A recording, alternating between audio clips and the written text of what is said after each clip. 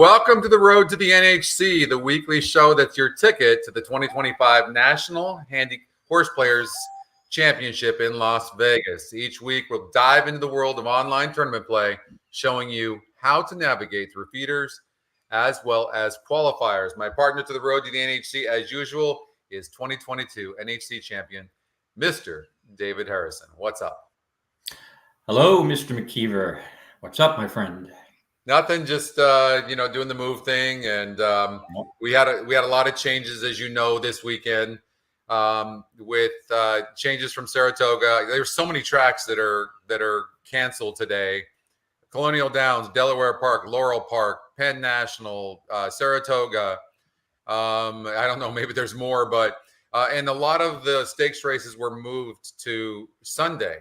Like Colonial Downs has amazing races on Sunday. Saratoga moved to Sunday. Ellis Park has some amazing stakes races for Sunday. In fact, we covered this yesterday on the weekend preview show. So if you didn't get a chance to watch that, go to the YouTube channel and check that out. But we talked about 16 different stakes races on Sunday. So it's going to be a big day Sunday.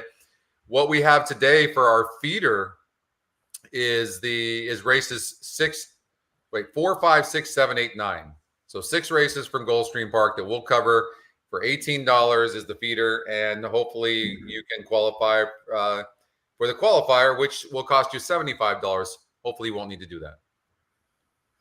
Yes, and there's a monkey wrench. Mother Nature has thrown a monkey wrench into our horse playing today. Because I was all pumped up to play Saratoga today. So figured off track is my specialty. Races off the turf. I'm probably playing a pick 6 because I'm a wise guy with that. And then I can't remember the last time I hit a nice pick 6. So it kind of threw me for a loop because I was starting to handicap Saratoga for today's show.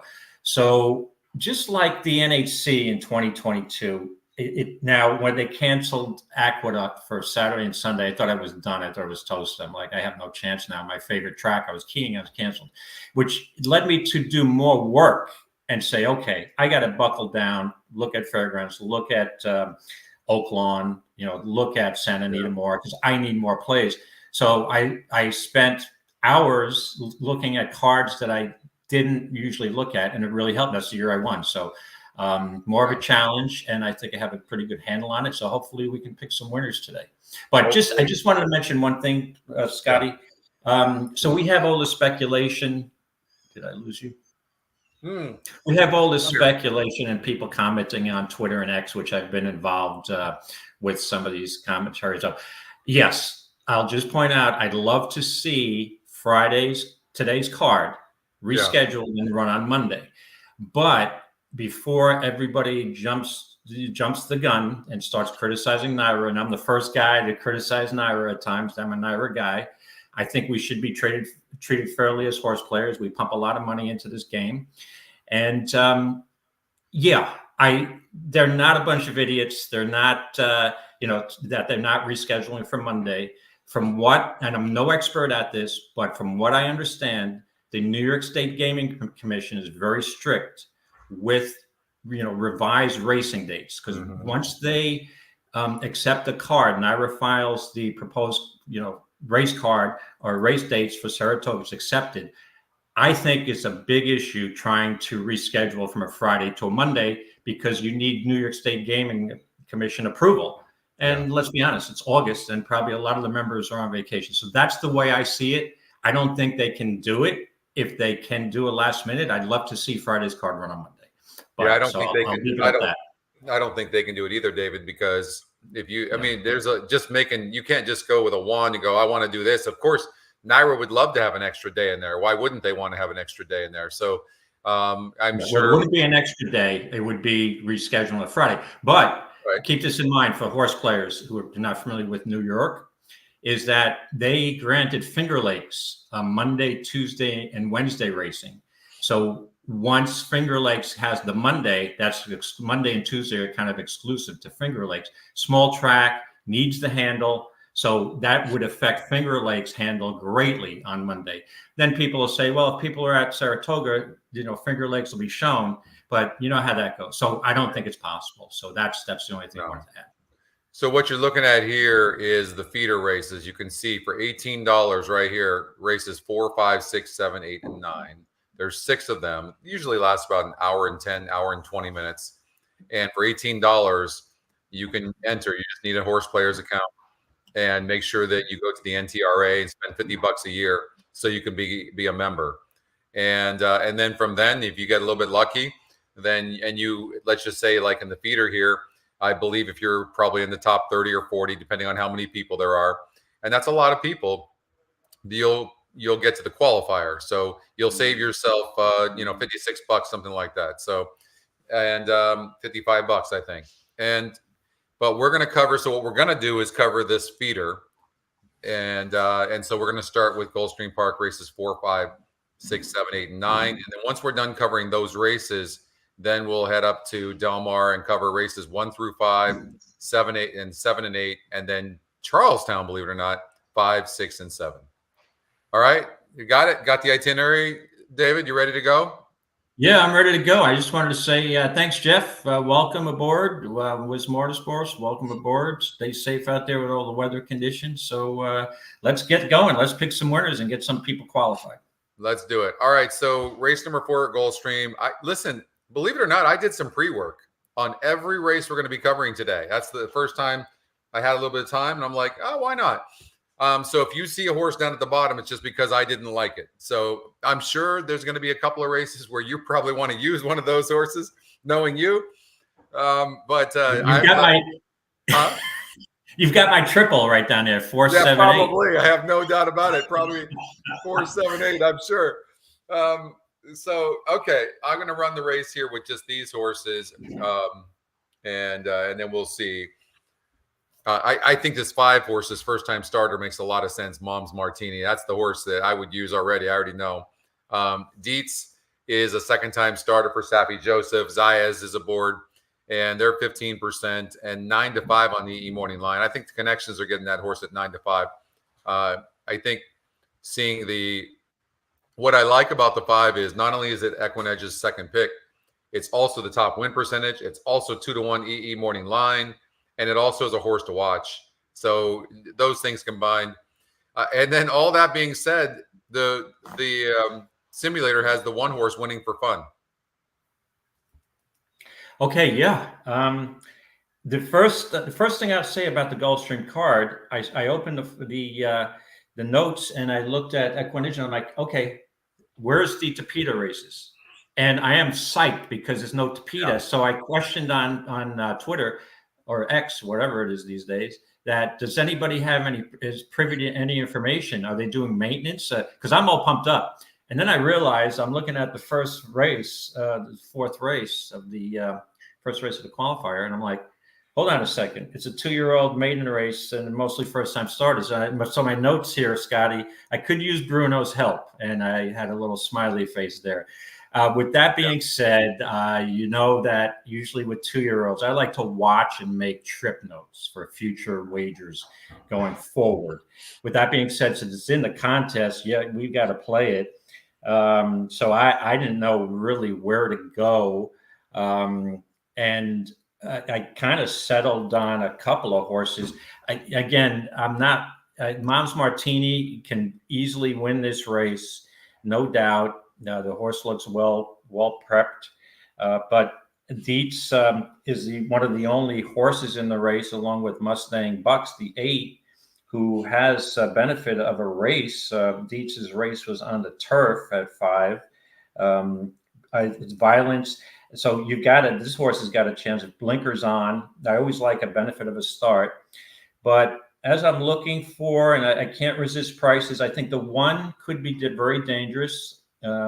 For Bobby DeBona, but the horse I'm going to try to get home here is hopefully it'll be a little bit of a price. I'm just taking a guess with the 6 Scotty Hope with Pope. Okay. This horse is out of a game winner, and I checked a game winner won its first out at Santa Anita, or if you want to check, I know it was West Coast. I think it was a Baffert. Churchill Downs, the Dam won at Churchill Downs. The Dam, okay, but game winner, I think won first time out. I had my notes. Are we talking about here. The 1 right now?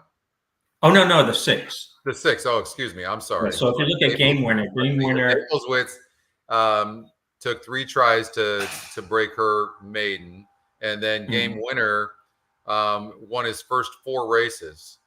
Right. Yeah. So, when I'm looking for some kind of angle, that's a good enough angle for me. I like the workout on the 20th at Gulfstream 59 and 3. And again, there's horses that have decent workouts, but I'm just taking a guess here. I'm looking at Nolan Ramsey, who's 3 wins at this meet, and then 0 for 3 with first-time starters. Just not enough sampling size to make a decision. So, Scotty, I'm gonna use the 6 on top here. And, I'm going to, since Mom's Martini 5-2 morning, I'm looking for a better price. If I had 2 tickets, I think I'd use Dietz. Just looking for a little bit of a price here. Okay. So I'm going to go with the number 6, Hope with Pope, as my primary, and number 2, Dietz, secondary. And the other 2 horses, I think, if you want to use the 1 or the 5, other than that, if one of these other first timers beat us, I don't know. It's 11 beat me. Daniel, for me, I don't know about for you, David, but Daniel's question is: do you use the first time starters heavily, or the GSR for 2-year-old races? Do you use the GSR? For me, I think the GSR is amazing in all races. And you'll see that. I think that it wins like 23% of the time, and it's not even a win percentage algorithm. So when you're looking at the top, but for me, the GSR is absolute nuts when it comes to first-time starters, second-time starters, horses doing something for the first time, and turf races going 2 turns. But it's always usable with everything. What I will say when I see 5 furlong, 5.5 furlong races, I will say speed plays a role. So the pace number plays a role with the GSR. So you could have a horse like the 2 horse who gets the lead and the 49 GSR, and maybe the 1 and the 5 and 6 that have the highest GSRs are maybe they're not all that great. So in a situation like this, I don't love the 3 horses 42. It's getting a little close for me on the 2 horse with the 49. But a good trainer could get a horse like that, to the winner's circle as well. But I hope I answered your question there. Yes, and I'll just add something. Yes, I do consider that heavily. So if you look at the GSRs on my horse, the horse that I like is 61 compared to the top Go Army 67. So I would use, you're looking at those. It's not a big discrepancy between 61 and 67. So I'd probably use all of those top 4. And then just weed out which horse, guess with which horse is going to be the better price for the contest. So, yeah, definitely. What you'll usually see, David, what you'll see with the GSR is when horses have low GSRs in comparison to other horses, what you'll usually see is this is what they'll do. They'll show some talent early, right? And then they'll get late, meaning they'll start slowing up late. And then so what I do is I immediately, if I watch a race, I'm doing more and more notes all the time. I'll go, like the 2 horse, I'll look and go, okay, this horse showed speed all the way to the end and then stopped. And then I'll look at the 2 and go, okay, oh, I see. And then I'm going to put a note going, waiting. And I might even follow the horse and I'll see, okay, I'm waiting for this horse to go longer. So that's. And where yes, I'm sorry, Scotty. Now where I find it most valuable for me, at least, is first time turf, right? You have a bunch of turf horses and against turf. And what's one of my angles, if you listen to this show, I love first time turf in a spotty and a race filled with spotty turf form, especially maiden who haven't broke their maidens, have a bunch of chances. And I look at the GSR, I'm like, I know the breeding, this is a more than ready, but I'll check the GSR. I'm like, yeah, that confirms it. This horse is 8-1. I don't care if the horse never lifted a hoof on 3 dirt races. This horse is bred for hook. You've got to throw those races out like it's a new race. Yeah. Absolutely. Look, Cigar is a prime example of that. Look at what Cigar they did. Cigar Belmont had that horse on the turf for I want to say the first 6-7 races, and the horse was good, better than average, but not great. And then he put Cigar on the dirt, and bam! I mean, look what happened. I mean, we didn't have the GSRs back then, but I can only imagine. I'll give you a horse, Hot Rod Charlie. Remember Hot Rod Charlie a few years ago with Doug O'Neill? Oh, yeah. Okay, well, Doug put that horse on the turf twice, and the GSRs were 51 and 52 respectively. I think one of them was a mile in the 8th, one of them was a mile in the 16th, and then and the horse didn't run a lick, and then all of a sudden he puts the horse in the dirt, and the GSRs jumped from 50 to 90, right, 90, and a horse I own part of called McKeever, same thing. They had put the horse on. I don't manage the horse, but they had put the horse on dirt, and we bought the horse for turf, and the horse was, I think, 50 on the dirt in the first race and lost by 25 lengths. And the very next race, they put the horse on the turf. The GSR went up 31 points, and the horse won by 5.5 lengths. Yeah. You know, I mean, so GSR, just too bad we didn't have GSR. You weren't had the GSR and the EquinEdge back in the cigar days. We could have really cleaned up.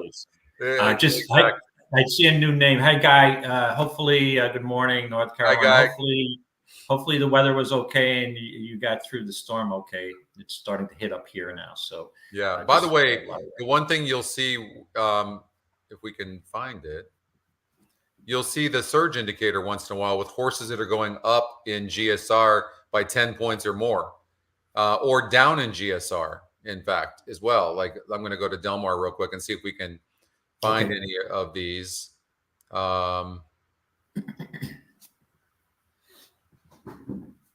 Let's see here.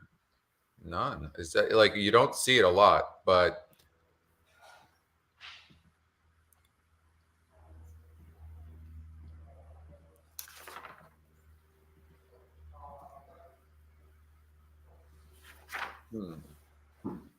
well, you'll see them. There's not very many right now, but I haven't seen them in a couple of days. But sometimes you'll see them, and the surge indicator will indicate to you whether a horse is moving way up or down. So you don't have to go to the past performances, but you'll see it here on Handy View. So all right, let's.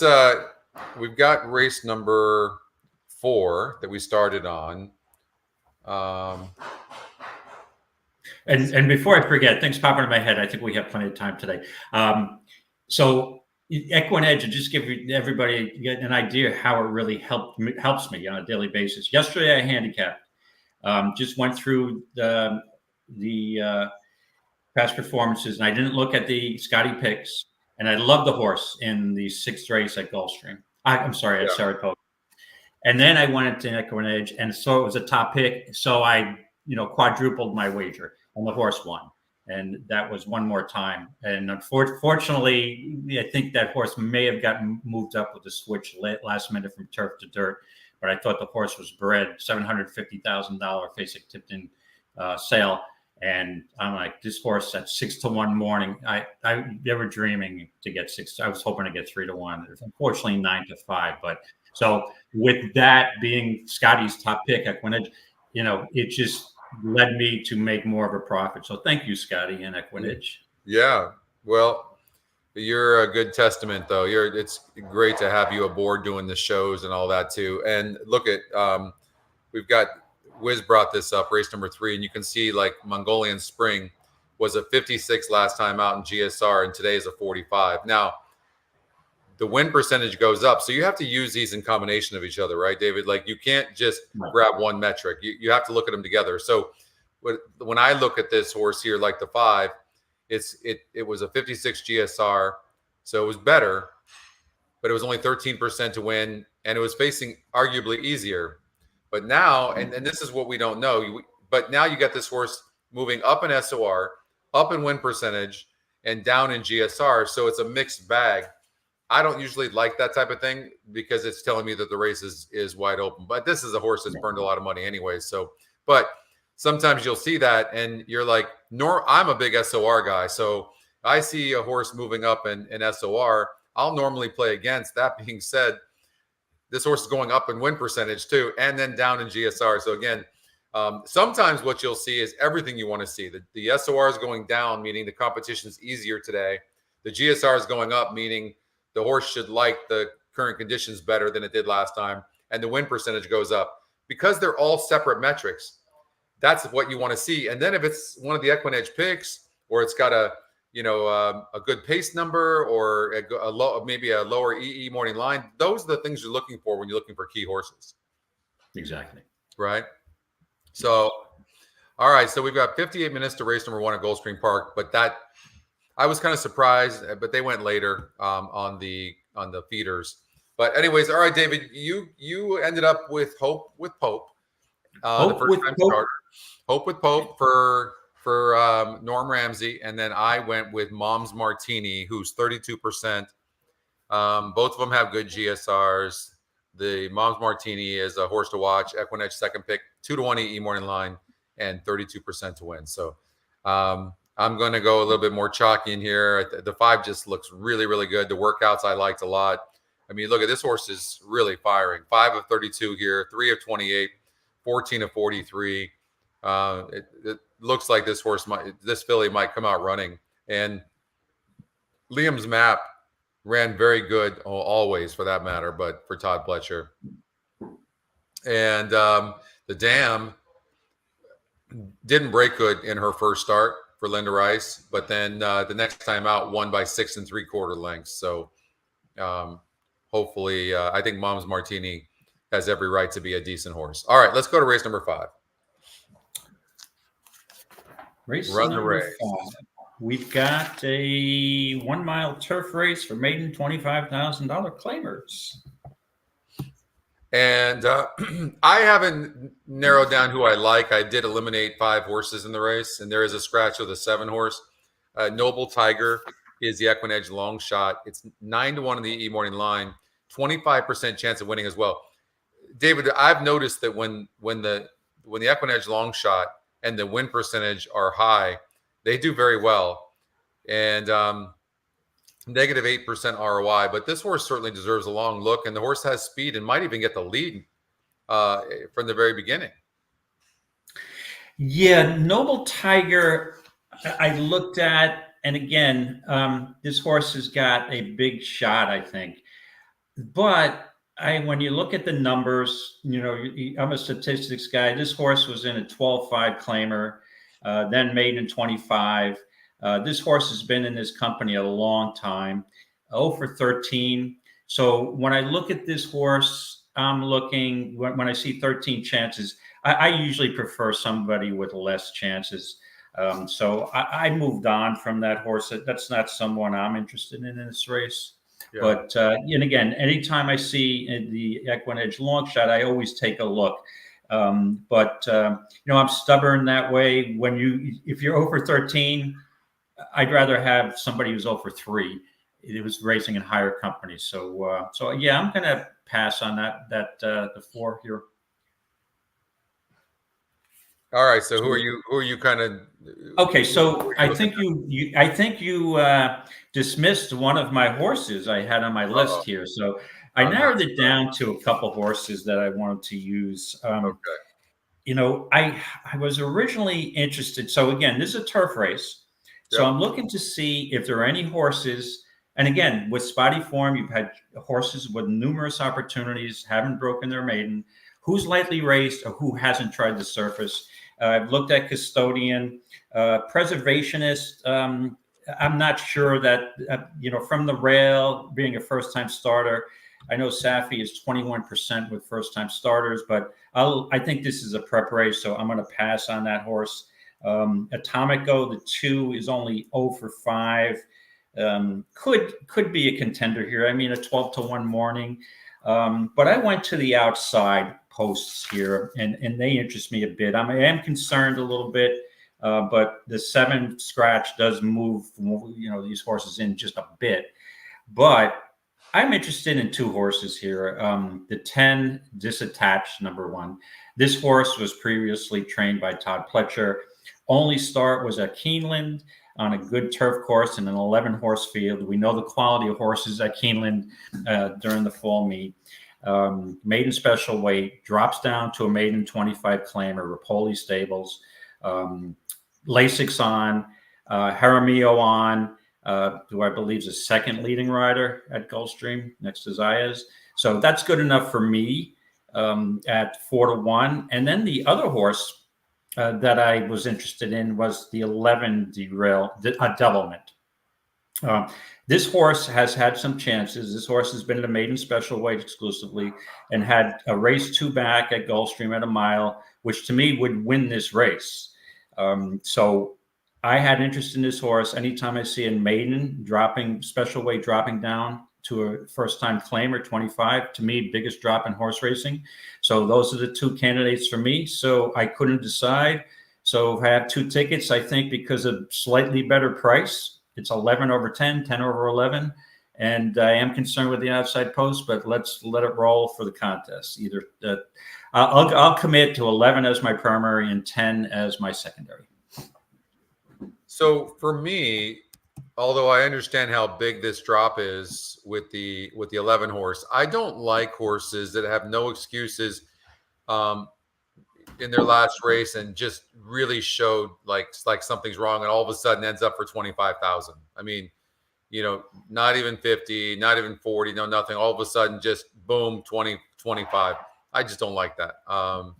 So and also Reyes and Orsino, I mean, 0 for 3. It's not even like Orsino uses Reyes and says, hey, okay, let's go in. Let me put the person I rely on the most. Diaz gets off and gets on the 3 horse who doesn't look all that great either. I don't know. The simulation didn't really love the 11 as well. Thought it was just okay. It was going to be right there. And then I don't know. I don't love the post either. The horse is somewhat fast though. It's going to probably have to be asked. That's not really a great post position from that where they start there for 8 furlongs. So, and that's the reason why I'm not using the 12. Although I think the 12 is going to be closing. I think it's going to be too late. The 3 horse, the EquinEdge top pick. This horse is probably going to save a lot of ground and get a really nice trip.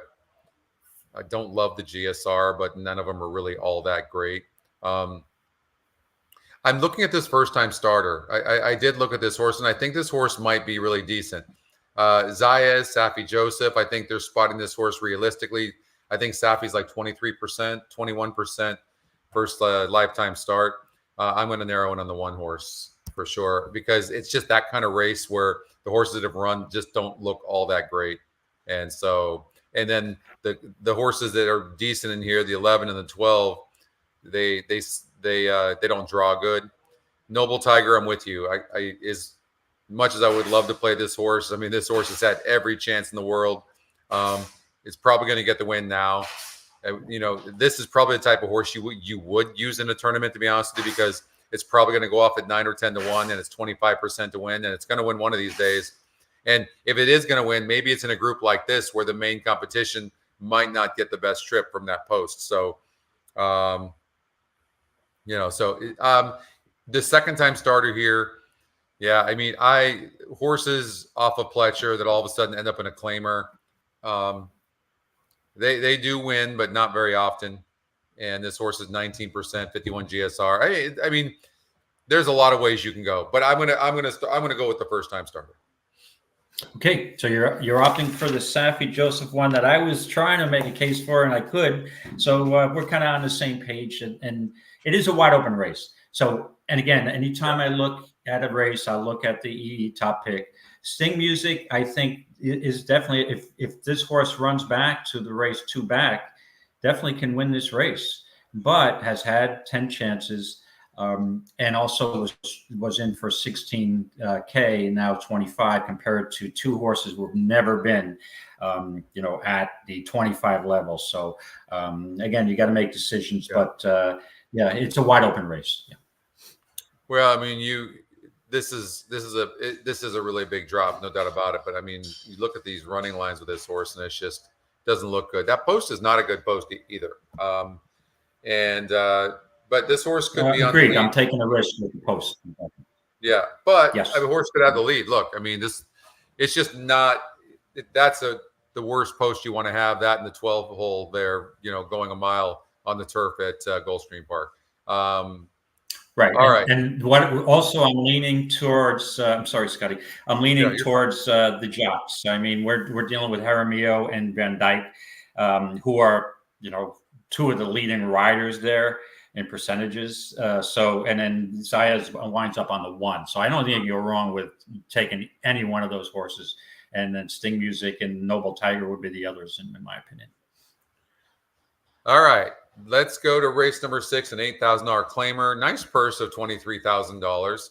I mean, if you were going to claim a horse for $8,000 and then run him back at the same level, if you thought the horse was good, you could make some money, immediately. You could get immediate rewards for that. So I like that. I think it's a good purse for the level. Like you have to. That's the way that they should be doing it. All if you're going to claim a horse for 20,000, make the purse 50,000. And so that it's worth. People are looking at that math and going, okay, it's worth me. I like this horse. I think I can win back with this horse. I wish there was more of that. I wish there was thought like that. I think I was last week. I was explaining that over at the Los Alamitos at night, I had started claiming a bunch of horses over there and bringing some other horses to Los Alamitos, but the purses were so low that it made no sense to be able to even run them. Like I won. In fact, I won 3 races in a weekend, and then 2 more the weekend after that, and I still lost money for the month. So, the point is, like, there's a lot of different things wrong with our game, but they have to give incentive to the owners to want to claim horses. Exactly. Have to, right? So, all right. Did you have a thought in this race? You can see I threw out the 3, 6, and 8. Okay, my friend. It looks like you threw out my long shot special, but we can get to that. Let's see what the race simulator. And this is another race that I think, geez, you can go 1, 2, 3, probably 4 or 5 deep, 4 deep at least. So let's see what the race simulator. I don't think there's a ton of speed here. I think the 1 and 2, right, will be. Well, the 1 will be on the lead. And The 4 1 is will most likely. Well, the 1 will be on the lead for sure. Yeah. It looks like with a break. A lot of times with horses like this, David. I know this horse has only won 2 races in 7/3, but when horses like this do clear, they get brave. So a horse like the 1 is not the worst stab in the world when you're playing in this tournament, right? Absolutely not. And I'm a speed. Now, if you're going to ask me, what do I lean towards, speed or closers, depending on how the race dynamics are, I'm always looking to be, to me, you get a better percentage playing speed because you stay out of trouble, right? Yeah. If you get a dead stone closer, you can run into trouble, especially in large fields. This is not a large field, but we have a 12-horse field. I don't know. Unless you have such a pace up front, I wouldn't know if I'd take a slow early horse much. But yeah, I try to make a case for Ford Attitude, and you can. The concern I have, this horse it's a main track. I've been at Gulfstream main track races a mile and watched many of them, and speed is usually pretty good. So I'd like to see some of the early races because I could change my opinion. But when it comes down to it, I think this horse will be on the lead. But what my concern, Scotty, is this horse has been running in the past for 62.50. This horse is pretty cheap, only 2 for 24. Hasn't gone the distance.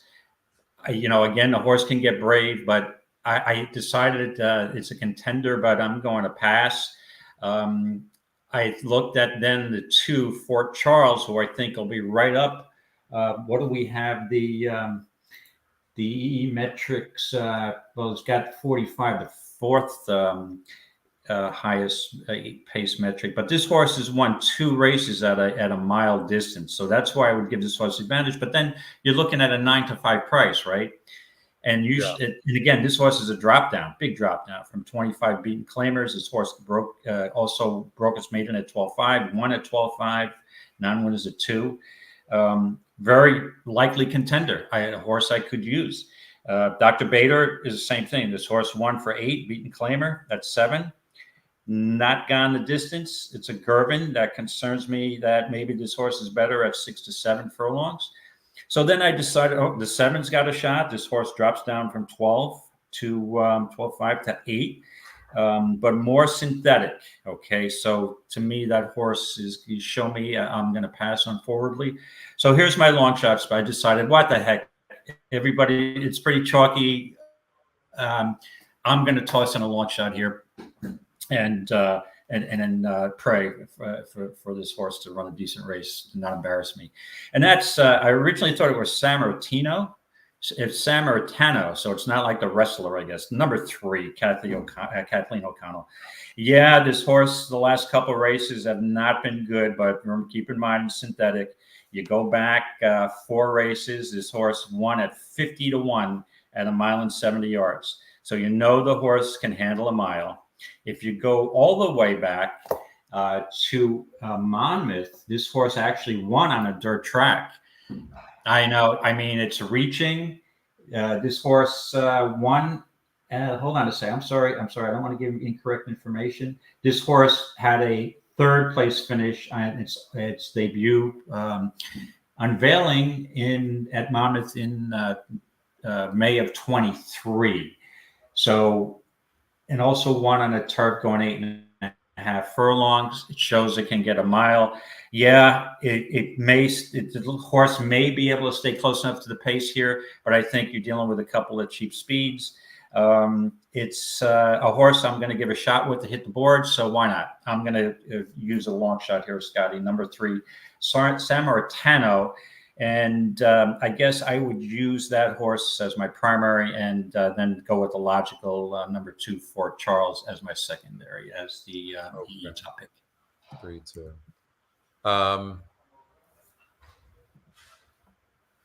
So I'm 100% going to go with the 4-horse Dr. Bader. I think, the 2-horse on the inside may or may not get that great of a trip. I'm not sure, because the 1 is fast, and the 4 I think is just as fast or even faster than the 2-horse. And if you just throw out the race last time out, broke last, squeezed 5 wide. You throw that race out, and that was against a 56 group. And then 2 back, won by 2.5 lengths against a 48 group that's the same as today. And then the time before that was against a 54 group, and that was 8.5 furlongs, and the horse just did not like that. So I think this horse perfect for this 1-turn mile. Jaramillo sits a really good trip. Could even have the lead if it wanted. If the 1 breaks slow, then you could actually see the 4-horse actually on the lead. Easily for me, I'm going to take the 4. Sounds good. Do you have a backup pick, or you're on a 4?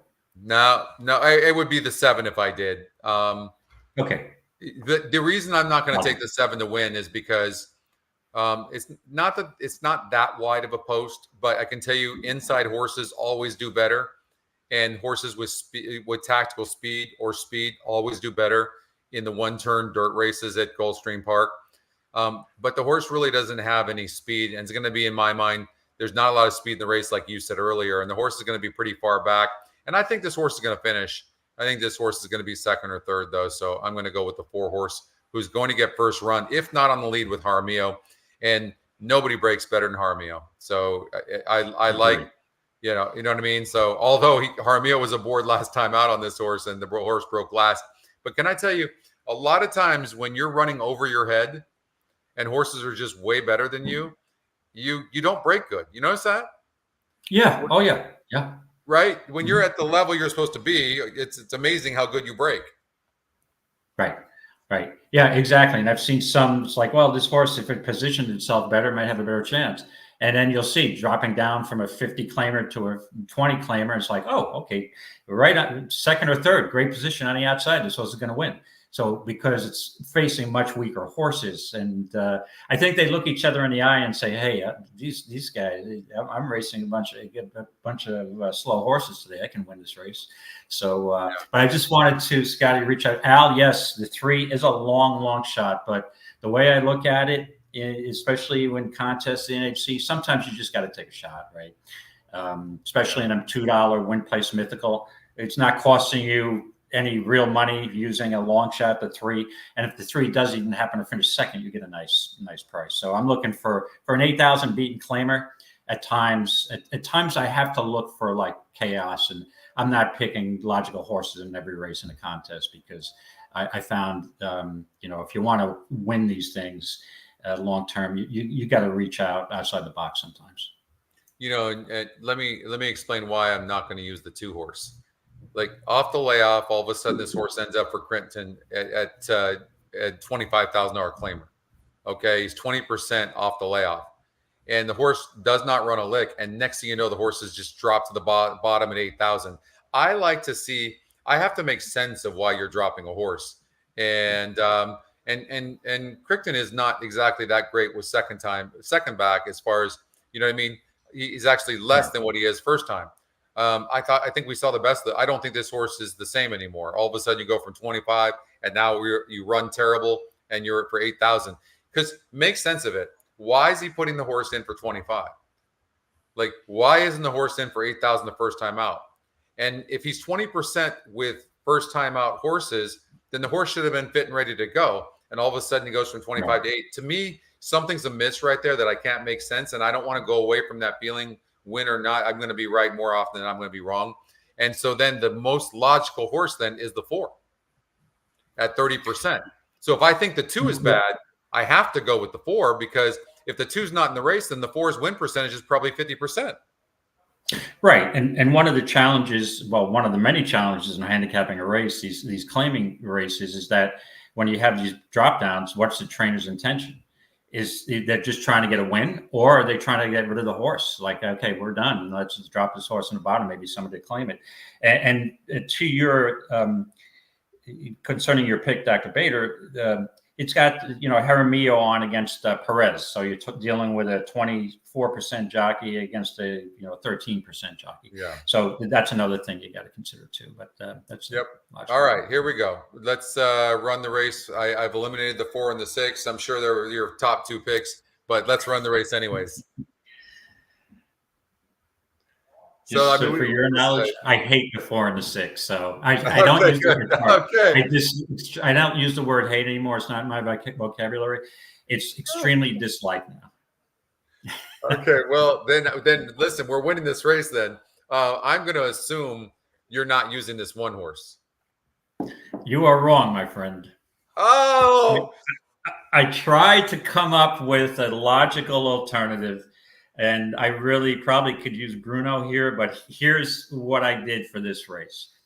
I was really curious about the trouble line that I noticed is very reluctant checked because it was kind of vague to me what part of the race and what have you. So I watched the replay of this race 3 times.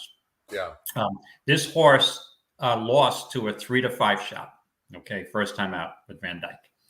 This horse had the rail post. If you watch the replay, the 2 took the. I'm sorry, the I don't know the post on the winner. I apologize. Let me see. So the winner, who was 3-5, took the lead, but left the rail kind of open. The 1 wanted to go, and the jock Van Dyke was looking like, yeah, I should probably just gun and take it. The horse looked a little reluctant to go along the rail, which is not uncommon with the first-time starters. That's why I try to avoid rail posts with first-timers. So it was real reluctant, and then the horse then checked, and then just basically chased the winner, who was 3-5 around the track. I started looking at some other horses here, and I'm like, I just think this horse with a clean break to Zayas, who's gonna gun and say, I'm getting the lead. So this horse will get brave, and this horse, to me, this horse should romp. He's going from 7 to 6, but the key is this horse was a little green, so I am concerned. But hopefully this horse gets his act in gear. I like the workouts, and I think this horse is a solid single, and I don't like anything else in the race. Gate to wire. I mean, that's what it looks like to me. By the way, Long Game asked you a question. He wants to know, do you use anything else to handicap along with EE? Yeah. I do look at past performances, and I will use the DRF at times. But on a daily basis, I'm incorporating EquinEdge like 70 to 80% of the time now. I've gotten so comfortable with it. But I'd like to use different sources. But the one thing I do stay away from with listen to other handicappers when I know it's races I'm picking, because it affected me with these contests going to the NHC. I'd be like, let's see who Sterling likes, or let's see who this guy likes. Oh, they don't like my horse. And then you're like, yeah, he had a point. This horse is 12-1. And then you change your pick and your horse wins at 17-1. You're like, what the? So yeah, I just want to confirm that when I go to the NHC, I block out any other handicappers, public handicappers. I will listen to people at our table. I listen to handicappers or players that I meet in Vegas who I know, Scotty, McKeever, people at my table. You will share opinions, but as far as so I just basically, hopefully by an NHC, I'll be using EquinEdge exclusively 95% of the time. So look, I was thinking about using this 5. I'm not sure. And I'll tell you why. Yates can fire with these long shots. Like he just does. 15%. The workouts they look tremendous. You know what I like? This is what I like. This horse gets a bullet here, and all of a sudden you see just a slow drill here. And then all of a sudden you see picking it up here from the gate. Nice gate drill. That means the horse has some speed. I really like this. I especially like seeing this. I don't want to see every work fast. I want to see you're just keeping the horse happy and healthy. And what this drill means to me on July 20th is the horse is fit and ready to go. And if the horse is good enough, but the horse is fit, because if the horse wasn't, you'd see a faster work here. So, not that I'm playing trainer right now, but and the jockey trainer combination of Rios and Yates is 14%. It's going to be almost impossible to beat this one unless it breaks bad. I was a little surprised, David, that the race simulator at the end, though, only had the 1 beating the 2, 3, and 7, not by a lot, especially the 7. Look at that. And the 7's 8-1 on the EE morning line. And with the 5's going to take action, the 1's going to be hugely bet. If you like the 2, 3, or 7, you're going to get paid. The problem is the one, unless it breaks bad, is going to have a clear lead. So whatever issues it has as far as being reluctant or, checking and all that, if it has the lead, it's not going to have to worry about any of that stuff. Right. So I think it's what, 6-horse field, 7-horse field, but there's more strategy involved in this than people realize. Right. And even in the short field, do you take the, what are you going to get? You're going to get maybe, maybe max $6 total combined win and place, max on this, and maybe even less on this one horse. But if you get a horse that goes off at, 7-1, like the 3 or the 7 or the 2, you might still get the same amount of points. Correct. You know what I mean?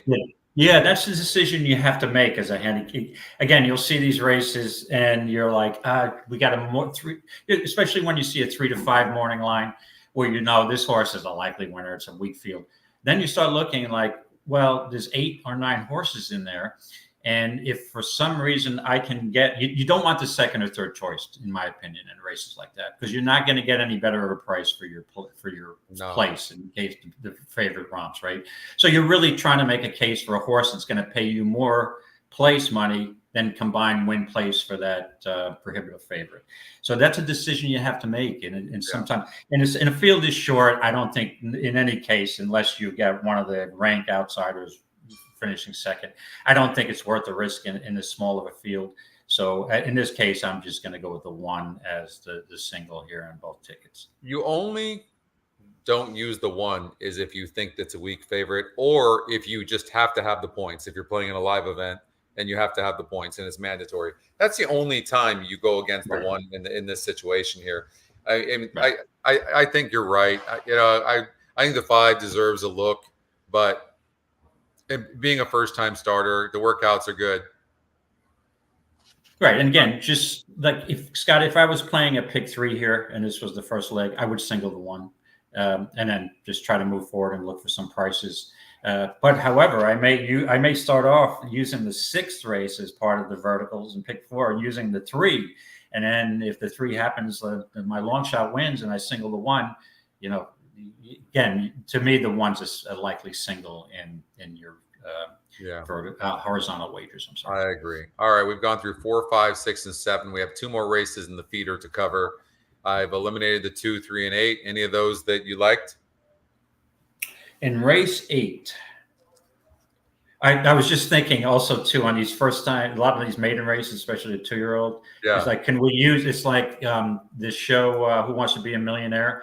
Can we Yeah. like phone a friend and my friend could be Bruno and like, okay, before I make my Right? decision, my final answer is let's phone a friend.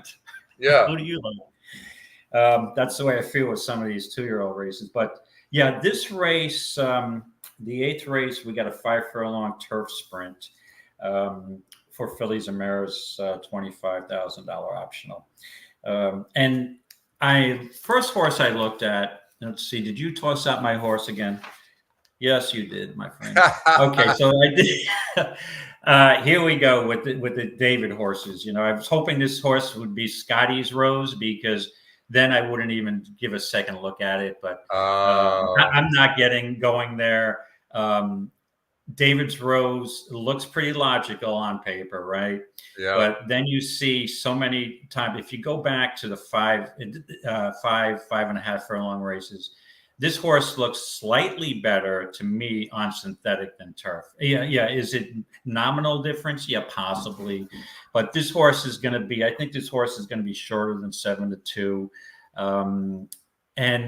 This horse, at times in the last race on turf, this horse had a clearly, flew out of the gate and just packed it in late, which, hey, listen, this horse might have went a little too fast. Working well, logical horse, right?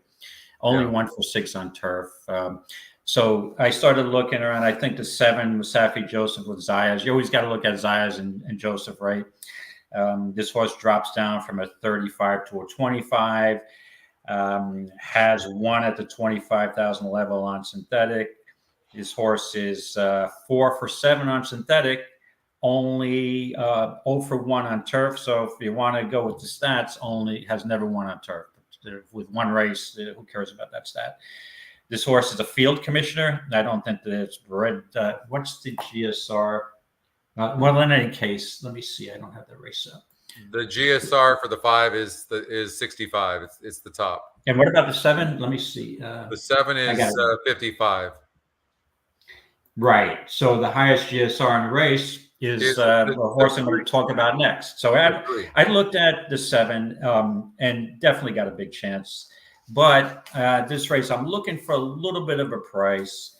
And the horse that I'm trying to come up with is one of Scotty's favorite trainers, Jack Sisterston. And this horse, I made a note here, and I just want to make sure that the 1 is scratched, right? The 1 is out of the race. That's correct. Yes. Okay. So I made a note here that there's only 2 horses that have won over the turf at Goldstream, and one of them is David's Rose, the 5, and the other one is the 3, Bel Rosso. All right. It's a free drop Billy. Yeah, they can.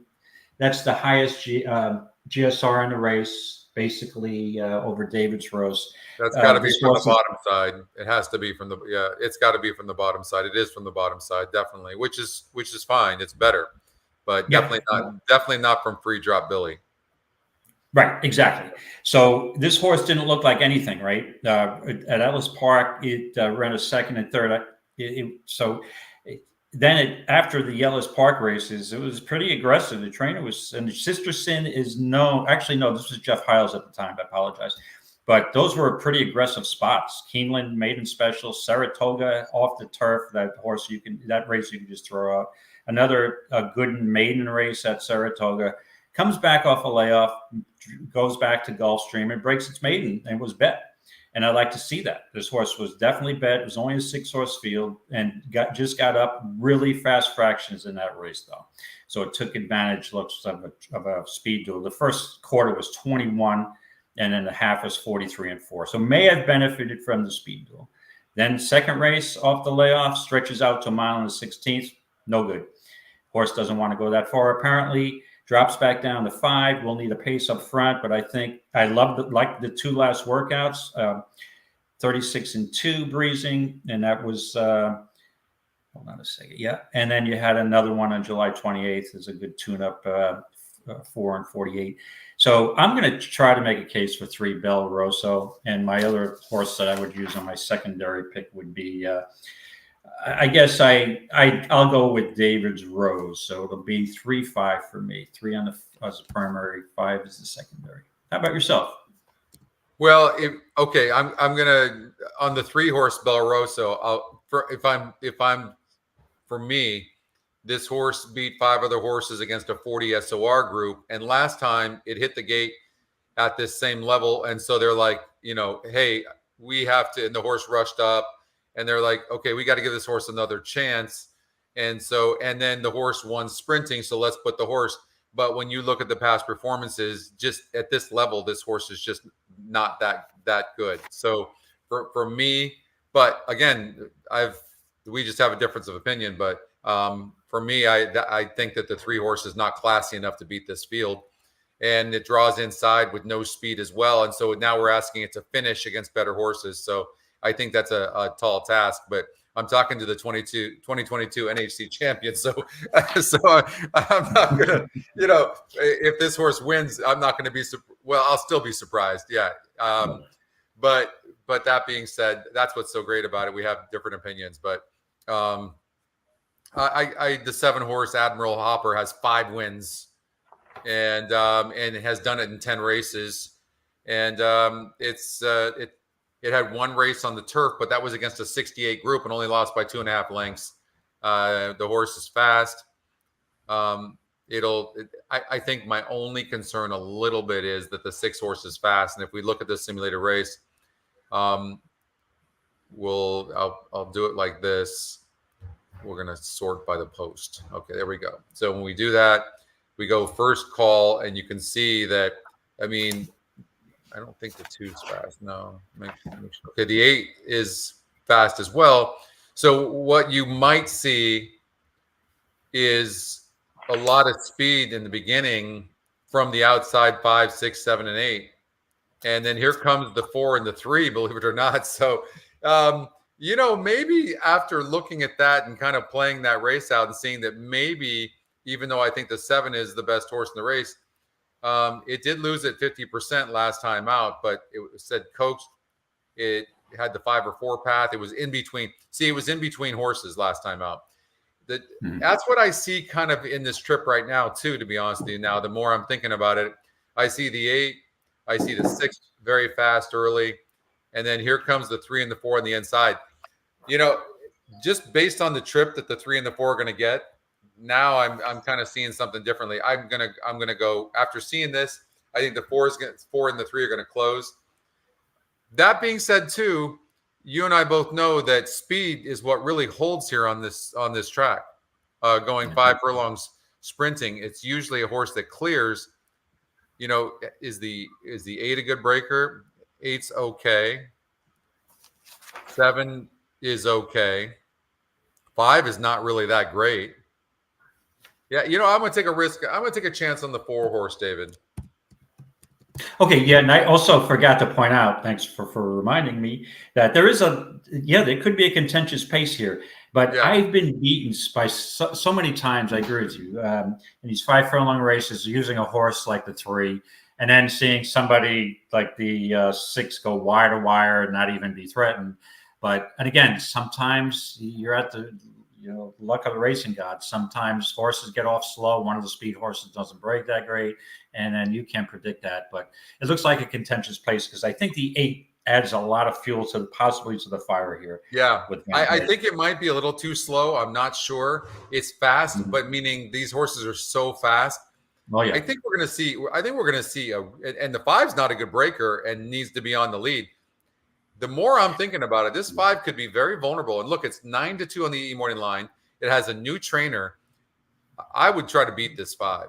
I'm liking your 3 more now that I'm seeing this pace. And I think the 7's going to be in between horses, or at the very least going to have speed early on. This race sets up really beautiful for a horse like the 4-horse, who's a price play, 3-1 E morning line, has a decent win percentage. The 7 always takes a big win percentage. And look, it's always right there, no doubt about it. But it might not have the luxury of rating off these horses with the 8-horse being as fast as it is. If the 8 wasn't on the outside of that 7, the 7 is the horse to beat for sure. But I think I'll take a risk with a horse that could go off at 3 or 4 or 5 to 1, and that's the 4 horse. Daniel, as far as your question, let's ask David about that. David, what do you think about horses going off Lasix for the first time? What do you make of that? Yeah, I mean, to me, it's a general statement, and I know it's not going to help you, but it depends on the horse, right? We don't know. I'd normally be reluctant first time coming off Lasix, but again, it depends on the level, and you've got horses that running on Lasix, running well, and then going to a stakes race where Lasix isn't allowed. I've seen many of them just run the same race. It's a concern. You've got to be privy to a little bit more knowledge on the backstretch with that. If I know a trainer tells me the horse is a bleeder and it was a bleeder, you could have a problem. But without that, inside information, I think I would just kind of ignore it. So it's a tough question for me to answer, but no, I'm not helping you, but it depends on the horse and the level of claimer, right? So, or the level of not claimer, the level. If we didn't have enough things to think about now, all of a sudden, that's a fair question. You have to think about those things now. For me, what you have to do, you need to look at the changes line to see if Lasix is off. And then immediately, if you see that, go to the past performances and see how the horses that run not being on Lasix. So, right. Yeah, I was just referring to first time not using Lasix. I was basically guessing you. Yeah, obviously, if you see a horse that is off Lasix and they're clearly when they're running on Lasix, their numbers and their races are better, obviously it would be a concern. But don't forget, it's like a lot of these races, these horses who are coming off Lasix are for a reason. It's a stakes race. So maybe they're just facing tougher horses. And it's not the Lasix, it's the quality of the competition, right? So it's a little tough. But yeah, if you see any trend where a horse, same thing with an equipment change, a horse doesn't race well with blinkers on, and then blinkers off, it's got better races. It's like, hey, okay, there's an angle for you. So if you get that angle with past Lasix, off Lasix experience, then that works. And as far as speed kills speed, that's an absolute fact. Like if you could tell me which one of these speed horses could actually clear, if one of them could clear, then I might single that horse. Correct. Because when horses that seem to need the lead, they raise their head and they run, they lose their heart. As long as that other horse that gets the lead has some substance, like has a decent GSR, maybe a decent SOR. If the SOR is really low, that the class isn't good, then that horse will come back to the field. But in this situation, like this 6 horse is not a bad play. The EquinEdge long shot, like if it could clear, it's facing similar. And look at the last 4 times this horse has run. It has not been able to get the lead, and this is a horse that needs the lead. So This is a horse that's dangerous too, David. If we're really like stretching our handicapping, if this 6 horse was to clear, then absolutely, you know what I mean. But look, when you run the first call, the race simulator, it's got the 5, 6, and 7 on each other. No, look at by a nose, the 3 of them, and then the 8's right there, and the 8 isn't rating. The 8 needs the lead, so well, I mean, it looks like it can rate a little bit, but I don't see this horse just sitting so wide like that. It's more likely that the 3 and 4 are going to be coming late. Your 3's growing on me, David. There you go. And just looking at the 8, for example, there are certain horses that obviously need the lead, or else they're not going to win. And the 8's a clear example. If you look, every time this horse has won, it's on the lead. And then, I mean, you haven't seen a race. Well, actually, no, this March 14th race, maybe the horse rated slightly, but there's just certain horses that just do not win unless they get the lead. And once they don't, they get brave. They want to be in front. And once they get past, they're not, they're like, they give up because they figure that that's their pop and stop. Exactly, Jeff.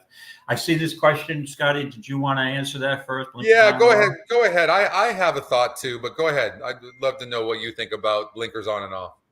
Yeah, if a horse has a habit of braking slow, or just not, showing speed in the mornings, but just not producing that on the racetrack, and hasn't won, and they're putting blinkers on. And now they're in a race that there's not a lot of speed. Yeah, I like that a lot. I like second time in blinkers sometimes a little better if the horse shows a little improvement first time. Sometimes second time more comfortable and you get an improved race. The concern I have personally with blinkers on, blinkers off, are in stakes races, right? When a horse, you have a trainer putting blinkers on, then putting blinkers off, and then 4 or 5 races later, when the horse hasn't won, putting blinkers back on, back and forth with a high quality horse.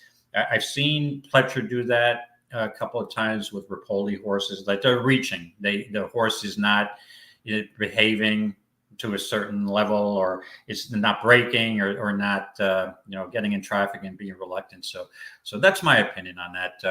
So Scotty, do you have anything else to offer on that? Yeah, I was going to say the pace number and the win percentage algorithm factor in blinkers already, so that's one thing. The only way I will use blinkers is if I'm seeing a horse come close to getting the lead and all of a sudden they add blinkers and I'm seeing the pace number, I could see where maybe that would move the horse up just a little bit, or a horse that's so far back and they put blinkers on. But even then you can get a little caught up, because if a horse is closer to the pace, basically the faster you go, the slower you're going to go late. You know what I mean? So right. I don't let blinkers, to be honest with you, affect me all that much. Yeah, I know you say you use blinkers. I use blinkers sometimes at the NHC when you have loud table mates. I just put them on. That way I can focus on my handicap, and I take the blinkers off after I stop handicapping. So there's another. I needed those blinkers and earmuffs for the last NHC. Believe me. I hear you. Yeah, I needed that. All right, let's go to race number 9. This is the last of the feeder races. Goldstream Park race number 1, which is not part of these races anyways, but it is coming up in 11 minutes from now. But listen, there's no way that I didn't eliminate your horse 1, 2, 5, 6, or 7, but I'm going to run the race with these anyways. Is there any chance that basically the horse you like is in the 4 that I kept up?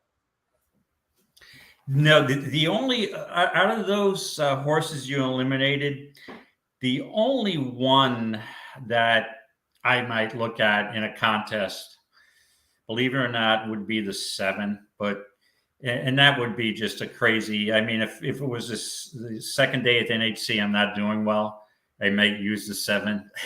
But I mean, the only reason is that this horse hasn't shown any form. Second time blinkers, there we go. Second time Lasix. This is a weak field. This horse stretched out to a mile, and now it goes back to 6. So maybe has a little conditioning. I'm not really familiar with the trainer, so it's a horse I'd probably avoid. So I agree with you. That's this horse. The horses you tossed are unlikely winners. The only thing, and Scotty, on my notes before you finish that, I just want to give a thought on this just as a teaching lesson. And you made a point, and you're absolutely right. And that is, first of all, this horse is lightly raced.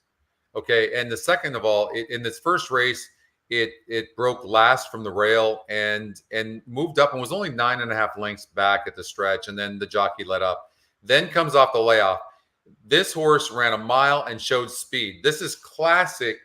You bet a horse like this back next time out if it's at the proper level. A lightly raced horse, it goes up in GSR. The win percentage is still bad because it lost so bad, and it does go up a little bit in SOR. But this is when you need points.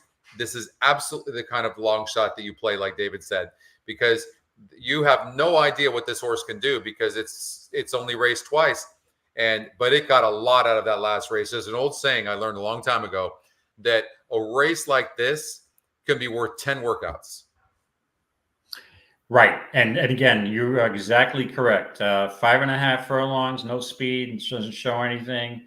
Blinkers on, Lasix on, and at a mile show speed at 12.5, right? The concern I have is only 2 workouts. I'm not familiar with the trainer, but just an example, if I'm doing, terrible on day 1 at the NHC on Friday, and it comes down to one of the last races, and I only have a couple more bullets left I have to fire. Yeah, I would probably use a 7 because it's all about, when you're at the NHC, I'm just referring to the NHC itself, that you got to make a decision, because really the logical horses here. You know, you can say, well, I want to get on the board before the end of the day because I'm doing terrible. But, you know, it's, at some point, you've got to reach out for some horses. And that there's an angle there. The horse is very lightly raced. You also, by the way, I think we can make some positive points about this horse. But whatever you do, you can't just look from one set of lenses and go, I only see this horse and it can run better from this. You have to look at the competition as well. Like you have to do both, right? Mm-hmm. You have to do both. Right. And so when we look at the competition, I mean, the 4 horses, 6-5, the E morning line, 50%. But I mean, it is a absolute money burning son of a gun. Yeah, and I thought I took a note here. Yeah, okay. Yeah, this horse, I have a note here. Big bouquet of roses. A drop down. But this horse has had 8 chances. I mean, and has been the favorite so many times. Money burner. When you look up the word money burner definition, this is one of the horses pictures that you'll see. Another thing, David, though, that we need to point out here. I mean, first of all, the horse the last couple of races absolutely had trouble, no doubt about it. But when you have got a horse that's the favorite like this, 6-5, and losing by 13 lengths, that's super bad. Like it just why this horse keeps getting such high win percentages is just mind-boggling, to be honest with you. I do struggle with it because you have conflicting information. The simulator has this horse winning by 4 lengths. Right. But again, this horse does drop down to its lowest level, 12.5. But it's usually not a horse for me that I'm going to take. But the comment I had, Scotty, is when I looked at EquinEdge and the picks, and I'm like, hold on a second. There's no love for the 8, Lady Rosette. This horse had a maiden special on the Tapeta. Now drops down to 12.5, which is suspicious, right? But first time on turf at this, first time on dirt at this level, this horse, I don't understand why it doesn't even put it in a top 3. So that leads me to question something about this horse. But I came down to, again, this race is very weak. And so I have an interest in the 9 Lace Curtain. If I'm not playing, the Lady Rosetta is going to be the favorite. The concern, Lace Curtain in his last race was steadied. So I'll give that horse an excuse. But when you look at it, this horse just races pretty evenly and shows no signs of improvement whatsoever. 0 for 5 at Gulfstream, even hitting the board. So I kind of struggled coming up with a play here. I don't really want Big Bouquet of Roses. So then I looked at some of the horses that Scotty threw out, and the only one I would use is a 7. And I don't know. It's probably going to be a guess here between a 9. Then I guess I'd have to use the 4. So I guess I'll put the 9 on top of the 4. You can see my conviction on it. I know. I'd be concerned about the 8 horse a little bit because, look, I mean, this horse actually on May 30th, like the works are so sporadic. I mean, you have works May 30th, June 19th, and then the horse runs on 7/7, and then now we see a work on August 2nd. It's just weird. Like, now this horse clearly has issues. Like, it might be classy enough to beat these, going from a 52 to a, based on, like, in a normal situation, if the works were normal, then this 8 would be my play. But I definitely have issues with this horse. I don't know what to think. Like, when we talk about a vulnerable race, this might be the type of race you do use the 7 horse, David. Yeah. You might be tempting me to put the 7 on top here because when you look at it, what do you have to lose? But and again, the more I look at the 4, based on that drop down, I think this field is so weak that this 4 could romp. But again, it's a money burner. Maybe the horse will have the lead and doesn't want to win and go, I want a horse to pass me. I don't want to win. So yeah, I think I'm still going to lean to Lace Curtain. I think it'll be the bigger of the price between the 3. And I guess, hey, listen, if I play a second ticket, and when you play a secondary ticket, you have nothing to lose. I would use the 7 as a long shot. So I'm going to go 9-7 with knowing that the 4-8 can easily win this race, but just looking for something. And what's your point about the 9? Like, what positive can you say about the 9? Fourth time blinkers. I don't know, Scott. I just think that this field is so weak, and it's a smaller field, and this horse has been facing some, weaker competition. Bet. I just think this horse from the outside post can stalk and see what goes on, and Leon can just make a decision. He'll be watching what the other horse is doing. I just think this race is just so weak that this 9 could sit the perfect trip here and win. So I'm gonna take the 9. The system says the 9 horse will be near the lead. I will just say this: the 8 and 9 posts going one turn on the dirt only win at such a 3 to 5%. It's so low. Yep. Mm-hmm. You know what I mean? Which is also making a case for me for the 7 horse. Or what about the 3 horse for the thrill, the EquinEdge long shot? I mean, it did run an encouraging race last time out, going 5.5. I mean, same connections come back. 0 for 24, and two dozen, 1 dozen, fine. 2 dozen, no good for me at this level. Yeah, I understand. I mean, it beat 8 other horses from the rail. The inside does very well. I'm going with the 3. You're going with the 3? I'm going to go with the 3. Yeah. All right, there you go. I like that. I like it. For the thrill, at least, maybe you'll have the lead and you'll get a little bit of a thrill until the 8th pole.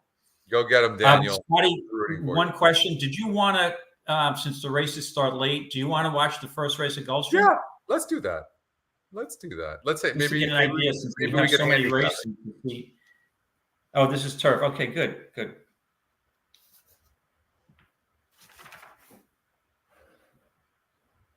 Let's see here. All right, so I've loaded the race. All right. Well, the track is wet.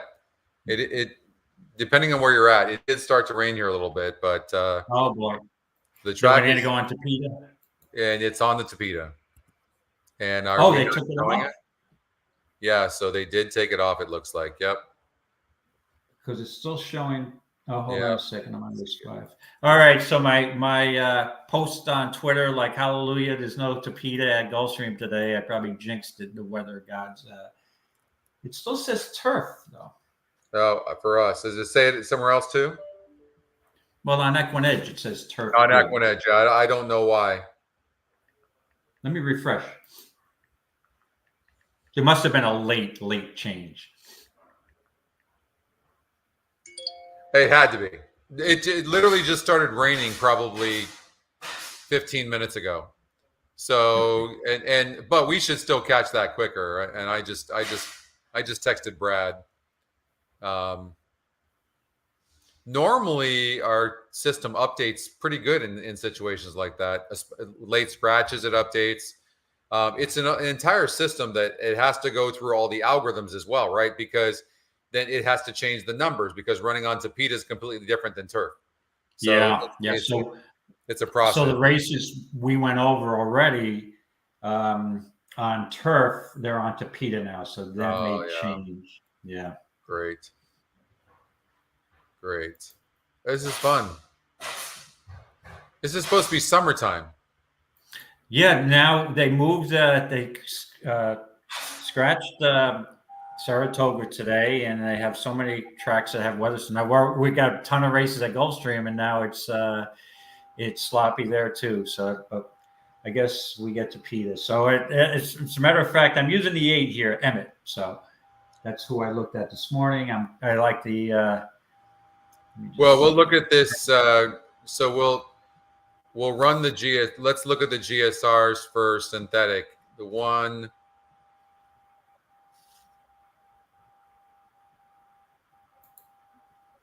I'll look at this and see. God, that's so terrible.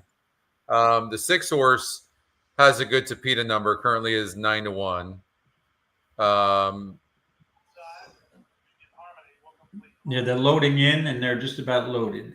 And the 9, both of those horses have, and the 10. Wow.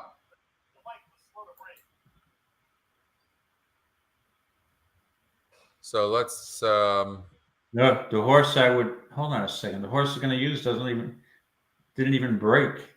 Wait, the race Hold took on off? a second. No, what are you looking at? The race hasn't gone off yet. How did I pull up a July? Oh, I apologize. I had Gulfstream. I told you I watched replays of our disaster race. Yeah. And that's the race I guess I clicked up when I hit the Gulfstream, watch the live racing. So I'm watching. I'm like, it's dry as a bone there. What are you talking about? So I apologize. Let me get back in. No worries. What up, Willie? So Hey, I Willie. like the picks. I still like the EquinEdge picks. And 6, 9, 10. We'll look at the 7 horse real quickly.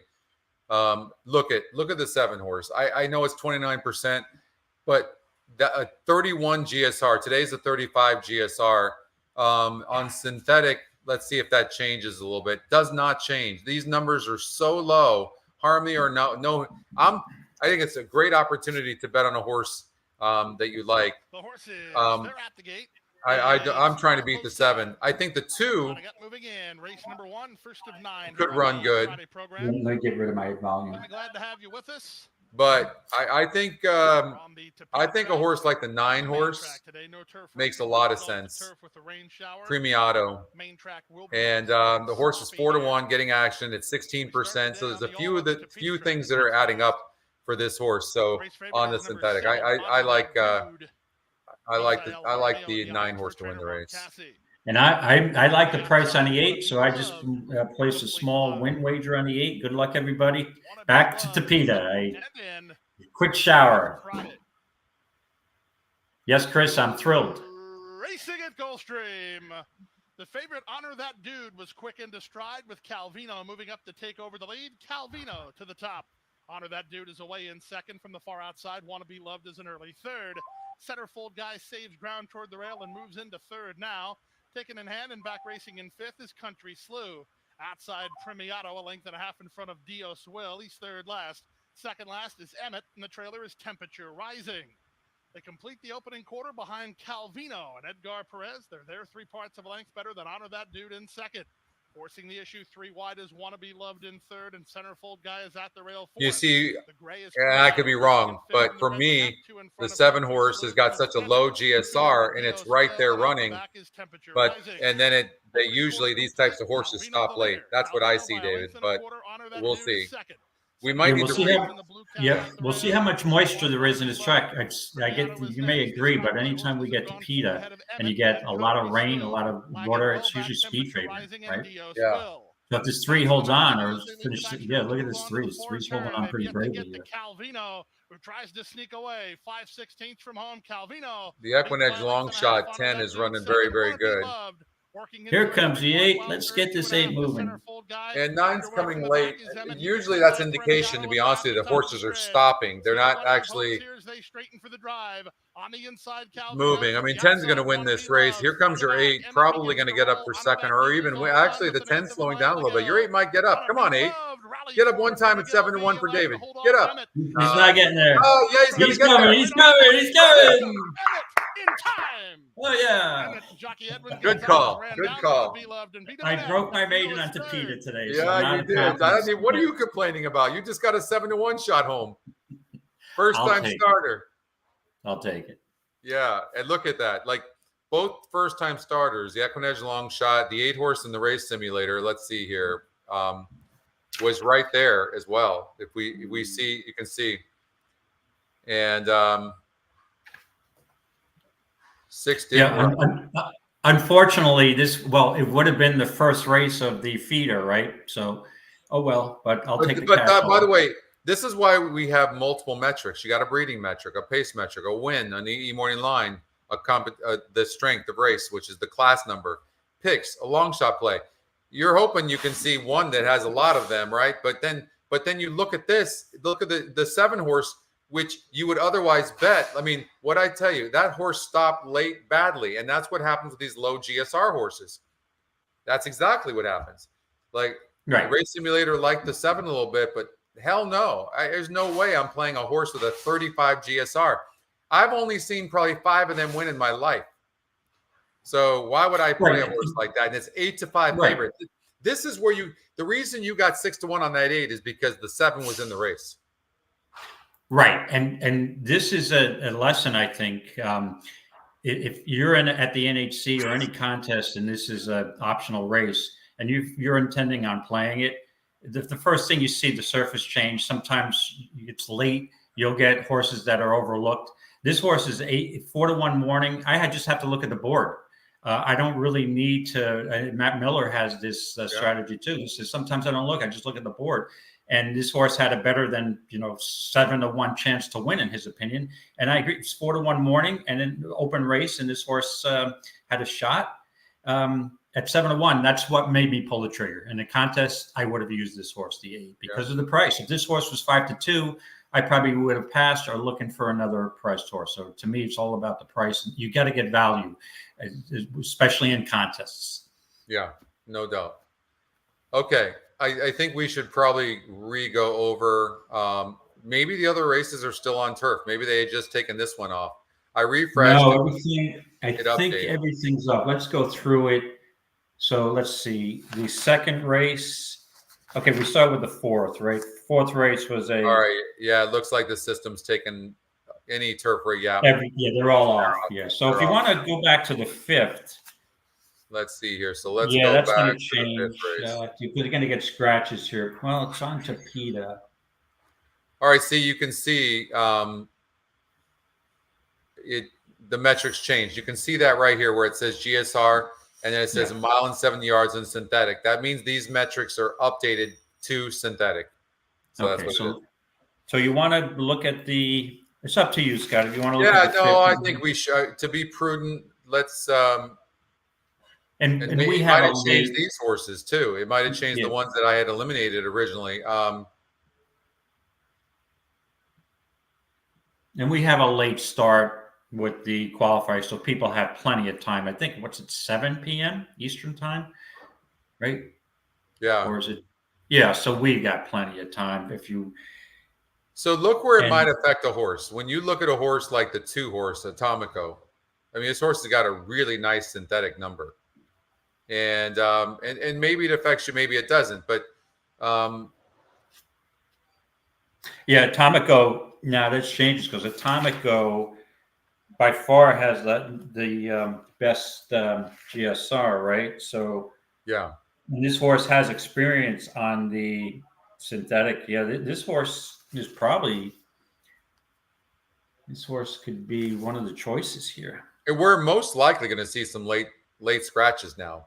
Because of the change, most likely. Yeah. So that could hurt you as well. So you have to make sure that you put your alternate in there as well.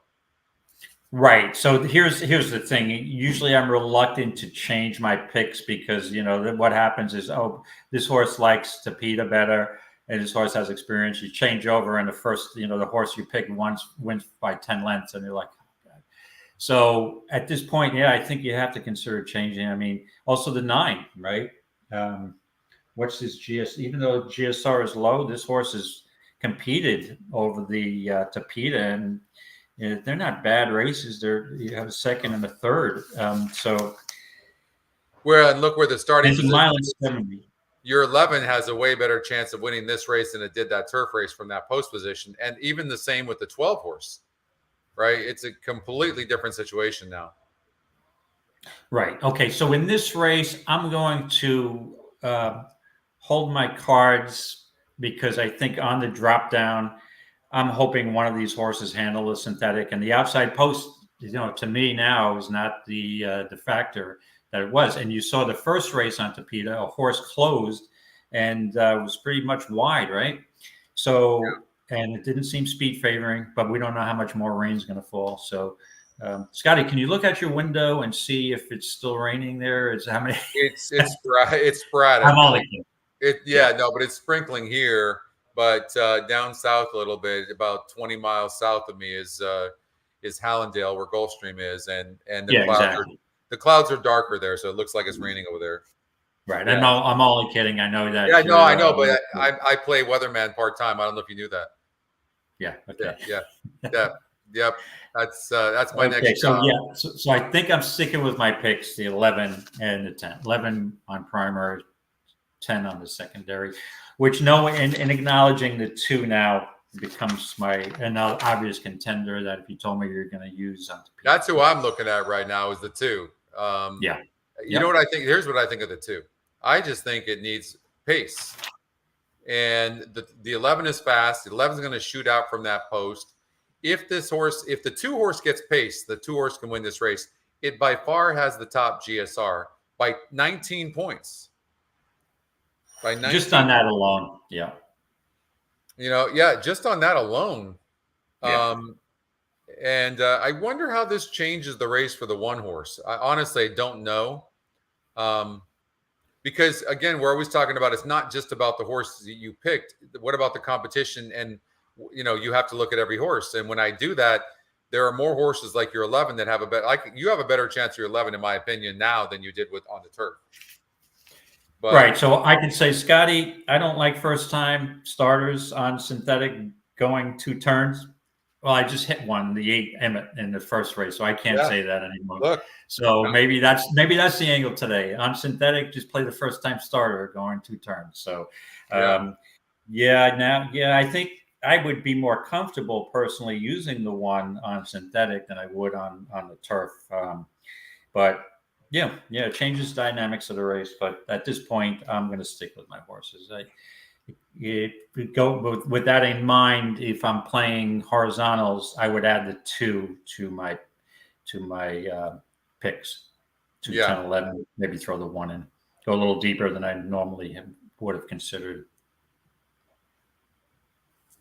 Daniel, if you invite me, you have an invitation for me to stay somewhere in Del Mar. I'm willing to go. I originally made plans that I'm not going.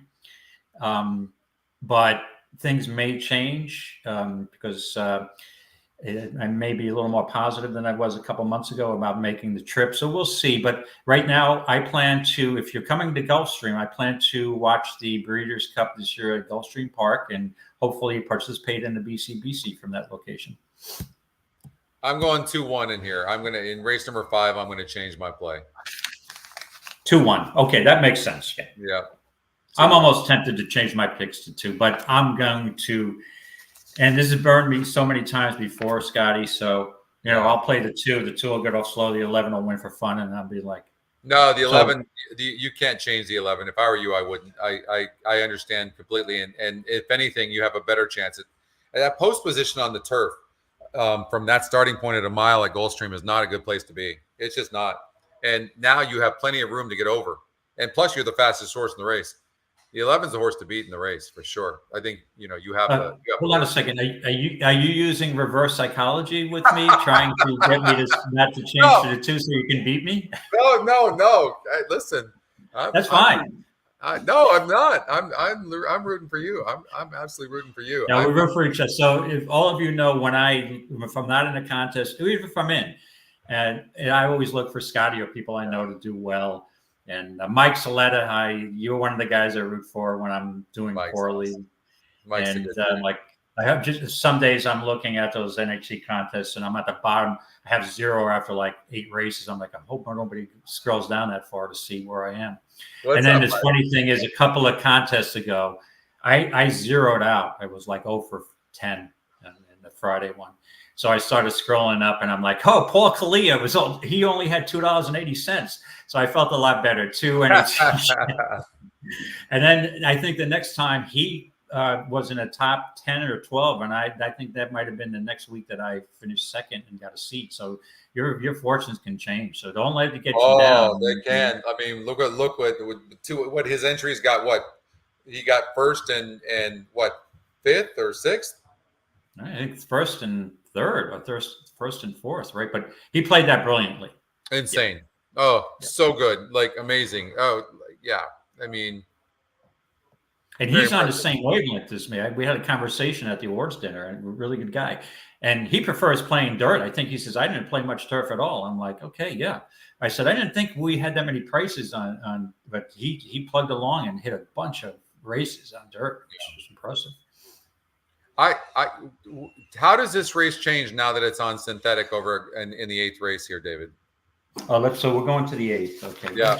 How does this? Yeah. Let me just. It's important to see the updated GSRs because that's where it comes in more valuable. And Tapeta, as you know, I never claimed that Tapeta to be my strongest surface here. Yeah, we don't need to do race number 9. We just have the 8. We have the race 8 we have to do. That's it. All right. So my pick was, so the 2's out. You have the 3-horse Belroso. Yeah, Belroso. Yeah, I would tell you the one thing I'll tell you, even more than turf, 5 furlongs in the synthetic is literally speed. Like, who can clear? The 5's not a good enough breaker for me. I'm absolutely against the 5. Absolutely against the 5. I don't see it.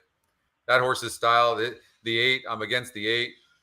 The 6 horse is an interesting long shot, and then Admiral Hopper, of course. But this, this horse can rate it. The 7 can rate a little bit as well. But the problem is the pressure the 8 might get. Maybe I'm going to stick with the 4. I don't know. I'm going to stick with the 4. And in fact, okay. Okay. Red alert. Red alert. Okay. I'm changing my pick for the 8th race at Goldstream Park. When I look at it, you have a very good point that the 5 horse did win at 5 furlongs though, but they went extraordinarily fast there. But then we saw the first race, there was a closer, but that was 2 turns. But the thing is, you have to consider now that, to me, David's Rose looks a little better to me on synthetics than on turf. And Admiral Hooper is 4 for 7, right? 4 for 7 on the synthetics. I mean, there's nothing wrong with the 4 horse who's No. going to be the horse is going to have to come from behind though. But there's going to be so much speed in this race. 5's not a good breaker. But the one thing I think we can agree on right now is your 3 horse now is 1% to win at Belroso, and it barely got up on a turf race to win against a 40 group by barely. And now it's dropping. Right. It's dropping big time. Here's the thing: it barely won against a 40 group. Now it's a 60 group, 1% win. The chances of the 3 horse winning they're so low. They're so low. Right. And the thing is, too, this horse broke its maiden, has never faced winners on synthetic. 5 furlongs now on synthetic. This horse, to me, is extremely compromised the way the race dynamic is. So I still think there's going to be a contested pace. And I think the 8, I'm almost tempted to use the 8 going wire to wire here, clearing and getting the lead. But with that being said, I've got to go back to the 5. I'm sorry. I got to call you out on that. Most accurate pace number in horse racing is our first call. It's even more accurate than the pace number. And it says that the 8 can't even get the lead. And you have 3 other horses that it's saying are faster, and it's got a wider post. And I mean, it's okay breaker. It's not a great breaker. It does get off the rail. How's the 8 supposed to go gate to wire? I mean, the 3 horses would have to break that. Yeah, I'm looking at the some of the numbers here. Yeah, no, there'll be a contentious pace. Yeah, and again, if the 8 gets the lead, it could be possible that one of the other speed horses doesn't get out great. So that's you're right. That's probably the only scenario. But again, I'm looking for a price. I was on a price before, but with all that, and you know what? Maybe you should. The thing is, look at. Before, the race simulator had the 3 horse finishing with the 4 on the turf. Now it doesn't. You see that? But it does have the 4 closing. Are you sure that you don't want to ride my tail with the 4? I think the 4 has a much better chance. But with that being said, I'm going with a solid, here's my red alert, solid pick, the 5 David's Rose. I think this horse is a little better on the synthetic, has a good record. If you look, 11 out of 18 hitting the board. Yeah. This horse is conditioned. This horse, to me, is in good shape. Gonzalez stays. Heather Smoolin now picks up as trainer. And Heather used to be, if I'm correct, the assistant to Barclay Tagg. So you got confidence there. So David Rose now is a single for me. David's Rose in the 8th race of Goldstream. Both tickets. 5 it is. I could see your 4, and my second would be the 4 because I think it's still going to be a somewhat contested. I thought you were going to come with the 6 horse because the 6 horse to me could make sense if that horse was to clear. The problem is that it's a mixed bag. The last 2 times the 7 horses broke great, but prior to that broke bad, but rated. You know, we're probably overthinking the 7 horse probably, but it at even money, is it really worth it? I don't know, but maybe, you know, and the system has the 7, but the 4 is right there, going to get a lot of speed. The one thing I do like about the 4 horses, even at the second call, the system says the 4 is only going to be 2 lengths back. And with the projected pace duel, I think the 4 makes a lot of sense. I just do. So I'm sticking with the 4. I do think the 7 horse, 7 can rate. The problem is that it projected wise, the 8 can't rate. So that means the 8's all out. And what's the 7 going to do? Grab and hold and then try to finish? Maybe. It's a possibility. Look at this horse likes to win. 5 wins in 10 races. Admiral Hooper is probably the most likely one of this horse has rated before off the pace. So yeah, but you're going to get 4 in my opinion, the 7 is going to be 4 to 5. You may get 5 to 2 on David's Rose, 2 to 1, 5 to 2. So I'll go with a little better price. But yeah, I mean, I could easily use Admiral Hooper and your horse. Yeah. So if I was narrowing it down to 3 in horizontals, it would be the 4, 5, 7, and I'm good with those 3 horses. But for the contest, I'm using the 5. You know, another thing that I don't like, I prefer Saffie Joseph when he takes the horse and he moves the horse up. I prefer that. I don't like when he drops a horse. I think I've found a trend. Yeah, if I'm playing a late pick 5 here, I'm singling the 8 or the 4, excuse me. Yeah. I'm going to try to beat the 7, knowing that the 7 can rate some, but we'll see. This horse could be in between horses immediately. And a 5 furlong race, you can't afford to think, meaning you can't grab the horse. That you could lose 1 or 2 or 3 lengths immediately, and that costs you the race. And the 4 doesn't have to do any of that. 4 only has to break good and keep running and finish like it always does. And hopefully all the horses come back to the horse. So that's what I see. Okay. And the only thing I can say on these the early feeder races, we're doing a lot of analysis here. So I'm thinking we're going to get, I'm hoping and knocking on wood that we're going to get hopefully good results today, because we're really diving into these races and, bouncing things off each other. So we are. Let's get somebody qualified today. And let's get you a second seat today, Scotty. That would be great. All right. So we are done with the feeders and all at Goldstream Park. Now we go to Del Mar, because that's where we start off with the qualifier. Okay, let me go to the qualifier notes. Just don't mind me. I'm going to have a bite of some pizza, okay? Oh, that reminds me. I have leftover pizza that I had last night that I'm jonesing for, but I'm going to wait till probably a little bit. So I have eliminated some horses. I'll run the race.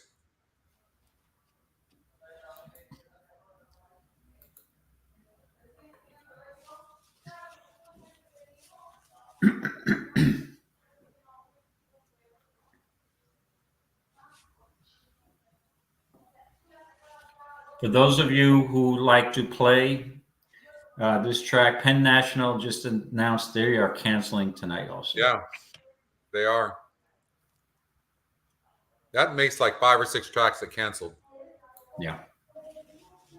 All right, so Del Mar first race. Let me just pull it up on my screen. Got my notes here, and I am ready to go. Now, just want to be disclose everything in advance as far as Del Mar. I'll be the first to admit that I think at Del Mar, I am 1 for 12. So with real money play. So just keep that in mind. But my goal is, I spent a lot of time looking at some of these races, and I think I'm ready to break out of that, because like I said, now that Saratoga's canceled, I didn't look at any Saratoga, so I'm spending more time. So hopefully we can reverse that trend and go 12 out of 13 today. So yeah. All right, let me just pull that up, and we're good.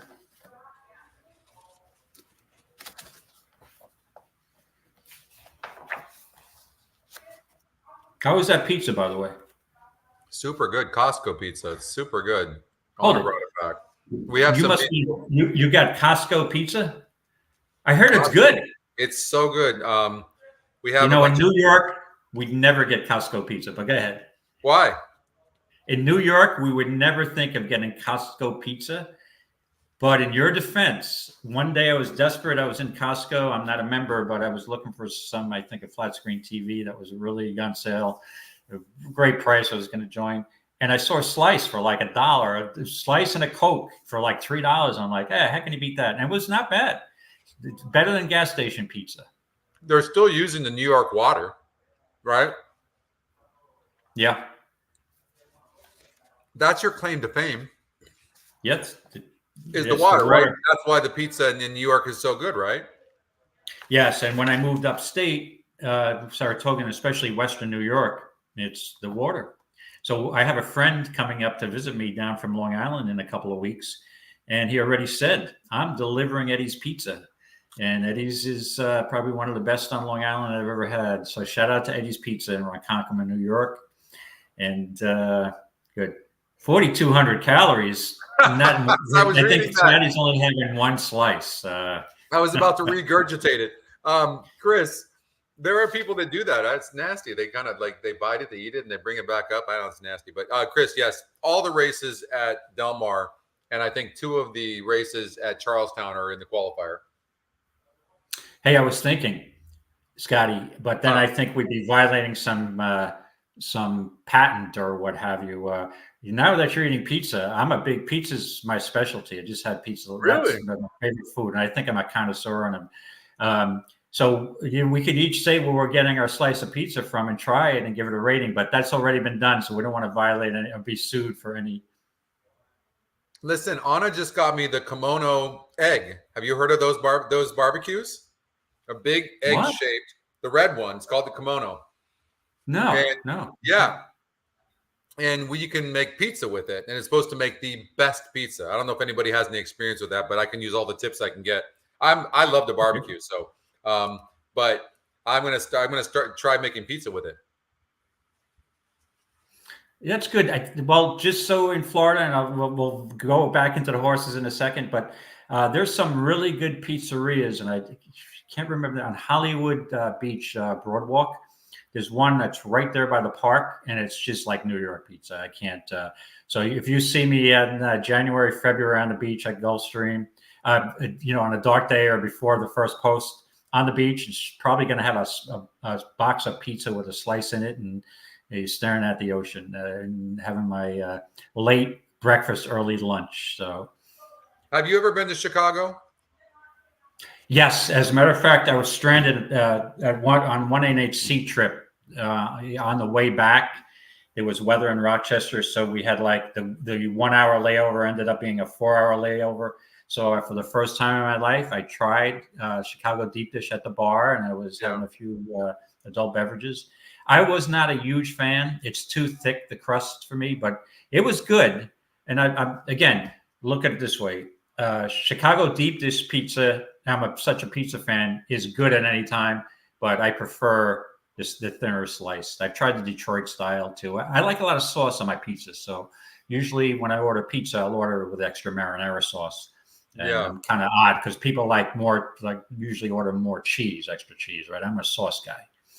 I like both. I just, anything with cheese and bread and sauce. Wow. How can you go wrong?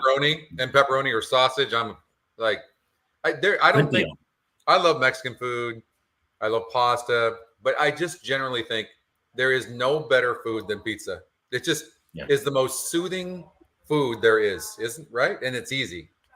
If you see me drooling, because I have my leftover slices in the fridge, and it was good. We actually got, now don't make fun of me, we got Wegmans pizza last night. And I'm not a meat eater, but because I had, I don't want to get too specific, but because I was dying of starvation last night, I had a craving. They have really good pizza and they put like meatballs on it. But I'm not a meat eater, but every once in a while, I'm like, yeah.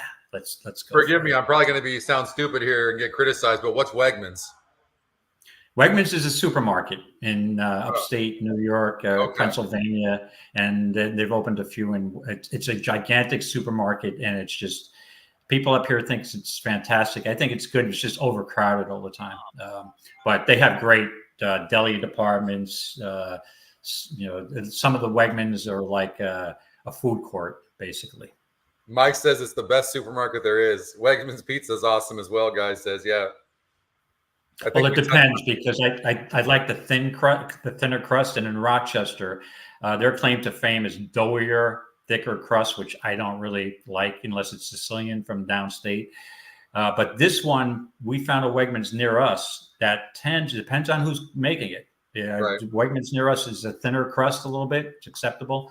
But the one I used to go to where I worked in Henrietta, their crust was always too thick. I'd look at them like, no, I'm not interested today, too thick. So it depends on the baker. But listen, so you guys in New York are pizza snobs, though. Honestly, you think there is absolutely. no other pizza. Not even Italy has pizza like New York does. No. The best pizza I've ever had. A shout out to Don Pepe's in Manhattan, New York City, at Penn Station, right above MSG. And people who are from commuters in New York City know what I'm talking about. Don Pepe's. They roll out those pizzas, Sicilian, regular. They are just fantastic. They're the best. Don maybe Pepe, you should be doing like the Barstool Sports. Maybe you should be doing the pizza reviews. One bite. What's that go? One bite, whatever. But everyone makes. We don't want to get hold it. I just got a cease and desist text from our friend. So we can't talk about pizza reviews anymore. Okay, Chris, you're in at 3 p.m. on Sunday. I will be bringing a slice, and we will be. And if we get sued, everybody knows the rules. One bite, everyone knows the rules. Everybody knows the rules. Well, I think as long as you reference the guy who started this, then we're fine. All right. Well, okay. Race number 1 at Delaware. See, now I'm distracted. Good thing I made my notes before. Now I'm distracted. I just can't get my mind. I'm like, okay, where should I go for pizza this weekend? So listen. I'm in big trouble. My mom just called me. My mom made it clear to me. Yeah, I'm 58 years old, but my mom made it clear that I cannot eat during a show.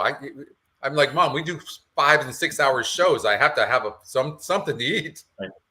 And personally, I'm offended, to be honest with you. I didn't share. Listen. Well, yeah. Well, I could do a tribute to Matt Miller and have a huge tub of popcorn with me here. So why don't we do that, Chris? On Sunday, this Sunday we'll do we'll do pizza, and then one other Saturday or Sunday when I'm on the show, I'll sample some microwave popcorn and we'll rate it. I don't think anybody has done that before. All right, we're here in race number 1. Okay, back to horses. Yeah, back to horses. What do you think? Okay, my computer just timed out because, hold on a second. You can still see me, right? Okay. This popcorn, pizza, and bourbon. Oh, yeah, that sounds really good. I don't know. I can't get off the pizza and Pepsi, which I should be staying away from, because I grew up with going up to the corner to get a slice and a Coke. At that time, it was like 50 cents. I'll say it's $1.50 because I don't want to date myself, so people don't know how old I am. But was that when gas? Is that when gas was 20 cents, David? No, definitely. I will say we had to wait online on our alternate day to get gas at certain times based on your license plate, ending in either odd or even numeral.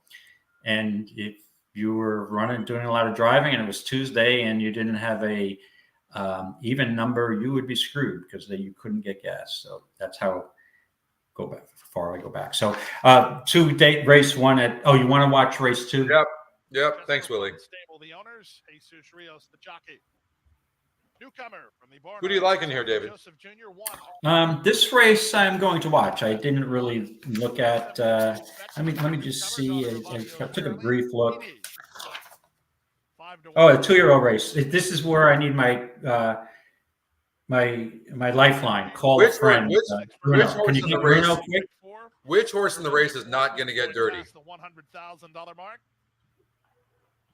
That's who's going to win every time. Last 2 up by Denise and Miss Abigail. 2 or 6. Man. 2 or 6. I'm looking at just breeding. I'm going to say the 5 hits the board. How about that? Okay. At a huge price. 6 furlongs the trip. They're at the post. And they're off.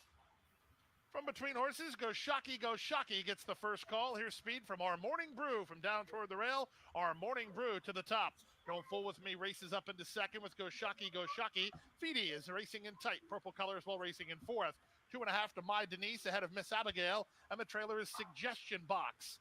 And the run to the half-mile point.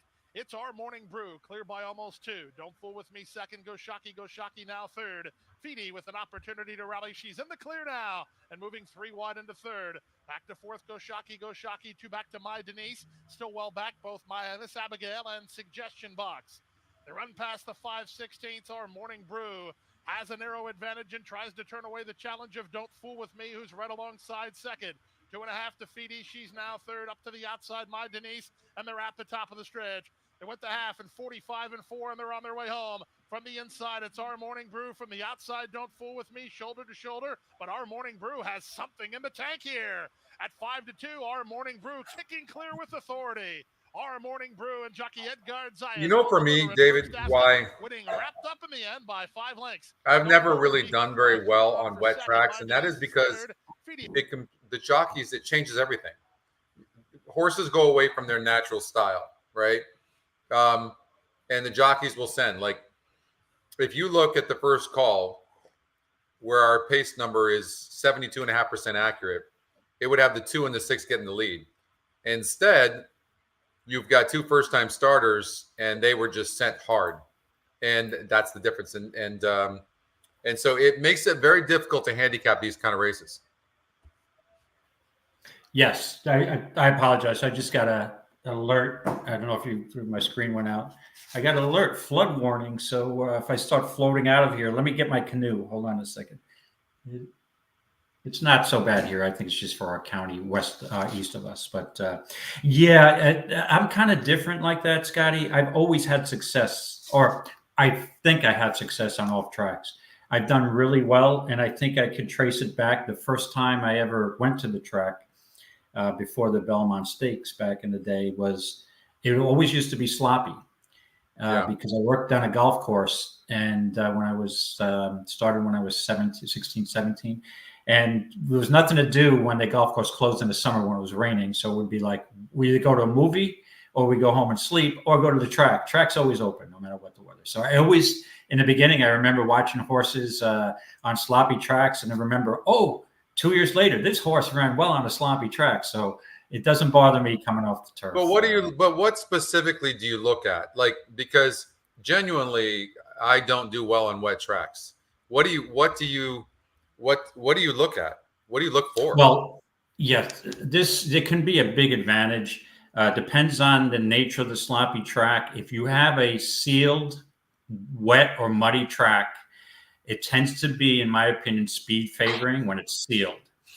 However, if you get like a deluge, and I'm relating this mostly to New York tracks, when you get a deluge and there's a lot of standing water, sometimes when it's that wet, it favors closers. So it's the stage of the wet track. Is it drying? Is it getting wetter? Is it sealed? Is it not sealed? Sometimes you seal a track, but then so much moisture comes in, you have standing water on the track. To me, you've seen races that are closers. But to sum up, you can sometimes pick up on a bias early and, just expand it before when you have an advantage before everybody else picks up on it. So that's, I think, and you'll see hidden form with horses, way back would do well on off tracks, and haven't raced on off tracks in a while. You're like, I remember this horse, 3 years ago, he won on an off, he loves off tracks. And I go back to the days where the daily racing form used to have a mud mark. I don't know. I'm really dating myself. So everybody remembers that mud mark. I miss those mud marks because, they took everything off the turf. Here's a horse with a mud mark. And it was just a mud cock, right? It's a different shoe that grabs onto the mud, right? No. It would be almost like an analytic type of thing where they point out to you which horses excel or do well on. But they had the but they had the Tomlinson rating for that. Yeah, this is before Tomlinson, so Oh, I'm going way back. Yeah. Wow. This is when I drove my horse and buggy to the track with the card on it. You still do that, don't you?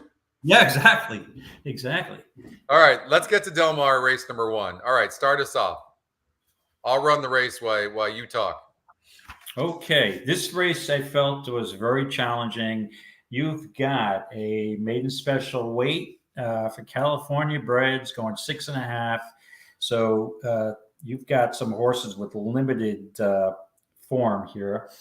But I didn't waste a lot of time on this race. I think it's very competitive, and maiden races sometimes I struggle with, but for the contest purposes, I have a note here. I like the 3 Veronica's Gem.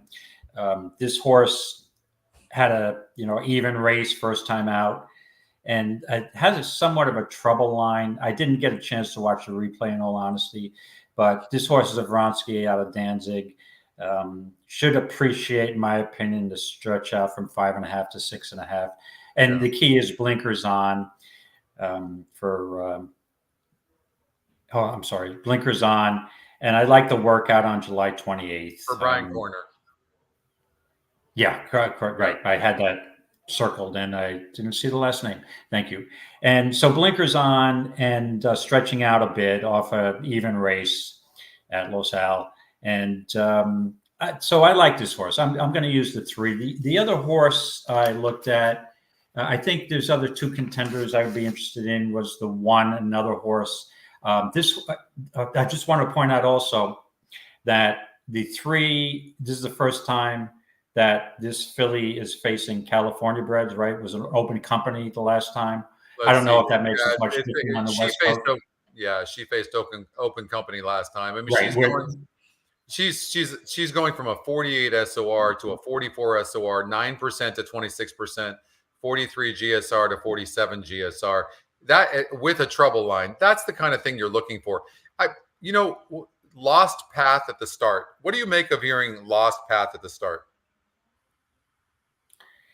Yeah, I guess the horse was, either bearing out or bearing in, or just, I didn't watch the replay, so I don't have the advantage of, telling exactly what went on here, but so that was another issue. And Play My Speed is a California bred. I mean, also has 2 races at Santa Anita, blinkers on. So this horse is definitely a usable horse. And I think the first time start of the 7, Maya Kama, for Jeff Mullins, could be okay here. Works are a little steady. Nothing great, but I could call Bruno. That would be my phone a friend. So I narrowed it down to those 3 horses. I'm going to use the 3 on top as my primary, and the 1 as my secondary. So it's 3-1 for me at Del Mar.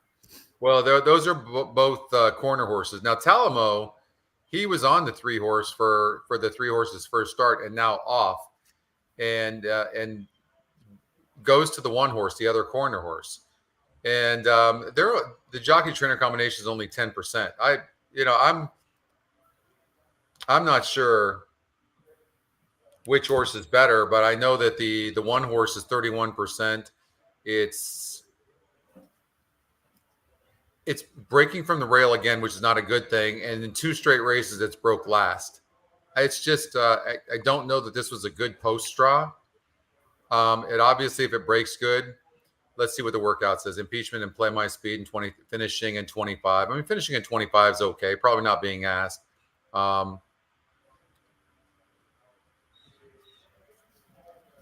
Workout reports just look okay. I'm just trying to find something better than these 2 horses. Patrick says Del Mar first 2-horse bet on debut for Mathis. Let's take a look at that. Second time out. Huh? Yeah. How about, did you look at the 4 Arby's Tiger? Because I mean, on a cutback, going from turf back to dirt, did you have any interest in that horse? I try to make a case, and it's a horse you can use, but I wanted to get your opinion on that horse also. Yeah, I mean, Mathis has got the 2 horse and this horse. It broke bad last time out, through head at the start, and it's just not a good breaker. It goes on the dirt, GSRs. This is not a bad long shot, especially considering that the 1 horse and the 3 horse are going to take so much action. I'm thrown off a little bit by the 3 horses morning line. It's 8-1 on the morning line. But and it's got live right now 2-1. But again, we got hours to go for the first. What about the 6 horse, Pancho Barnes? Yeah, I looked at this horse. Yeah, this horse is for D'Amato. Blinkers on. Yeah, no, this horse, like I said, it's a wide open race. So you can use a number of horses here. Yeah, definitely contender. And the 2 horse for Mathis. I mean, the horse is not going to get any love. Probably it is 2-1 on the morning line, the odds makers morning line. But the horse goes from 4% to 20%. The GSR about the same, and is facing much easier than when it faced at Pleasanton. That is interesting, and that's because this isn't a state bred field, whereas that was open company up at Pleasanton. People aren't, and here's the thing: the 2 horse is an interesting horse, and I think Patrick, you bring up a good point here. People are going to ignore this horse because it's coming from Pleasanton, and they don't really. Most people don't understand. I mean, state bred races compared to open company races are a big difference. Yeah, that's the reluctance I had. I saw the Pleasanton, and I'm like, well, again, keep in mind, I'm a mostly East Coast guy.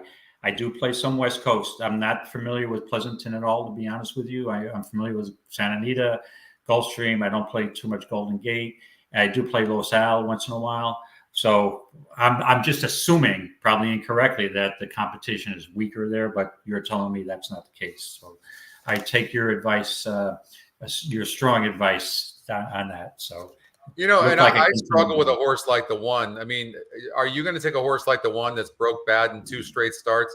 And on top of that, when I see a horse dropping from a 54 SOR to a 44 SOR, I'm anticipating a better run. Here's the positive part of this. Even though the horse dropped 10 points in SOR from the first race to the second race, its win percentage was only 5%. Today, it's 31%. Yeah, you have to think that the 1 horse is going to improve off of that. The only reason I'm not going to play the 2 horses, I don't like that it faced only 4 horses last time out. I'm going to go with the 1.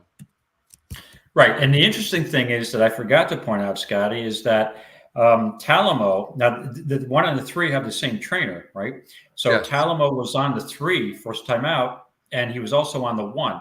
Now Talamo's on the 1, and Cedillo is on the 3. Yeah. Who's his go-to rider? Is it? Well, it's not Talamo, who's only 10%, and it's certainly not Cedillo either. He's only 14%, so I don't think either one of them is. Okay, I guess. Yeah, I mean, I don't like the only thing that I'm going off of right now is the win percentage going from 5% to 31% with the 1. And if I'm looking at this 1 horse breaking 8th in both those starts and only being 3% and 5%, then the horse outran its win percentage for sure. So I got to give the horse another shot. And Talamo, I'm guessing, chose the 1 horse over the 3. I don't like the note lost path, and then immediately adding blinkers. That throws me off. I can see why they're adding blinkers on the 1 horse because of those bad breaks. Bad breaks, right? You know what I mean? And we had that question earlier on about the blinkers on. In this case, yeah, that's you figure 2 slow breaks, blinkers on, the horse should improve. But I've also got to the point where it's like, well, slow breakers sometimes are slow breakers. So. But you could say, well, there's your angle. Slow breaker, blinkers on, I'm playing it. So I can see how you could use that horse. It's interesting to me. Was Talamo taken off of the Phil D'Amato horse, the 6 horse Pancho Barnes, who, by the way, is 5-2 on the EE morning line, has a very nice GSR. Didn't really have any issues last time out. Well, that's not true. Broke in, bumped 3 to 4 wide. I mean, well, not the best trip, but lost by 8.5 lengths to a much better field. Gets a nice post draw. And I don't like 3 different jockeys in a row, though. Like, why is Fresu not back aboard this horse? Like, Yeah, why the interesting, would you put him back? yeah, the interesting thing is, if you look at Talamo on those three mounts, every time he's been on one of those horses, they've had trouble. So, right? He was on Pancho Barnes, and it's broke inward, right? Then he's on Veronica's Gem and Lost Path, and Play My Speed off slow inside. So he doesn't have a good track record on those three horses. So we'll see what happens. I'm changing my mind. I think I found, look at Fresu not being on the Phil Diamato horse. Phil Diamato uses Fresu all the time. I think is the best jockey on the circuit. And all of a sudden you see the 7 horse, a first-time starter who does have a low win percentage. You could get 5-2 to 9-2 on this horse, first-time starter for Jeff Mullins. And look at the workouts, even as far back as July 1st. Look at that. 8 of 60, 21 of 54 from the gate, 18 of 101 last time out. Like, something tells me that this 7 horse is live. And look who the owner is, Don Valpredo. He has some nice horses, and he wins. I'm going with the 7. And he loves to win at Del Mar, by the way. I'm going with the 7. Okay, you'll be interested. I like the 3 here, so my pick is the 3 on top. But my notes are, I'm going to take a shot with, if I have my secondary pick, with the 7, the first-time starter. So 3-7 for me. So Patrick, you're absolutely right. Like, you cannot be too far. You cannot be too far back over at Del Mar right now. That's what I picked up on watching the races over the weekend. Absolutely. Yeah. And not to say that it helped me with the wagering, but yeah, that's the trend. Van Dyke is off all mounts. That honestly means nothing. Doesn't mean anything to me. No. Yeah. If you told me that it's at Saratoga and I read Ortiz was off all his mounts, I may take a look again, but not in this case. Okay. Let's see here. All right. So I'm going with the 7. In fact, I'm going to lock it in. Is that your final answer? That is my final answer. I'm going. You sure you don't want to use one of your lifelines? Nope. I'm going with it. I just think the 1 horse breaking bad, like it keeps breaking bad. The 3 horse broke bad in its first start. Now it's getting blinkers.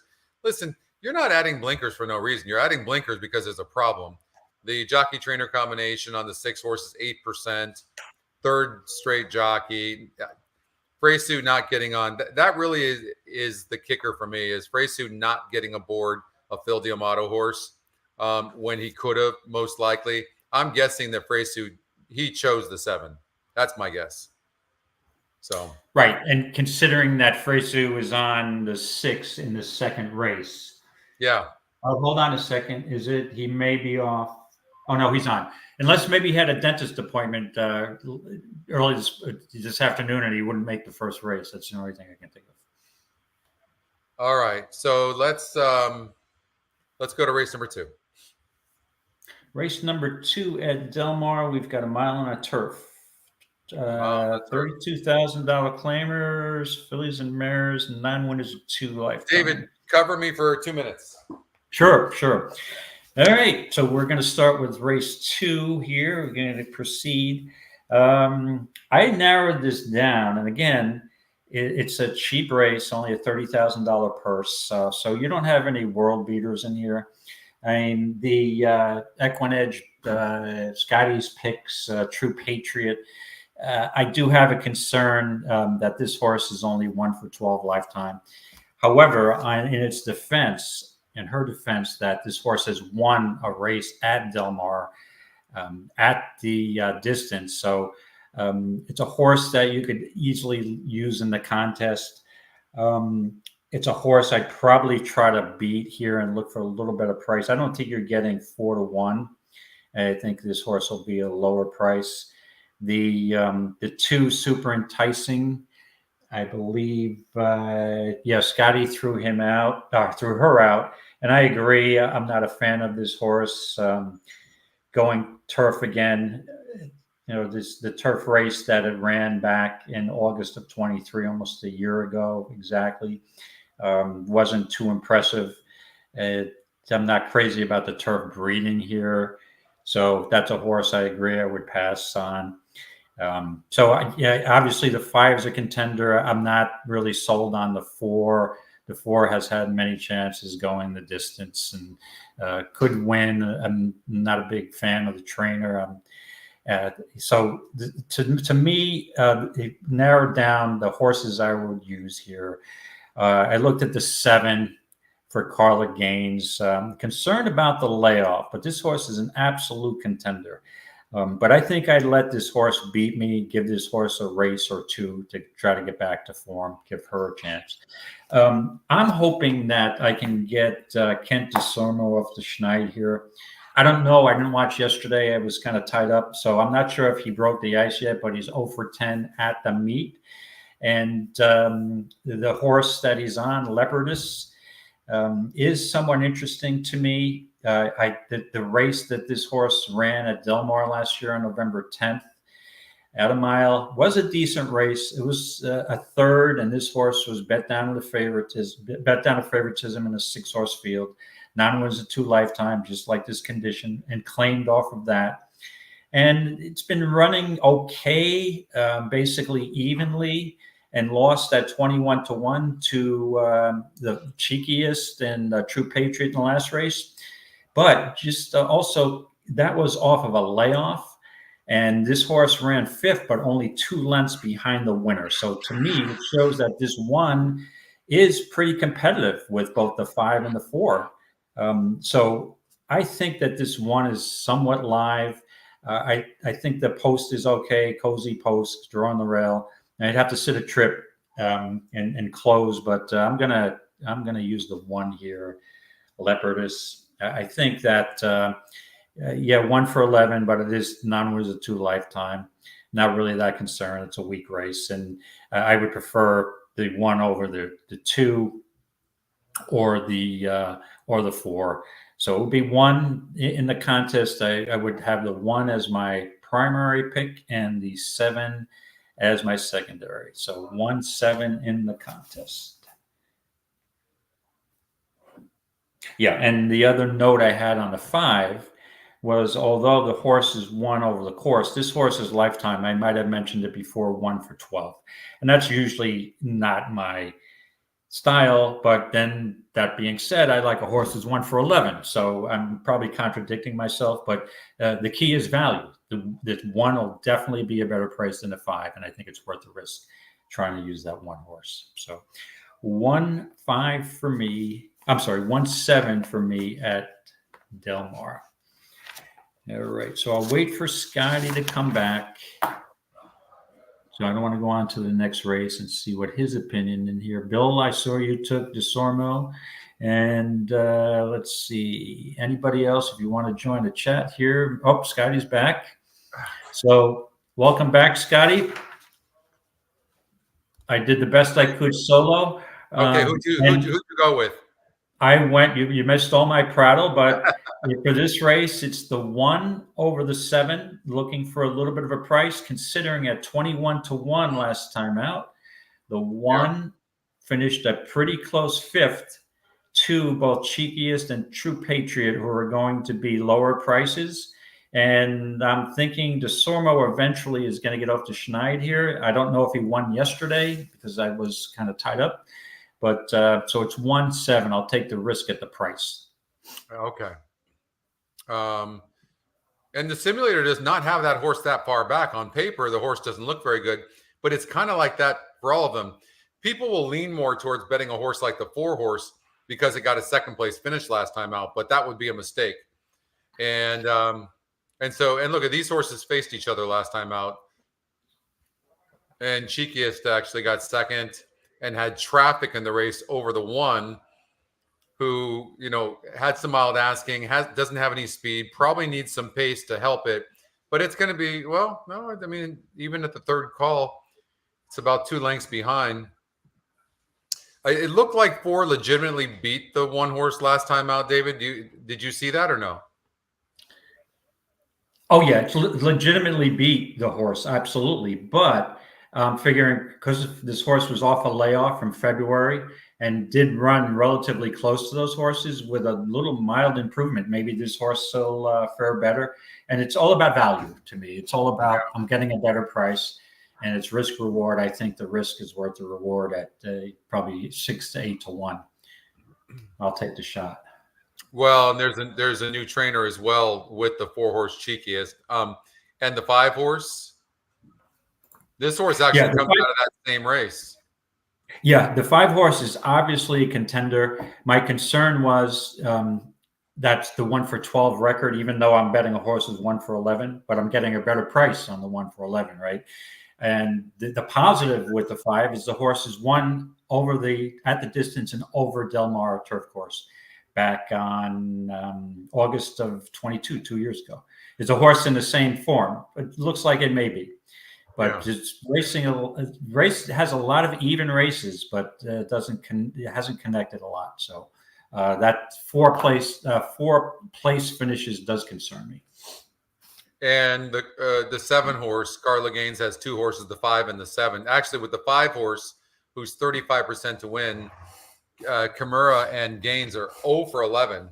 But I've made that mistake before. I hate that stat, but the system already calculates that, and the horse is still 35% to win on the 5. Right. That would be my second choice. The reason it's my secondary is because I am concerned with the layoff. I would give this horse a race or two, but on a second ticket, I would use it.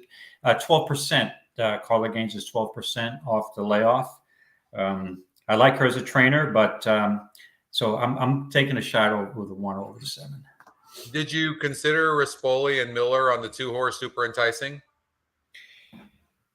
Yeah, this is a horse that at the morning line price I'm not using. This horse, to me, this only turf race that it's ran, it obviously higher class level, a maiden special weight. Didn't really, it rated, it showed a little interest from an outside post, but this horse doesn't show me. I'm not convinced about this horse really wanting turf. So that's a pass for me on that 2-horse. Yeah. Hey, David, what's going on, Dave? This is a tough race. This is a really tough race. Yeah, it is. I love the GSR though, in going 2 turns on the on the turf, and for that reason, I think that I'm gonna go with the high win percentage, and I'm gonna go with the 5-horse. This horse had some trouble, steps low, only 2 wide, so I don't want to use that as an excuse. But I'm such a Carla Gaines fan. I think she loves her horses. She should have more horses. I think the system has it right. I think it's going to be the 4 or the 5. The 4 did have trouble. What I don't like about the 4 is I don't like the trainer change. I don't like that at all. That can make a huge difference. But the horse is pretty consistent, and it's not really catching that tough of a field. You know what I like about the 4 more than I like the 5 is the tactical speed. So okay, I just talked myself into the 4-horse, so I'm going with the 4. So let me make a note. Scotty is on the 4, and I'm on the 1-7. Okay. All right, just bear with me 1 second. I was just okay. All right. Let's see here. All right, let's go to race number 3. Right. And for those, I'm sorry. They're at the gate over at Goldstream Park. Go ahead. Let's see what you're sure. Yeah, for those who haven't gotten their picks in for the feeder, I think we've got about 23 minutes or so. Probably about 25 to 30 minutes. Yeah. Okay. And that's myself included. So. Yeah. Okay. It looks like the 4 horses got a big advantage. Crypto Man in this race seems to have a little bit of tactical speed. It has burned some money, but it seems dominant in here. The 1 though is 7-1 right now, and this 2 back went gate to wire against a similar group, winning pretty easily at this 1-turn mile. So certainly wouldn't be surprised there. I don't know. Do you have an opinion in this race? Yeah, let me just take another quick look at it. I'm looking for horses who have some form on a wet track, and that would be the 6 Fenwick, but ships in from New York. Oh man, this horse is dropping way down, 1 for 15. I'm going to take a shot with at the price Raging Fury, who's actually won a race on a wet track before. What number is that? The 3 Raging Fury. 3. All right. I'm going to I'm take not sure about the 4 horse. distance. You're using the 4. Okay. And I think the 1 might take him a long way. Okay. Yeah, the crypto man, obviously, Safi and Zayas, you're not getting much of a price, 3-2. Yeah, I'll take, again, 5-1's up my alley. That would be a contest play at the NHC for me. Just throw it out there. If I had to make a play, I think I'd try the 3 based on just a 1 win over wet track.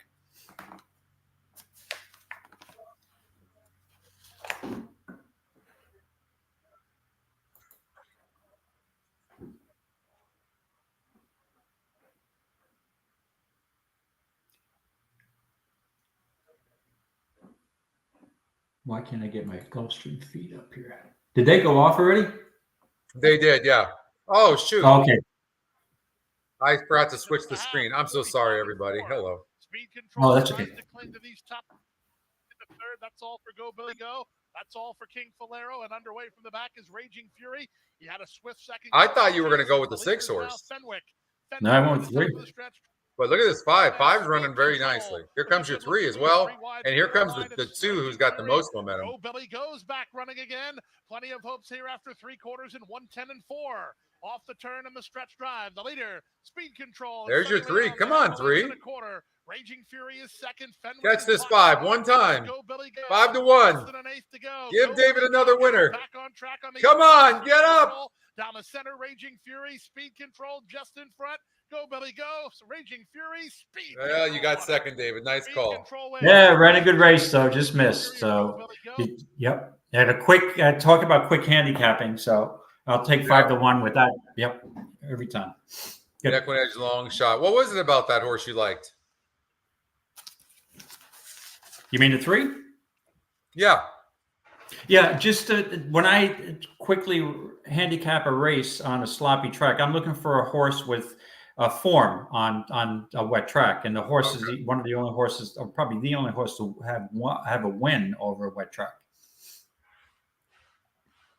Okay. I mean, if the horse was 9-5, I'd probably just pass, but at 5-1, got a little bit of value there. Perfect. All right. Ran a good race. No complaints. All right, we're at Del Mar race 3. All right, Del Mar race 3. Let me just pull that up. I have a note on the 6 horse that this horse should have been on the dirt in the first place. And I'm going to show you this. Maybe it'll make a difference in this race. Maybe it won't. But I'm going to show you the GSRs in comparison with the 6. 6 has been on the turf in the first 4 races, I think, or 5 races, and now it's getting dirt. Now the 8 horse is 7-5 on the EE morning line, and here comes the 5. This is what's interesting: is this 5 horse is 24%. EquinEdge second pick. Look at the way this horse is finishing. But I do want to take you to the 6 horse real quickly, and if you look at the GSR Plus grid, you can see that it's 10 points higher than it is on the dirt. So you could really see this horse really improve here on the dirt, in comparison to the turf. At the same level, facing similar. Yeah, I see your point. And again, this is another wide open race. So I kind of was poking around here for, again, I'm always looking for a little value. And the horse that kind of stood out to me that I'm going to take a shot with is the on top. I'm going to go with the 9 Gift of Time and the first time starter. And I think one of the reasons is I'm just biased, to be honest with you. I love Run Happy's first-time starters. And I checked the trainer stats. Mark Ladd is 17% with first-timers, which is good enough for me. LASIK's on. 4-year-old, I prefer a 3-year-old as my first-time starter, but there's no world beaters in here. Yeah, I do have a concern with this horse beginning at 50,000 rather than a maiden special. But this is a horse I'm going to give a shot with. So I like the I'm going to use the 9 here. And the other 2 horses that I was considering, obviously the 8, I think you have to use or consider this position. Mike McCarthy's horse, just for alone, dropping from a maiden special to a 40, off of a layoff, turf to dirt. It's dirt race at Santa Anita was good. Yeah. And lost to Show Card, who I think I may have come back and won. I don't quote me on that. The steady workout. So this horse is a definite use. And the other horse I had on my notes was Contender Running Super. Again, another drop down from Maiden Special. Was 26-1. Didn't show much, but and again, this is another run happy. So for the better price, we're slightly better. I'm going to use the 9 over the 2, with thinking the 8 is a likely contender here. So it's 9-2 for me. So 9-2. All right. David. 9-2. And basically on a price. Morning line, we'll see. I think this horse may take money, but I'll get a better price than the other two. So contest-wise, that's what I'm looking for. Hey, yeah. Aldi. What's up, Aldi?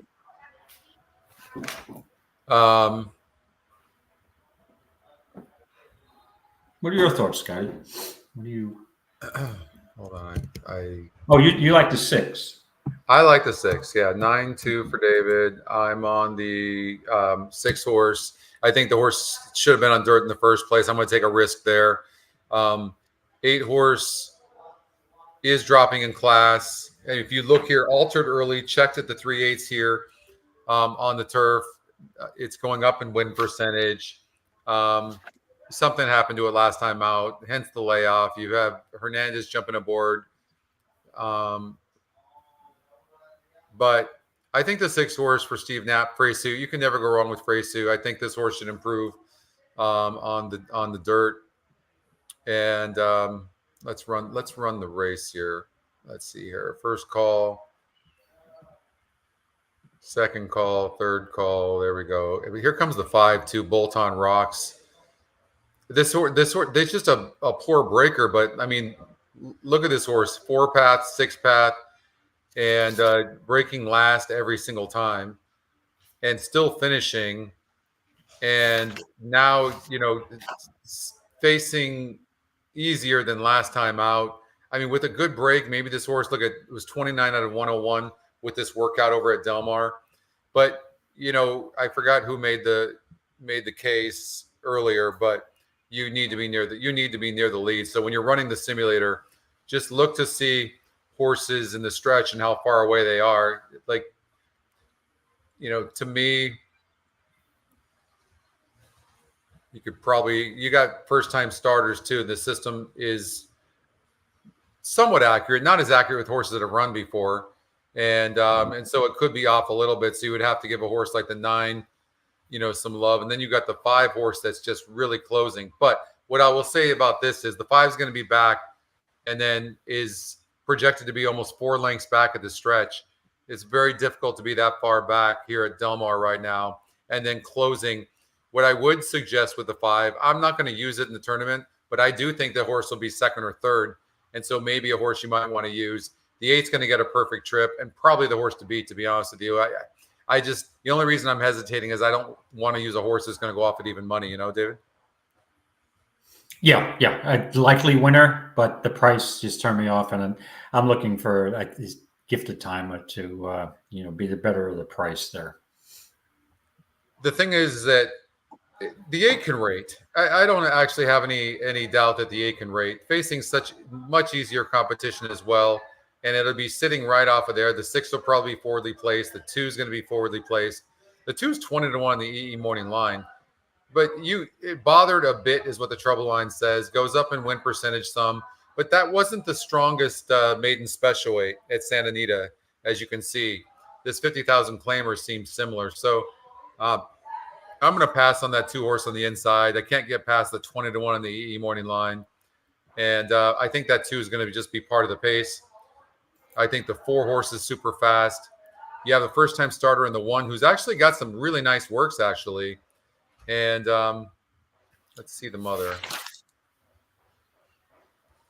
Mother seemed pretty decent. 160,000 in 6 races. And, of course, Audible earned $2 million in 10 lifetime races. I mean, what a gift that horse was. I mean, this 1 horse is bred up and down to run good. So you're going 9-2. Correct. Yeah, 9-2, and obviously, if you want to use the 8, definite, probably most likely winner. But 5's going to be too far back for me, and I'm looking at the 6. I think the 6 is going to improve on the dirt for sure. But I'm just wondering, does the 2 horse look like it needs the lead, David? Yeah, the 2, I mean, had a bothered break, right? But may need the lead. But yeah, it's hard to tell because this horse didn't show a lot of speed, had a trouble line. So you may be correct. This horse may gun from the rail and might need to go wire to wire. The only chance to win. I mean, it's possible that this one horse, I mean, these workouts are good. Look at a bullet work on June 28th, 1 of 70 from the gate. Yeah, no. Again, I'm not huge on first time starters drawing the rail. And how is Tim Yaktine, which is with first timers? 15%, not bad. No, not bad. But like 18 of 101 drill last time out. I think my concern a little bit would be, why is this horse not in for why is this horse in for a tag? I think a little bit, but the breeding is just tremendous. I'm stalling a little bit, and I think at the end of the day, as much as I think the 6 is going to improve, you got to beat the 8 to win this race. Correct. Absolutely. 100% agree. Yeah. You just have to beat the 8. So I think at the end of the day, I would love to take a horse like the 6, but the reason and he's lightly raced, so I could be making a mistake, or she's lightly raced, excuse me, is that she just looks like the type of horse that needs the lead. Correct. Like, I don't see where she rates. She's on the pace here. She was on the pace here. It says pressed outside. I mean, maybe here where she broke bad, she showed that she can rate a little bit. Maybe right here. You know what? I'm going to use the 8 on one and the 6 on another is what I'm going to do.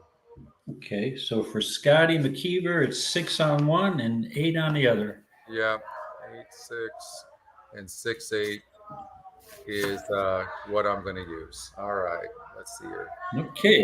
Okay. Another one down. Okay.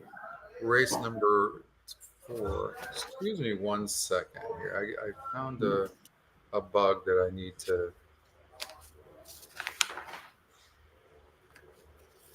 send to Brad.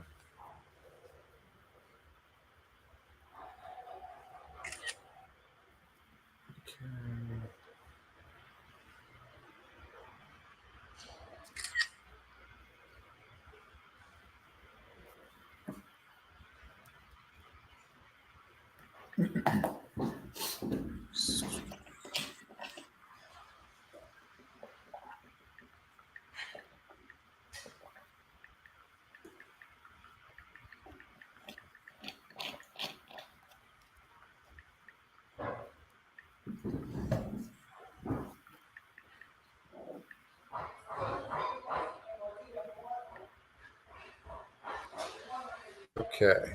Sorry about that. I found a bug that I just needed to send to Brad. Okay. So we're in race number 4 now. We have, the feeder's coming up here soon over at Goldstream Park. It looks like 18 minutes for that race 4, but we're at Del Mar race number 4. I've narrowed this race down to 3 horses. I can understand, Mike, why you would single that horse.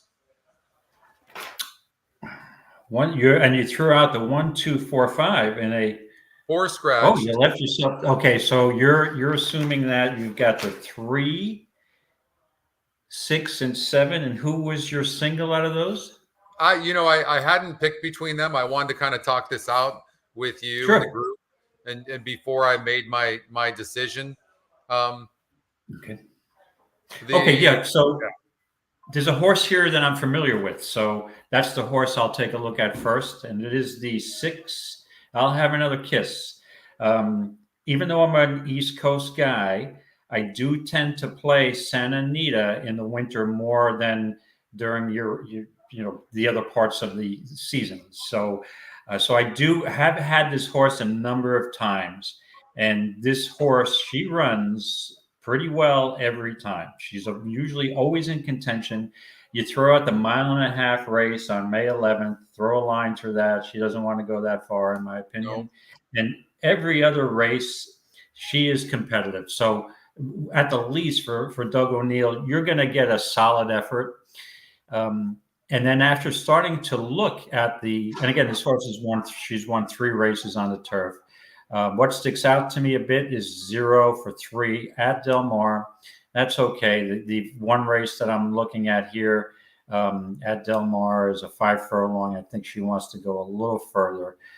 You can throw the last race on the dirt at Del Mar off. Just to me, she's not a dirt horse whatsoever. Yeah. But 3 for 14.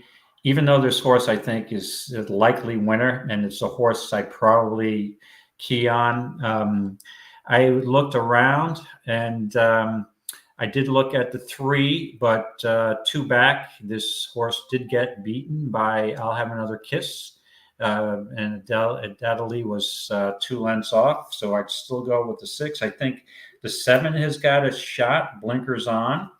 But this horse has burned some money before and is usually just an overwhelming favorite. So I would probably try to beat her. So one of your throwouts, I think I might have an interest in, is Tiergarten. There you go. Yeah. Steve Knapp, I know, is kind of off to a kind of a slow start, 8 or 9, less than 10%. But the one thing I'll look at is I do like one win over the Del Mar course. And granted, it was last year, but if you go back to September 5th, this horse won at a mile at a 50,000 allowance. So can handle the course. And also, if you go back to November 20 of 2022, this horse also just missed. So, and also, 6 out of 14 on the turf, either win or place out of an English Channel, a second race off a layoff. I like that angle. So I think I talked myself into number 2, Tiergarten, over the number 6 as my secondary. I'll Have Another Kiss. And I could easily flip-flop them, but I just really want the 2 or the 6 in this race. 2 or the 6. There's 2 ways of looking at this race. It's either the 6 and the 7, but they're both need to be near the lead. That's both their styles. The 6 needs to be on the lead, and the 7 needs to be near the lead or on the lead. So, and that poses a problem for 2 of the best horses in the race. So let's just say, pick a number, or eliminate them and then look at the race. And then you're so you see what I'm saying, David? You can look at this, the 1, 2, 3, and 5. And now you're getting prices if you can beat the 6 and the 7. I know the 6 is going to probably go off at 6 to 5, and the 7 is going to go off at 8 to 5. I'm not choosing either one of those now. The more I'm looking at this, I've got to take another horse, and so I'm going to want to try to make a case like you did with the 2. I don't want to take any horse that style is to be near the lead. I'm looking at a horse definitely like this 3 horse, who's going to get the pace it wants. Rispoli's aboard, or maybe a horse like the 5. I'm looking at those 2 for sure. 5's got more class and broke bad last time out. Second off the layoff, and but Freysu's not aboard. Kimura's aboard. Where's Freysu at? Freysu, of course, is taking the 6 horse, and which I don't blame him, obviously. But are you going to end up with the 6? Is that where you're going? No, on my primary ticket, I would use the 2 and there's a 6 on the second. But if I'm playing horizontals, I'm just going with the 2 and 6 here. But I also did look at the 5. She's got to wait. Excuse me. And second race off a layoff, off the claim. The trainer is 0 for 4, but that's very limited sample. But my concern is this horse doesn't really have any mile experience. And usually when trainers keep horses in 5.5 to 6 furlong races, they're 5.5, 6 furlong horses, right? Yeah. They're trying something different. I'm not sold, even though the horse has won over this course. I'm not sold at a mile, so I passed on the 5. Hey, Mike, thanks. Thanks for joining. I'm sorry, go ahead. Hey, Mike, what's going on? I was just going to say, you have to be careful about eliminating horses in this race based off of win percentage, because the 6 and the 7 are taking so much of the win percentages. I think I got to go with the connections, and that's D'Amato and Rispoli. I don't know whichever. I don't know how else I would go in this race. Like, look at this horse dropped from 50,000 optional claiming to this optional claiming 25, and then wins the race, goes up in win percentage, facing similar. This horse is sort of a mile specialist. Always runs good, almost always. That being said, it's still only 2 for 16. I saw that, but it's that kind of race, isn't it? You know what I mean? Yeah. Like the 5 horses is 26, 3 wins in 26 races. This horse has 3 wins in 14, which isn't terrible. But you're also looking at this horse only has one way of going. That's it. The rail's 24 feet out. I don't think that probably helps speed a little bit. And also I noted that this horse has lost to I'll Have Another Kiss on April 26th, and also lost to the 7 Rugalac in September last year at Del Mar. But again, the pace dynamics could be a little different here. You're right, especially since the 7 puts blinkers on, right? So the 6 and the 7, there's potential for them to burn each other out. So that could be in the 3's favor. But because of the price differential, that's why I decided to go with the 2. Well, and the 1 from the rail as well, and the 1's a good breaker, and 7 is a good breaker as well. 7 might decide to take it to the 6. I wouldn't be surprised. If Juan Hernandez actually goes, now I'm going to take it to you. The last time out, the 6 didn't break good. Normally, it's been a really reliable breaker. This is a super interesting race because of this pace scenario. 1, 6, and 7 are very, very fast. If those 3 stop. Yeah, the 7 might compromise the 6, and I'm not concerned with the break last time on the 6 so much because that was a dirt race, and this horse is clearly a turf horse.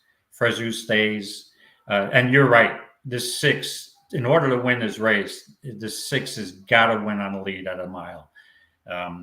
If this horse gets, and again, it would press me if this horse would close, but I don't see it. This horse either wins on the lead or gets the lead and gets caught. That's the way I looked at it. For me, clearly on the turf, I'm going with the 3. I'm going with the 3 horse. The 3 is getting the setup in this race. Yeah, for sure. So you're taking the 3 over the. I'm going to take the 3. Yep, I'm going to take the 3. And I'm not afraid of the 9-2 morning line odds as well, because I think the system knows that the 6 and the 7 are going to get all the money.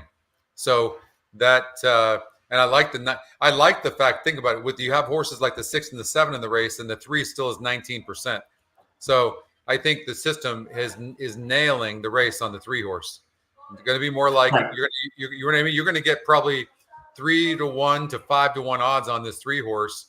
And it's got a 19% chance of winning when there's going to be crazy pace up front. It's the best closer in the race, clearly. So, yeah. Right, so you think the 3 will be a lower price than the 6?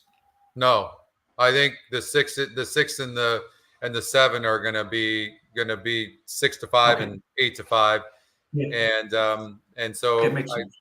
So I think the 3 is going to be an overlay. Okay. So it's 3 all the way for you? Yes, sir. All right. Sorry, I had to stretch my back a little bit to sitting too long. Okay. Let's see here. All right. Race number 5. We're up to 5. Goldstream Park. We've got 8 minutes. 8 minutes before the first race. You got your feeder picks in? I got my feeder picks in, yes. Okay. All right, good. All right. Thank you, Daniel. Okay. Let's run the race. I've eliminated the 2, 5, and the 6, and the 1 and 10 are scratched. So you can't choose the 1 or 10, David. They're gone. They're out of the race. Oh, you knocked out my triple again. Jeez. I know. Listen, the one thing I can count on is you're going to tell me about how you really liked one of the horses that got scratched. You do that all the time. hold on once, hold the phone here, as they say, or stop the presses. So are the 1, 2, 5, 6, and 10 your throwouts, or they're actually scratches? No, the 1 and the 10 are scratched. Oh, the 1 and the 10. Let me ask you a Yeah, question. you Did know you like that. the You 1 know and it the 10? makes me look good. I have to tell you that the 10 was my best bet of the day. So See? now my best What bet did I of the day. tell you? What did I tell you? You know me like a book. You know me like a book There by you go. now. I feel better now. Okay. Yeah, All is good. You All remember is me good at the in the world. NHC walking in and then saying like, geez, that they scratched the 5. That was my best bet That of was the my weekend. best bet. You know what? Right, the entire weekend at 20 to 1. Every horse that gets scratched is my best bet. All right, this race now, I have to admit, I struggled big time with. So I made a note here, wait to talk it through with Scotty. So Okay. the 10 would be the horse I was playing, but since now we got a scratch, I am a little puzzled. I guess if we go by, let me just pull up my EquinEdge and get rid of the Gulfstream feed. And let me just approach this from square one. Makes it a little easier with the 1 and the 10 scratched. Okay. Mike, good So we luck got to a you big today, brother. pace edge here. We got a big pace edge here with the 7, Saul's Call. And since I'm a huge Better Call Saul fan, if I didn't want to handicap the race at the NHC, I'd be like, what the hell? Let's just use the 7. This 7 is fast. And I've been burnt before by thinking these Los Salos, I can't even talk now. Yeah. Losal. Yeah. I'm sorry. I think I'm getting hungry for pizza. And that they can't win. They're just like these sprinters, almost like quarter horses. And so I've been burnt before. And then I see that Saul's Call has won at Del Mar. And from what I'm seeing, that watching some Del Mar races, you got to be on the lead or close to it. That I probably lean towards the 7. And also, what's wrong with the 9? Joe Don Looney, second race off a layoff, unless this horse is just not the same horse. This horse has won 4 races at the distance, 2 over the Del Mar Strip. So I think by just the process, and, I think Distinct Dioro has a shot too. So, I kind of struggled, to be honest, like I said, but I think after looking at it, I'm going to go with a shot that the 9, Joe Don Looney, second race. Well, no, you got another layoff a little bit, but I think he might be able to rebound. Got enough speed to stay close. So, well, the way speed's been going, the fastest horse in the race by far is the 7. So correct. if you look at the first call, the 9's only 1.7 lengths back.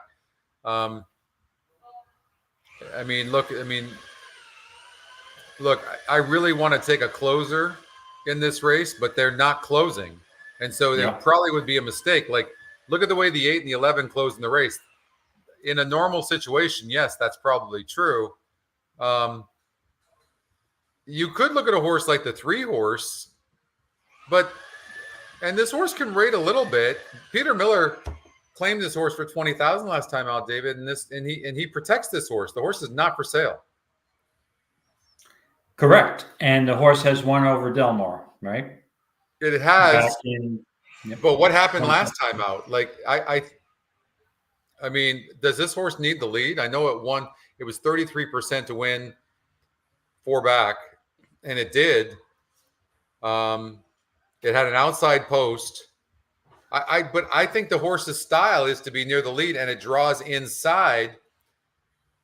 I mean, if you look right, the 4 will be pressing also. So maybe your assumption is right. It's better to try to go with a closer. But the races I've watched at Del Mar at 6, it's mostly speeder. You got to be close, right? It's either 7 goes gate to wire, or you're taking. I'm trying to calculate whether this 9 can really rate. I see at the first call here, it came from behind, but not really. I mean, if you look, here's a horse that runs all its best races on or near the lead. and it's only got 5 wins in 28 races. And so either the 7 go, because remember the old saying, speed kills speed. 7's going to kill off the 3, 4, and 9, and 7 either wins or the race falls apart, and the 8 or 11 wins. So you're on the 11? 1 for 10? The 1 for 10 horse? I think, look at Hector Palma is claimed this horse for $25,000 and protects the horse. The horse has the perfect type of style. Let's see how far back this horse might be at the second call, like 6 lengths back. Yeah, the horse is four and a quarter lengths back at the stretch. Like, what about the 11 horse? Like, the 11 horse is projected to be not that far back. Look, at the second call, 3 lengths back. The stretch, 2.5 lengths back. I got to go with the 7, I think. I just think the 7's going to be tough to catch. Yeah, Scotty, maybe you can enlighten me a bit here too. Are you familiar with this trainer, Rosemary Trella? Trella, very good trainer. Just doesn't get a lot of opportunities. Absolutely. Okay, so that's something I shouldn't be concerned with being an East No, Coast guy. and she gets prices too. She absolutely can train. Yep. Yeah, you know me with speed. I'm tempted to use the 7, but I just have a feeling that the 9 can stalk and stay close. So I'm going. I'll go with 9-7. 9-7 for me. Yeah, I mean, I think the 11 horse, excuse me, could be the price horse here. And look at the 11. The 11's the top Scotty pick. Look at that. I know. I'm looking. I see the 11. I got to look at the conditions of the race again, because there's 2 horses have only had 1 win. The 11 is 1 for 10, and so is the 8. They're Calbreds, right? Is this Calbred restricted? It is. Yeah, it looks like it, right? It is. For California bred, yeah. Looking at the weights, 3-year-olds 120, older 124. Non-winners of a race other than maiden claimant or starter. That's what it is. Non-winners of a race other than maiden claiming a starter. Okay, so that's why you got horses with 1 win against horses with 5 wins. Okay, makes sense. Right. And just go with that point, I'm always going to side with horses who've had multiple wins over horses who've only got 1 win. Well, look at that. If those conditions favor a horse like the 7 horse, because the other ones are getting in being in cheaper claimers. Correct. Right. You know, so those conditions only favor the 4 or the 7, excuse me. So in my mind, and then, you know, this horse hasn't been in for a claiming price, it looks like, since it broke its maiden for $50K, the 11. But the problem is, again, we're talking about the same thing. Look, this horse won over at Los Alamitos being near the lead. This horse is being projected to be well too far back. And while I think the 11 is going to run good, look at the 11 is only 7-1 on the EE morning line, 20-1 on the odds makers morning line. I mean, these are the types of horses you're looking for, no question. Yeah, if we're at the NHC, we're sitting at the same table, and this is Friday afternoon, day 1, and you're telling me, Dave, I got the 11. I'm like, hey, I'm liking it. So, yep.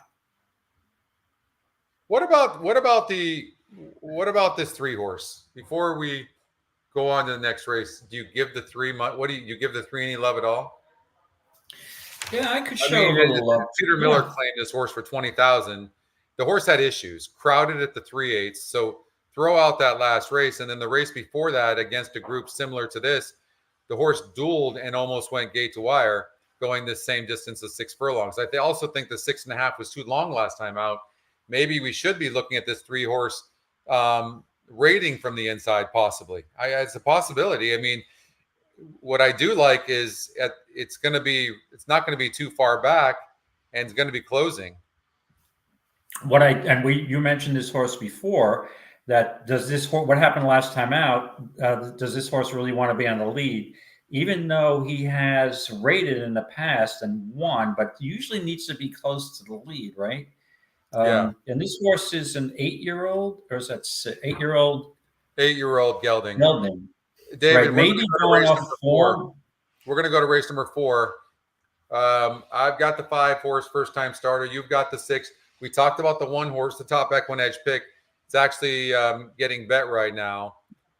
And I'll just point out too, the 6 had been bet down from 5-1 a couple minutes ago to 5-2. So that's the horse that's taking the most money, but now to 3-1. So yep, they're loading in. Good luck, everybody. And then when we get back, I just want to mention something else about the 3. 2-year-olds do battle here. All right, first race of the feeders. Let's go. This is ready. Now we're just waiting for Mustang Oop, Bucks let to me- take the outside. Cut my volume here. Mustang Bucks Essentially, tell me who's going to break good. Really, in the gate. I mean that's who's going to win this race Yep. most likely. Mhm. Who breaks Think the the best? 6 They're off. Good start for Dietz. Not a good start for Wooler War.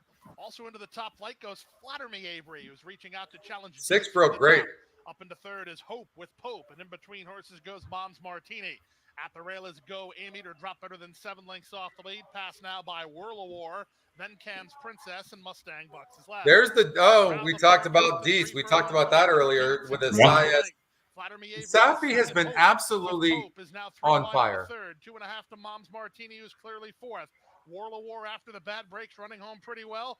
Cam's Princess. This 5 is actually closing with some interest, David. With inside position and the lead, Dietz. Maybe this horse is this 5 is running very good. The 5 and the 6. This is what it's coming down to. They come past the 8th Let's pole. hold on with the 6. Hope rallies forward to take the lead. Mom's Martini with 1 push on Right, yeah, Barrett, go out to him. Mom's Martini. Whoa, I'm gonna get Mom's beat. Martini front and center. Mom's Martini wins. 5, 6, 1. I think Go Amy. We were all over that race. So that was your horse. Yeah, that was my What's my that? horse. That was my horse. Yeah, So it was Scotty and David coming down to the wire. it You was. caught me. Yeah, At I 2 caught to 1, you and I late. had the 3 to 1. All right. 2 1. Yep. Caught me 2 to late. 1. Oh, inquiry. It's There's an flashing. inquiry. Oh, Yeah, I'm only kidding. You Look at did that. notice the jockey. Who's the jockey on the 6? He rode that perfectly Jaramillo. because he came out to meet that horse a little bit when it came down the stretch to say, "Hey, here's your competition." And I thought the 5 was Yeah. definitely the best. Yeah. Thanks, Patrick.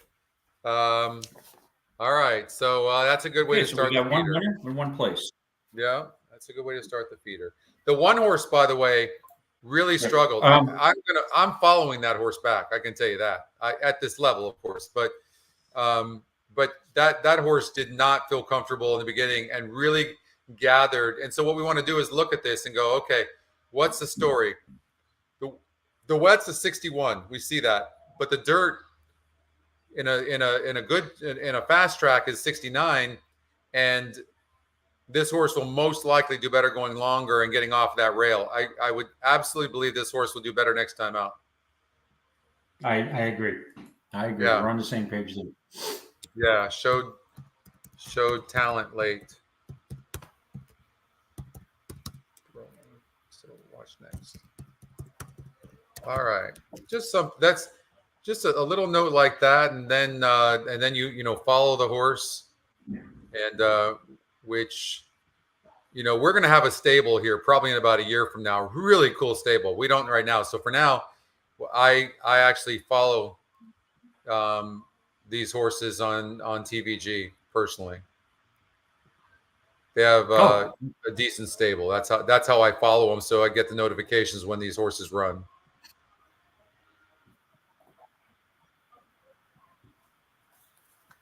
But the one was absolutely live, no doubt about it. No doubt. Right? It could have been compromised by the track condition too a bit. Yep. Okay, let's get back to Race 5 at Del Mar. race 5 at Del Mar. All right. So the 3 is definitely usable. Wind Ribbon has a race over the track, a win over the track, excuse me. And this horse has won 8 races, right? 8 for 38 lifetimes. So then you're comparing that against the 8 who's 1 for 10 and the 11 who's 1 for 10. I mean, experience counts for something. I know that horse is 8 years old, but at times, I mean, there's horses that go off form, but Still working okay. The work on August 2nd was okay. So, and Rospoli stays. So, yeah, definitely playable. Definitely. I'm going to give you something else to think about here. I can't believe I'm switching up a little bit, but what if the 4 can rate a little bit? Look at, first of all, this horse only raced 3 times on the dirt. I don't know why, because when I look at this horse, well, no, it's got a better turf. I'm sorry. I'm actually wrong. That being said, the GSR is going up from 51 to 58 here on the dirt. So now I just got to assume that being on the inside, especially that 4 horse is going to try to go to the lead, but it's 4-1 on the EE morning line. Look, if you look at these horses that I've left up here, these 6 horses, look at this. I mean, they're all within a length and a half of each other. The 9 that you said you liked, the 9 a bit. This is a tough race. Yeah, it's a very tough race. Yeah, and I tossed the 4, and I thought this was a Doug O'Neill horse when I first looked at it, but I have to tell you, good workout on August 4th. So George Lopez, I thought he was a comedian. When did he get into training? Yeah, right. Yeah, we're talking about George Wallace, though. I'm assuming, right? George Lopez. Oh, George Lopez. That George Lopez. Got you. Yes. Yep. All right. He needs to stick to acting. Yeah. Again, the turf. To me, this is a turf horse, and until it's proven otherwise, switching to dirt, I probably want no part of it. Daniel, we're in talks right now with the team about because we've built the progeny predictor, which takes a sire and a dam and gives you the GSR plus grid. And so I bought 7 or 8 horses off of sales now. I just bought a horse at the Ocala sale about a month and a half, 2 months ago. And we got this horse for $50,000. I bought it. And this horse has numbers in the mid to high 80s. And then on top of that, not only did it have nice numbers, but it just looked $1 million, and it's training tremendously right now. I have it in a farm in Ocala.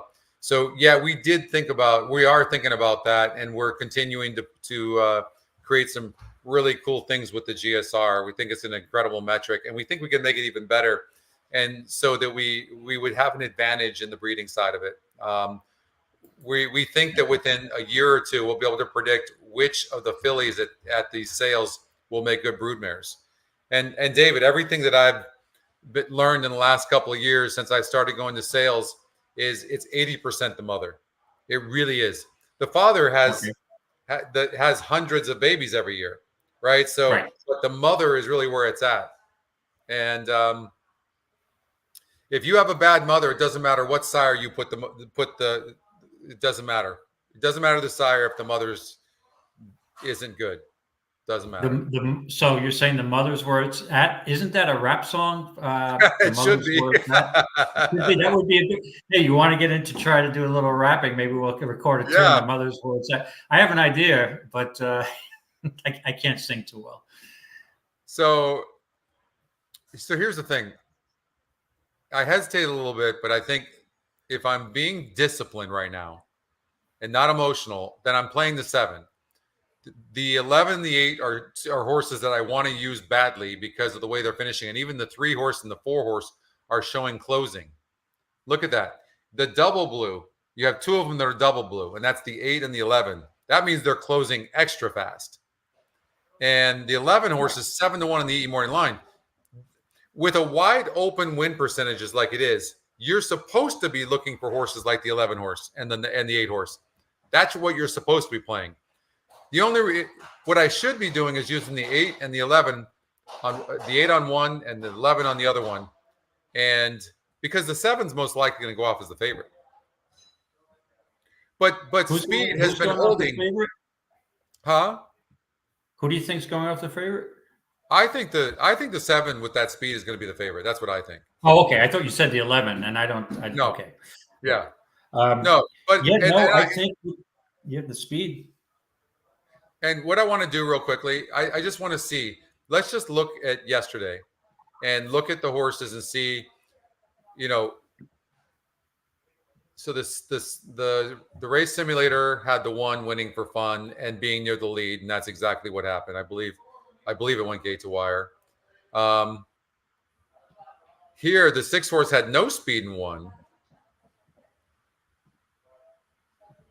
And I don't remember this race. But here's the thing. Even though it only had a 17 pace number, it was only projected to be 2.5 lengths, not even 2.25 lengths out at the second call. At the third call, yeah. So, and then the 6 horse was fast in the next race, and it won. Oh, he killed it yesterday. A lot of favorites, but chalkies from what I saw. So look at come on, Scotty, have the guts and reach out, use the 11-on-1 ticket. I'll just tell you, if we're at the NHC right now, and I have 2 tickets, 2 seats, and I do this year, rather than use the 7 on one and the 9 on the other, I'd probably use the 7 or 9 on the one main ticket, and I'd have a long shot ticket in the beginning to see how it went. And I think on my second ticket, I understand your point. I think I'd use the 11 on a long shot, my long shot ticket. That's the way I approach it in the beginning when I have 2. I use the primary and then I use a long shot ticket. So I wouldn't use the 7 and the 9 on both, is what I'm saying. I want to price a long shot ticket. I don't think Joe Don Looney will be long enough. So especially with the scratch of the 10. So when you look, this is what I'm going to look for. When you look on the race simulator, this is the furthest back horse that won at the second call, 2.5 lengths back, the 2 horse. And the stretch was only 1 3/4 lengths back. That's the furthest back that I've seen. And turf doesn't count. So I'm not going to take a horse that's more than 2.5 lengths back at the second call. Okay. That's how I'm going to approach it and just stick to my guns. So if I do that, the 11 horse is over 3 lengths, and the 8 horse is unplayable because it's 5 3/4 lengths back. And so now the second call and the 3 horse is 3.5 lengths back. I have to take the 7. I'm taking the 7. Okay. Yep. I'm playing the 7 on both. Yeah. Okay. I may regret, but I'm going to use the 9 over the 7. Well, it'll be a little entertainment. So well, the 9. Look at the 9 is 2 1/4 lengths back at the second call. Yep. And then at the stretch is basically the same. So I think your 9 is a good play, but I'm going to go with the 7 to go gate to wire. Okay. So Scotty's got the 7, and I've got the 9, and I would get to have a 7 on an. I say I have a 7 on an alternate ticket. We're not at the NHC, so I probably would do that. If I was at the NHC with that long shot ticket, I'd probably just throw the 11 on. Okay, let's run this race on the turf. This seems like a tough race. You've got mostly first-time starters. Yeah.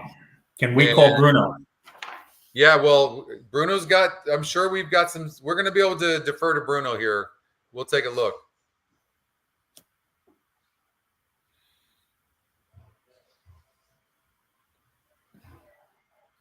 But it was hard to eliminate anybody because look at, all these horses are like right there. Look at, you've got you got what? 7 horses that are within 2 1/4 lengths of each other. It does show the 5 winning, a first-time starter. This is 5 furlongs. And so we're gonna let's start with the 1 horse, and we're gonna defer to Bruno. Let's see what he's got. We'll defer to Bruno. So I won't even tell you what my notes said. Can you read this? After looking at this race, can you see what my comment was? What does it say? Can you see that? It says help. Help. Yes. Okay, gotcha. Help. I'm in trouble. And I'm help. clinging on. No, help is on the way. These are the types of races where we make our money. Blinkers are on, and we had this horse going 3 furlongs and 35 and 1, 23 and 1, only in 3 furlongs. So, and the workout, I don't see that very often, but it's a 2 furlong workout, which is super weird to me.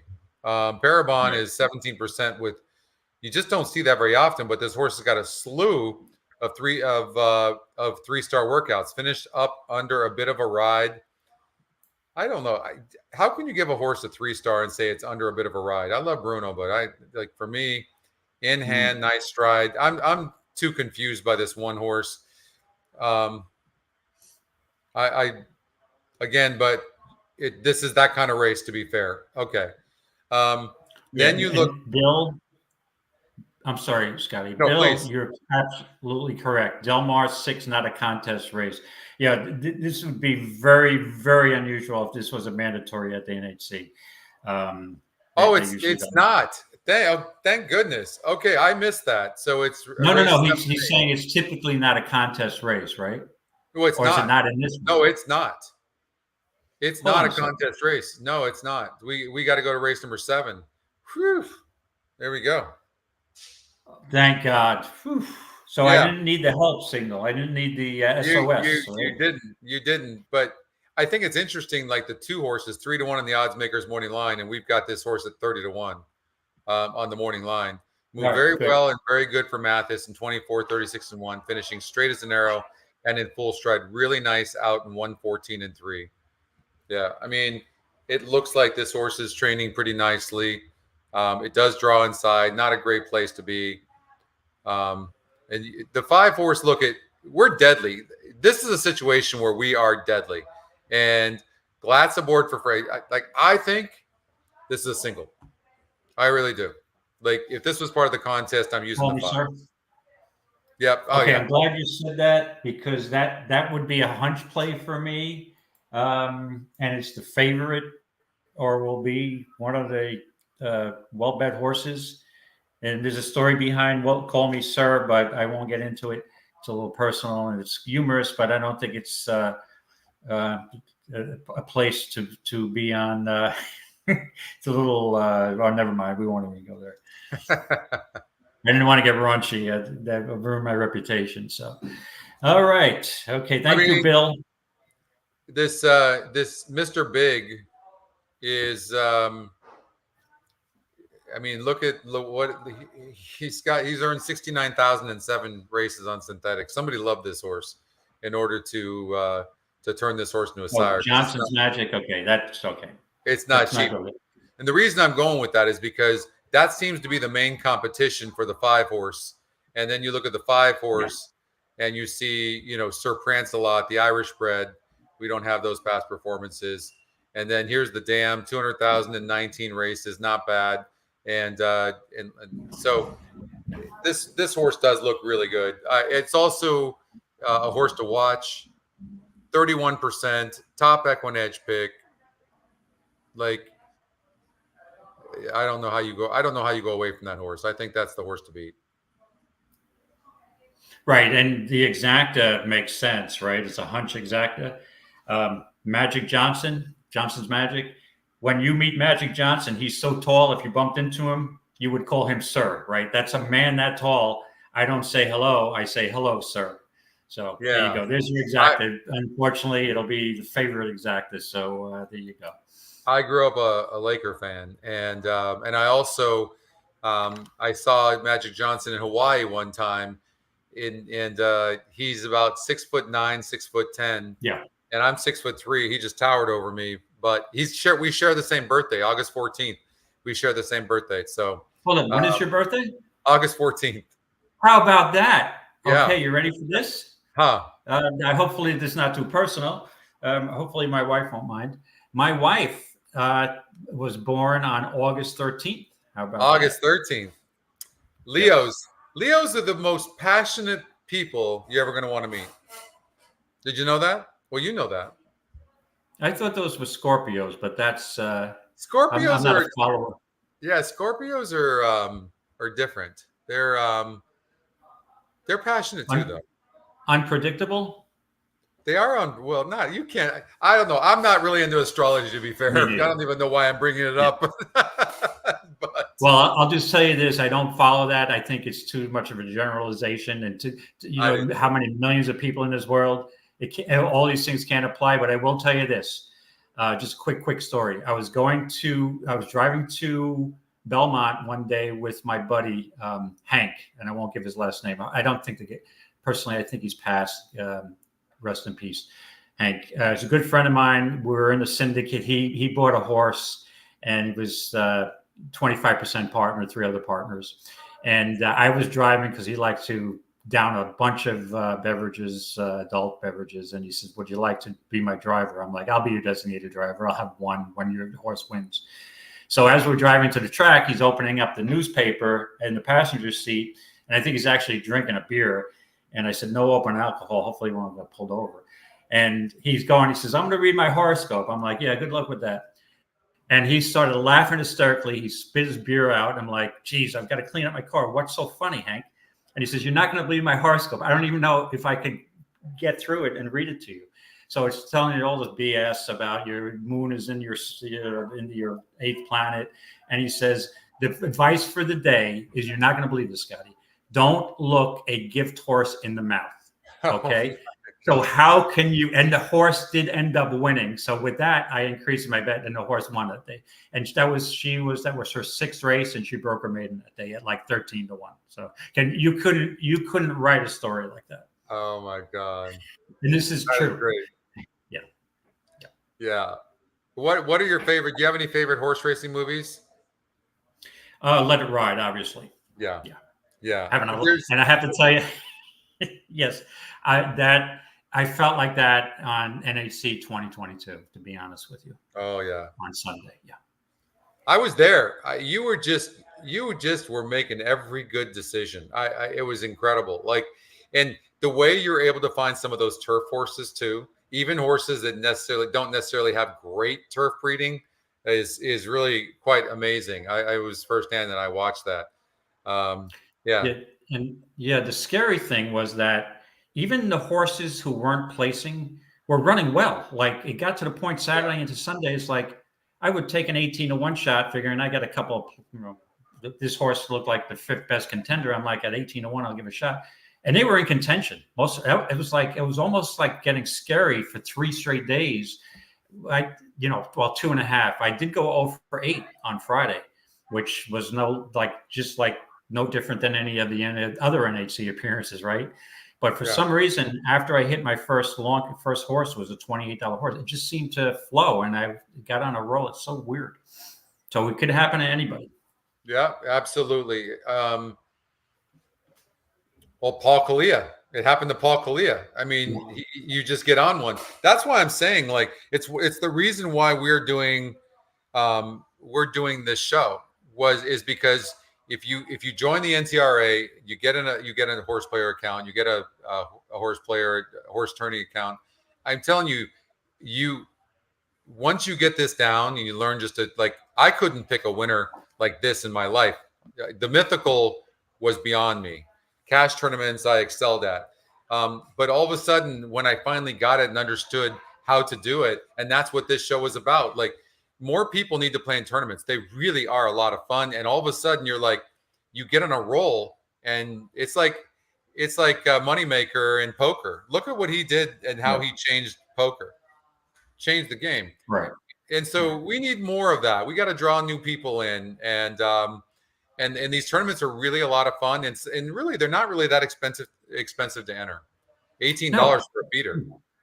And you get like, I got like into a zone, and even this past year and that Sunday, it took too long to get into a zone. But once your confidence keeps going, and it's like you can't look at it when you get there. If you're a first timer, especially, like, this is an impossible task. It's impossible to beat 650 people, even though it seems unlikely. You got to think positive, like you can do it. You can picture yourself. My daughter helped me with this. Picture yourself winning, Dad. And like years ago, I'd say, oh yeah, right. I'm going to go in and beat 700 people. This is like, but then I saw, I listened to a lot of handicappers, got a lot of advice. I'm like a sponge, to be honest with you. I listened to everybody's advice. Some I take, some I don't, but that years of doing that, I think just having a click. And once you find your style, it doesn't work every year, obviously, but, so and you can compete against the guys with deep pockets. I mean, that's exactly right, David. And you know what, too, his royal scatness, is that scratchness or scratness? I appreciate you saying that. what you realize is we're human. All of us are human, but we also get on like a roll. Like there's just some sort of kinetic energy that happens where, like, it happened to you, and then the following year, last year in 2023, like you saw this happen in 2023 with Paul Kalia. It's just insane. Like it can happen, and I'm like, even look what I'm doing now on the tour with this. It's incredible. I could not do this. How I'm doing this now, I started really learning and watching people and going, okay, how do I do this? Like what I would do is I would sort the morning line and go, okay. And I would go down and I go, I'm looking for the highest win percentage and with a decent low morning line. And so that's what I did. So I would go, like, example, like the 5, 9-2 on the morning line and 31%. That's all I would do. And I started there. And next thing you know, in fact, on one of the tournaments, I think there was 12 horses you had to pick, and 10 of them I picked the winner, and 2 of them got second. Right, which is fantastic. Just doing that. Literally, I didn't even handicap the pace. I didn't overthink it. I'm just like, I'm looking for value. That's all I was doing, was looking for value. I didn't care if it was 6-5 on the morning line. In fact, I was going away from those types of horses, going, those horses get beat more than they win. I think sometimes that's the problem, is that we see a 30% horse and we're trying to get that horse to win instead of going, I got to find somebody else because that horse has a 70% chance of losing. Right. You know? Right. And I'm telling you, anybody can do this. It doesn't take much to do. You just have to understand the strategy, find your own way. You have your own little thing. Right. And that's it. Like you were, what would your odds have been to win the 2022 NHC Championship? What would they have been? What would Paul Kalia's been? 2001? I missed those days at Treasure Island where you could bet on yourself in the morning line. And I would have been at least 500 to 1, if not more. My 3 other appearances were dreadful. I'm sorry. And I think things have changed. My daughter was a big influence, and she said, because that was always my goal. People, we'd go to parties and they're like, hey, when are you retiring? I'm like, I'm not retiring until I hit the goddamn NHC, because I can't afford to, right? And everybody would joke, non-horse players, like, this guy is effing delusional, man. But so that was the goal I always had going back 10 years. Like, I want to get there. That there's so much money on the line, even if you don't win a thing. I mean, you can go there and win $40,000, $50,000. I mean, you make the cut and you win 10 grand. Yeah. You told me I got a free trip to Vegas, hotel, airfare, and I could win 10 grand. Sign me up any day of the week, right? And how much fun is it? Like, tell me that we don't. I was going to say, David, tell me that we don't 9 months before the tournament, we're not just clamoring for that thing to go to Vegas and be part of that, right? It's such an experience, right? And I told a friend of mine a couple of weeks ago, and he's asking me how I'm doing with Saratoga. I'm like, I started out good, it's getting a little spottier, and I said, but that's okay. And he says, what do you mean that's okay? You want to win all the time? I'm like, no. I said, my ultimate goal and everything I'm doing is in prep for the NHC 2025. Yeah. He says, how can you do that so far in advance? I said, it's about a mental attitude, watching races, making trip notes, and these horses will be running in Vegas. And again, it's an attitude, and I know it seems improbable, but one handicapper I had a 20-minute conversation with, I'm not going to mention his name, but he's well-respected. And he said, Dave, let's be honest. He says, when you get here, especially a lot of the first-timers, he says, just look around the room, and he says, there's a lot of people have no chance to win this because they just don't take it seriously. They consider it a reward for getting there. It's like fun, get away from the wife, away from the family. They party, they drink too much. He says, so you can take 20 to 25% of that field and just wipe them off because they don't take it seriously enough. And again, I don't know if that's true or not, but it is true. It's another thing. I think 25% is a low number. Okay, maybe more because they're partying the whole time. 1 second. Right. So my point is, you got contestants there partying the whole time, and I can see it. You're in Vegas. If you've never been to Vegas, what the hell? I got a free contest, and we're just gonna have fun with it, right? It's fine. But that's the way you look at it. Everybody looks at it different. But I think, yeah, you can get lucky and still party and possibly do well and make the cut. But unless you have a plan and be organized, to me, I don't think you can win any tournament. Not even saying about winning, but you want to try to at least make the cut. But look at it this way, 90% of people who play don't make the cut, right? So it is, I'm not saying that it's not a very improbable task, but, Steve Wilson finished second. I had $20 at him at 150 to 1. Yeah, I wish they would bring those odds back at Treasure Island. They used to be fun. But I would never bet on myself because I think that would be a jinx. I'd bet on. Actually, I think what we did is bet at the table. We each threw in $5 and each bet on each other. But I wouldn't bet on myself. You'd ask, okay, I'll bet on you 4 guys, and you bet. So we would take turns and throw the tickets in the middle of the table. If one of us won, somebody would have a huge payday, right? But never bet on yourself. So. All right, David. So race number. So I had the winner in the 4th race. You got second. So I got 10-20, and you got $4. But I didn't play in the feeder. I wish I would have played in the feeder now after starting out like that. But I didn't. But that's okay. Maybe you might want to follow my plays. But I was on the 2 horse here, Atomico. They took this race off the turf late, and you were on the 11 horse, who's probably your favorite, I'm guessing. 3 to 1. The favorite right now is the 10. Are you surprised? I'm not really that surprised. Yes, I'm surprised because I just also placed a small wager on the 2 because I think at that price, the 7 is an absolute overlay with the race being switched to the synthetic. But I am on the 11 because it's already locked in. But the thing about the thing about this horse, that maiden race was not that strong at Keeneland. Like that's one of the weaker maiden special weights open company I've seen over at Keeneland, 46 SOR. So it wasn't that strong. That being said, the horse ran great against 10 other horses, only lost by 4.5 lengths, and now is here dropping in class. Jaramillo drops aboard.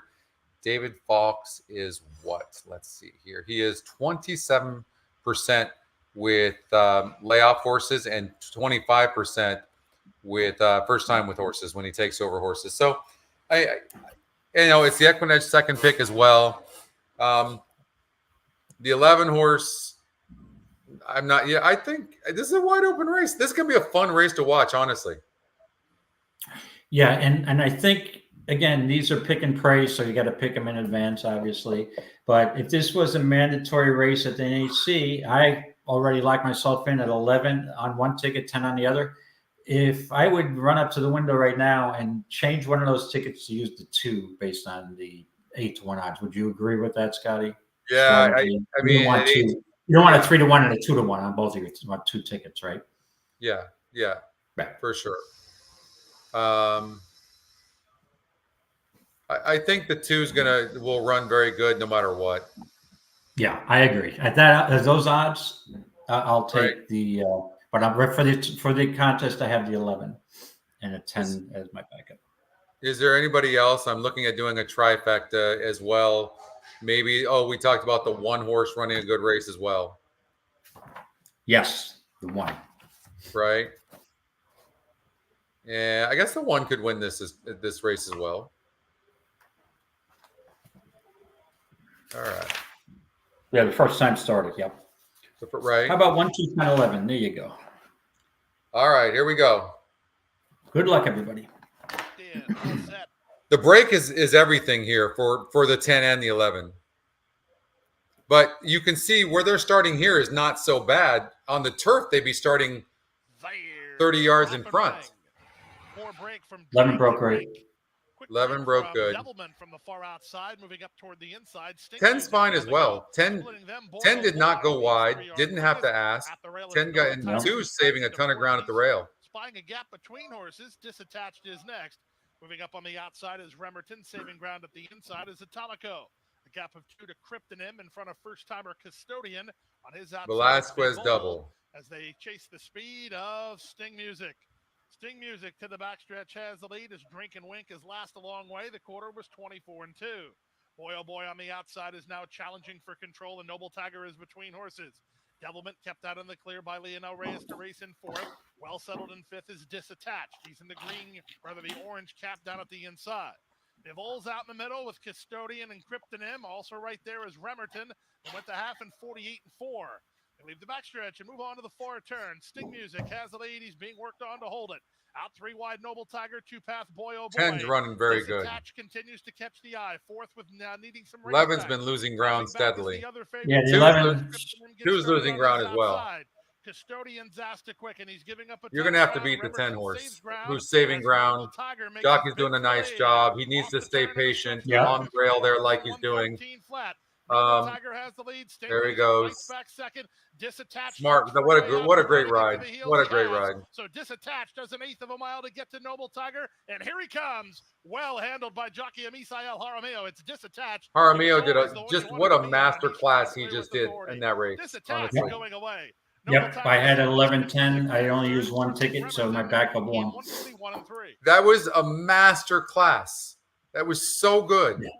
David, from the very beginning of that race, David, the way he came in, he cut in. He didn't have to ask the horse from that post. The horse had natural tactical speed. I think we saw that.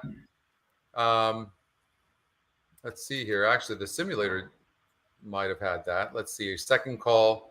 Yeah, I mean, he's not that far back. You can see at the third call, the horse is a length and a half back, essentially. So, but he did a really good job of that, not getting in the horse's way, saved ground. He could have been impatient and gone outside wide, and that might have cost the horse. But that was really nice. Nice job, Jaramillo. Yeah, nice job. And this horse won for fun, basically. Perfect ride. Agreed. Yeah. Okay, where did we end up at Delmar? That might be Okay, let's go to Delmar. We're now going to the seventh because we're handicapping the sixth, but we don't need to do that. So, all right. So let me pull up the seventh race, Delmar, and we got Scotty's picks 364. Okay, this is another race. We got a stakes race now, the graduation for 2-year-old California breds. Again, not my strong point. And so let's talk it through.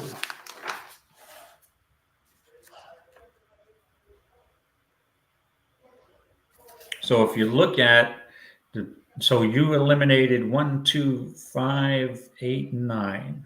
All right. Okay. So let's go to the three. Our Heisman is 6-5 morning line. And based on its 3 races, we've got 2 of the races this horse has been bet, man. And 2 of the races this horse didn't win. Only one when this horse was like 2-5. Oh my God.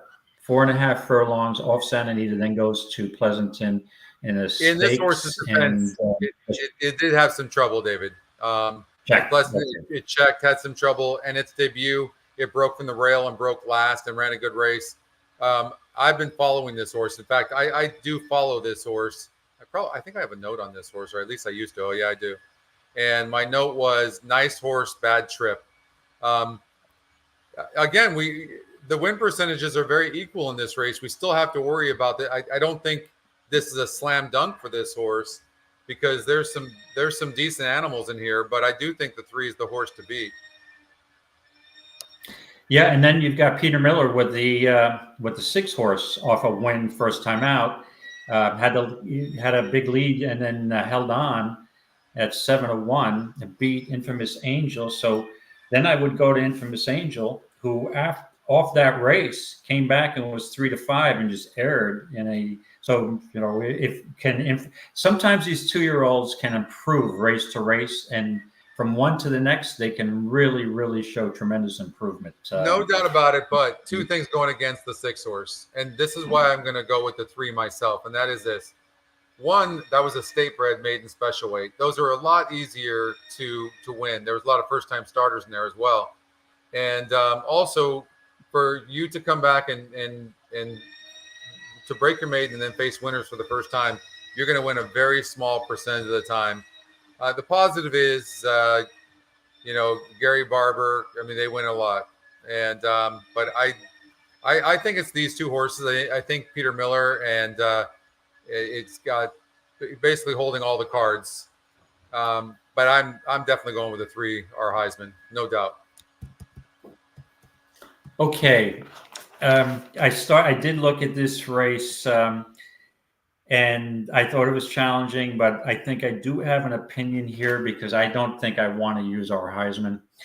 I'd be looking for a horse that could maybe finish second and give you a better price for the place price than our Heisman would give as a win and place price.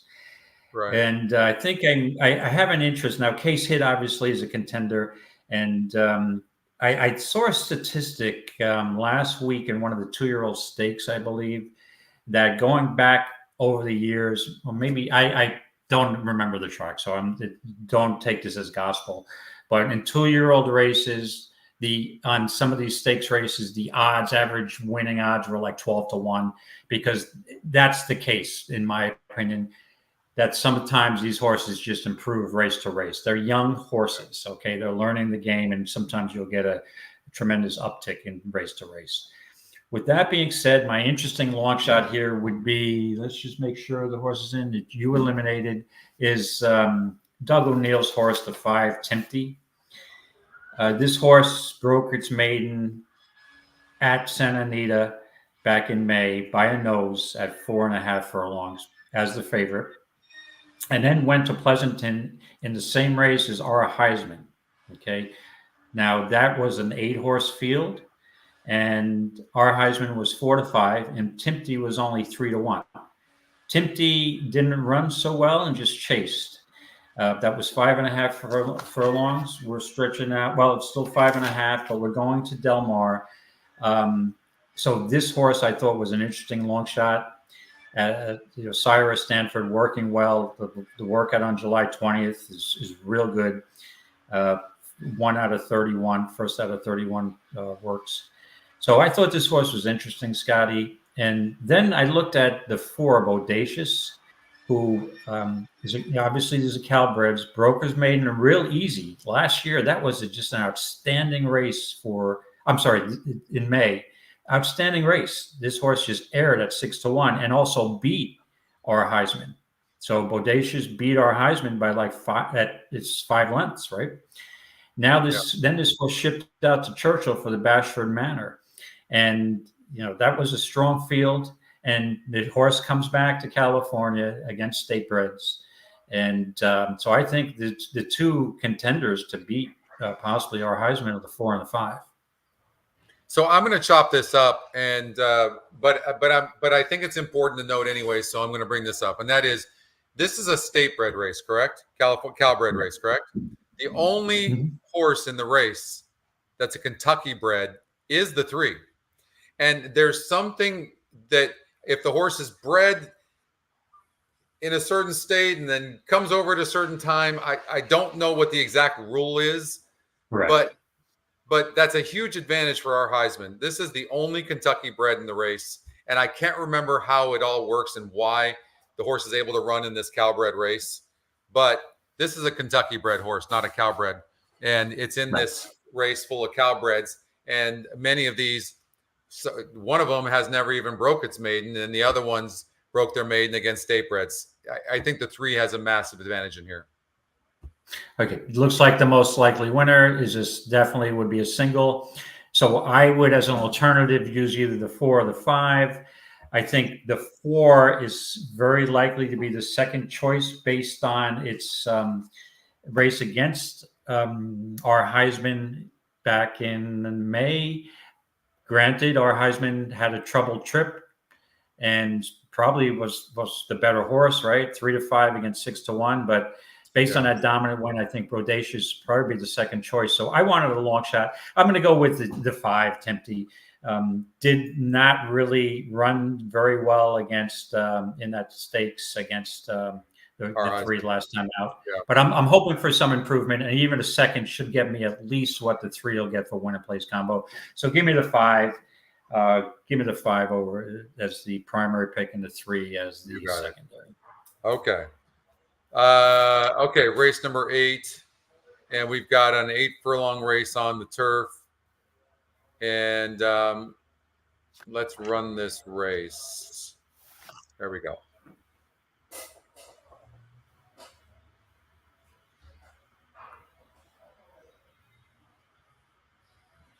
These races are getting more difficult as we go.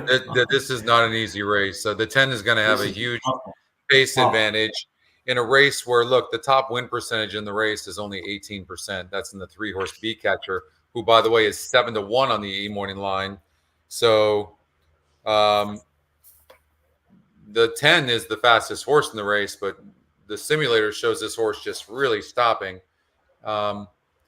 And the rail's out 24 feet.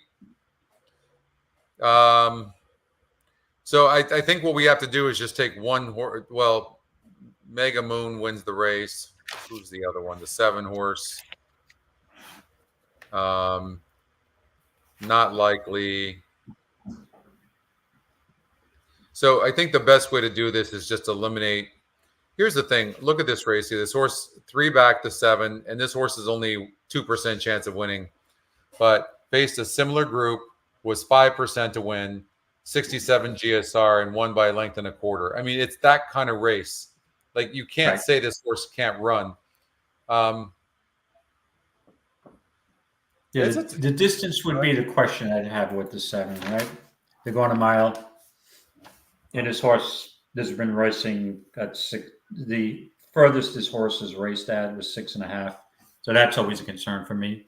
For sure. I think that's completely fair. I think it's important to look in a race like this that looks wide open. I think the most important thing you can do now is look at the top win percentage horses and see if you think they're vulnerable.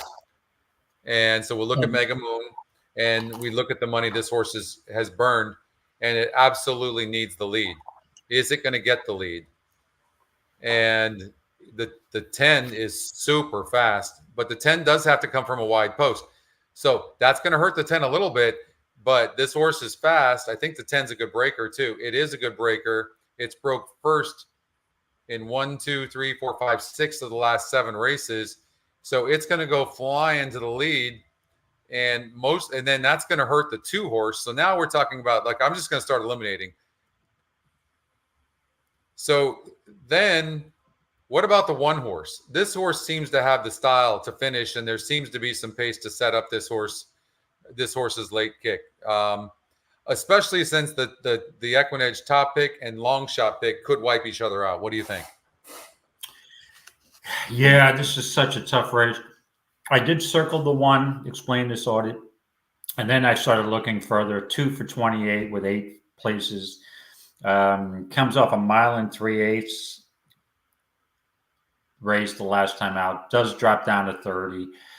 I don't know. From the rail post, this horse is going to be way back, I think, and have to make up a ton of ground. And it's only a mile. But look at, and that's one of the contenders. And then the 3 horse is 3-1 on the odds makers morning line and 18%. This horse has won 2 races and 29 tries. This is as ugly as a race as we've covered in a while. Yeah. So I'm in a race like this. To be honest with you, I'd be looking for a price horse, figuring that there's just so many questions here.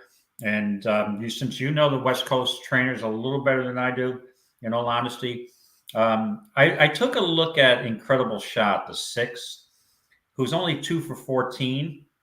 But George Papanadroa is 1 for 31. I know he can get streaky, but I'm not sure I have confidence when a barn is that cold. So I consider the 6 as a contender. Has one race on the turf, also 1 race at the distance. So I think, let's see, Golden Gate. This horse drops down to 30. Rispoli picks up the mount. So I would consider the 6. I thought also The 8 was possibly interesting, but again, it's the same trainer, right? And you figure Rispoli is going to go on the better horse. And this horse is 6-1 morning, but I don't think you're going to get 6. I think this horse is going to be less. John Dunbar is a sneaky horse to me, with Kyle Frey picking up the mount. Yeah, I was just 2 for looking 10. at that same thing. Yeah. Now, you got the outside post, but it's only a mile. Push comes to shove. What the heck? I think the 10 will have the guessing at 20-1 morning in a race like this. Give me the 11. Yeah. Give me the 11 over the 6. 11 on primary, 6 on the secondary. Why not? John Dunbar. We've seen this 2-horse rate, and maybe this horse stumbled last time out, and then went shooting to the lead with Hernandez, and now gets a new jockey in Fresu. I gotta believe that the 10's gonna go. The 2's gonna be sitting a perfect trip, saving ground, and the race simulator has this horse winning fairly easily. Yeah, give me actually to me it's 11, 6, or 2. So I want those 3. And I will put the 11 on top because I think it's that kind of race. So looking for a long shot. He's 2 for 13. He's won. He hasn't finished off the board. Exactly. At Belmont. Right? Exactly. I got to go with the 2. I hate to go with chalk. I think it could be that kind of day, but the 2 horse is going to save ground on the inside. Hopefully Fresu is going to just try to relax the horse. Stumbled. Let's see here. Pursued, paced, and dueled with Contreras.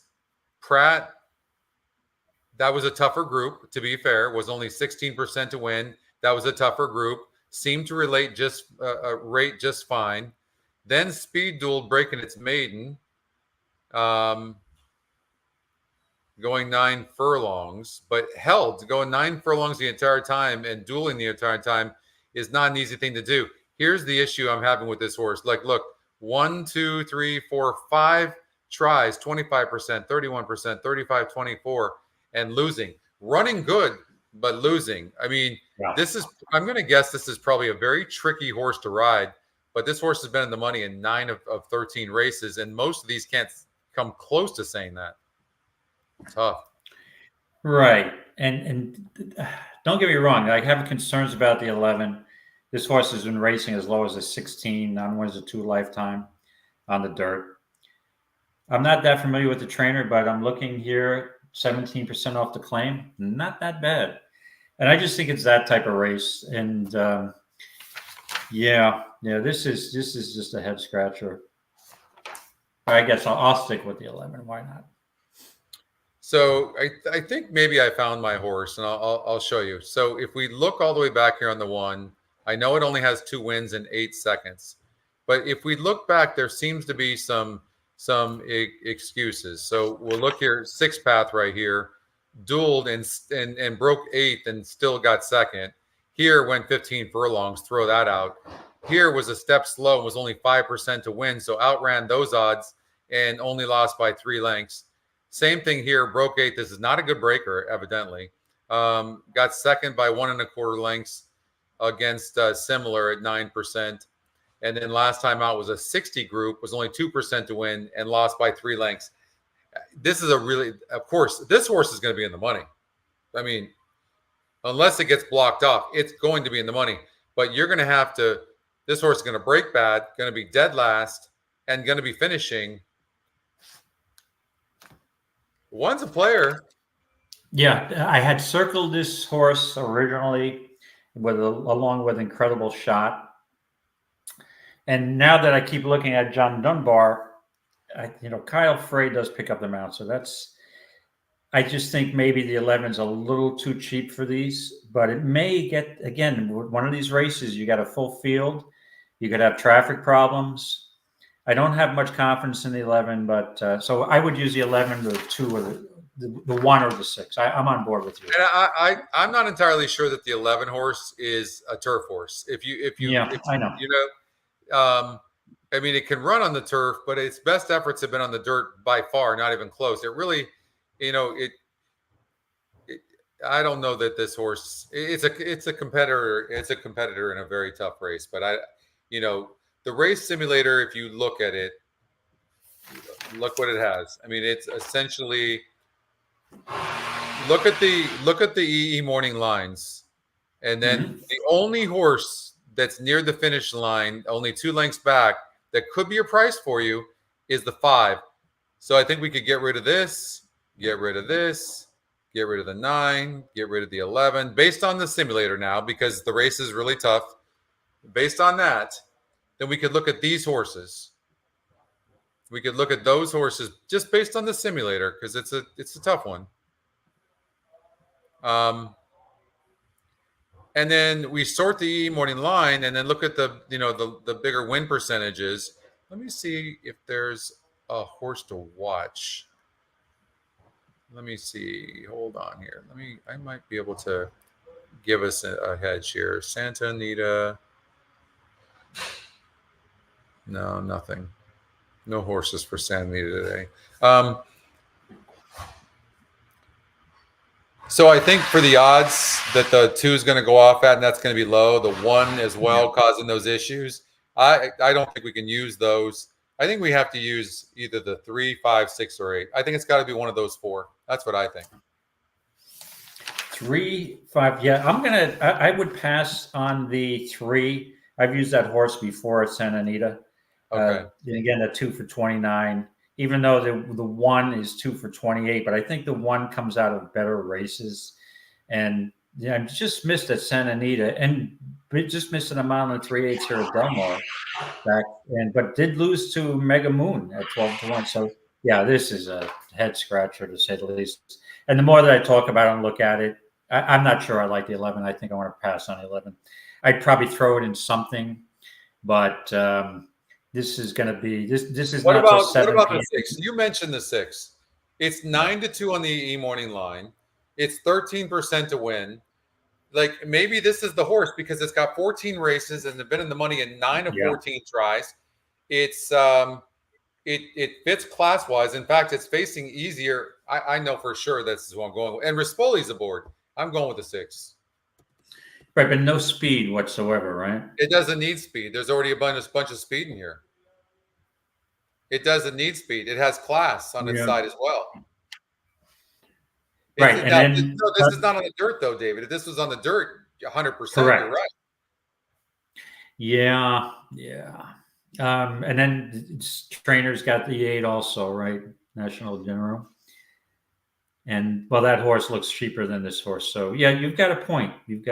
So, even, hold on a second. So, they were in a race, let's see, February 23rd. Then the other horse ran February 24th, about the same numbers. Yeah. The same type of race. Yeah, I think I hate to be non-committal here, but I don't know who the hell to use. That's fair. Yeah, I think the 11's possibly an intriguing long shot, but the more that I look at it, what concerns me, Scotty, is the 16 non-winners. This horse has been in for as low as 16. Even though this trainer off the claim is 17%, I'm not sure if this is a turf horse. You're right. So I try to make a case for Tom and Jazzy. The 5 is going to be a better price than some of the other contenders, but lost twice recently to both Beat Catcher and National General. So who are you going with, the 6? I'm going with the 6. All right, I'm changing it up. Okay. I think the 6 is a definite contender. And I'm going, so Papadromo is only 1 for 31. Does that concerns you? That concerns me. So since you have the guts to go with the 1 for 31 trainer, I'll tell you what I'm going to do. I'm going to go with the other horse the 1 for 31 trainer has, is the 8 horse. So give me the 8. And if anybody watching at 10:30 at night Eastern, and I might be sleeping, and the 11 happens to win this race, I could be banging my head against the wall when I wake up tomorrow if I'm not awake for this race. So all right, you're going with I hate to talk myself out, but look at it this way.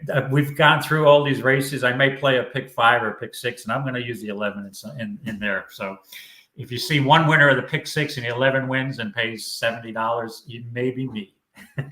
All right, we've got, by the way, we've got race number 6 at Goldstream Park coming up in 3 minutes. All right, we've got 3 races from Charlestown, David, that we have to cover. Races 5, 6, and 7. That's how many tracks are out. When Charlestown is on the docket, you know that a lot of the majors are completely knocked out. So, but Sunday figures to be an amazing day of racing. 16 stakes races that we covered. So, but let's get out to Charlestown, race number 5, and wow, $5,000 claimer, and this one is part of the. I need to confirm. Yep, Charlestown, race number 5. That's the 6th event on horse tourneys. All right, so not Woodbine, I just wanted to. I'm sorry, Scotty. I just want to let you know I'm undefeated playing 5,000 claimers. You know why? Why? Because you never play them? Because I've never played a $5,000 claim. I shouldn't say that. I've probably played close to that at Finger Lakes. So let's run the simulator, and I'm probably just going with the Scotty's picks on one of the 3 because I don't know much about Charlestown.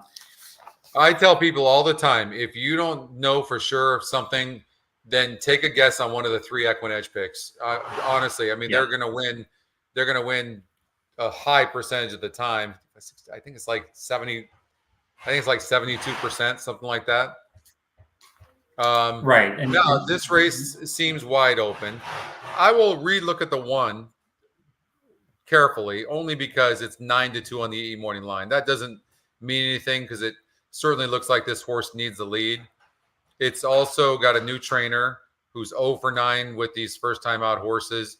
This is a 7-year-old mare who's not terrible, but clearly the horse needs the lead for its best. And so I want to sort the pace, rerun it.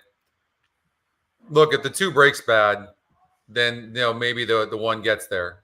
But you got the 2 horse that's going from 4.5 furlongs to 6.5 furlongs. It's a completely different race. You got a 2-turn race over at Charlestown, 6.5 furlongs in comparison to 4.5 1-turn. And it's all out, whereas 6.5 is not necessarily that way. And this horse can rate some, but I also want to look in 11 tries. This horse at 6.5 furlongs on the dirt has won 2,000 a race. Sometimes when I was just learning how to handicap, you know what I would do? I would take how a horse has done at the surface in the distance, if they had it, and I would take the average money earned. So like here, you're talking about 10,000. So, what is that? Like 2,500 per start in comparison to 2,000 per start. So maybe I would give the 1 more of an advantage over the 2.